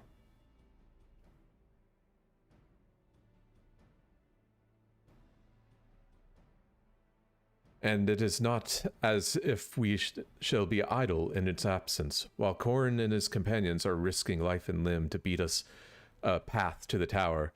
We can set about analyzing this rubble for evidence of how its technologies function.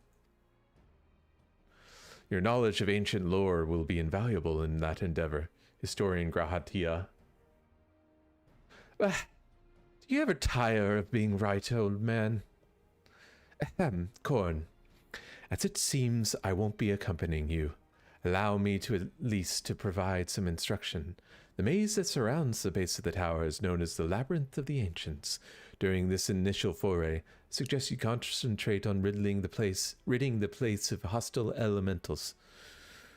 When you are reasonably certain that the maze is secure, contact me via link shell, and we shall join you post-haste, no matter what Master Galan says. Though we would prefer it if any relics you encounter remained intact. You have leave to do what is necessary to secure ingress to the upper levels of the tower. Fortune go with you, Corin.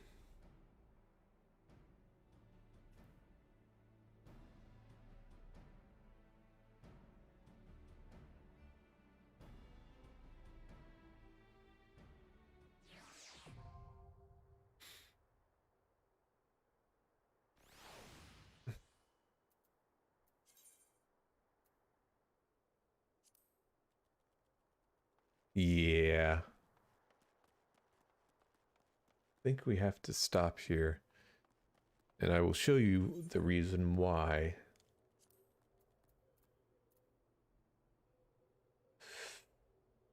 Labyrinth of the Ancients. Ah, here it is.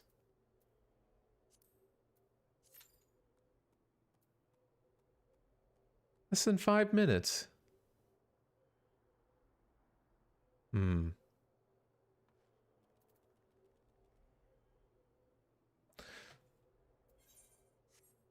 Let's actually still go ahead and wait. We'll continue this on next Saturday. Or I guess this Saturday.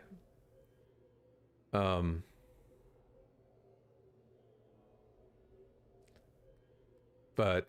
I don't know how long the raid will take, and I know we're going to have to do all 3 in order to continue on. So I guess Saturday is going to be when we finally finish this. Alright, well, it was nice meeting you, Fashion Gore. I'll be sure to follow you back. Thank you everybody that was able to watch, and I hope you have a wonderful rest of your week, and I will see you Saturday.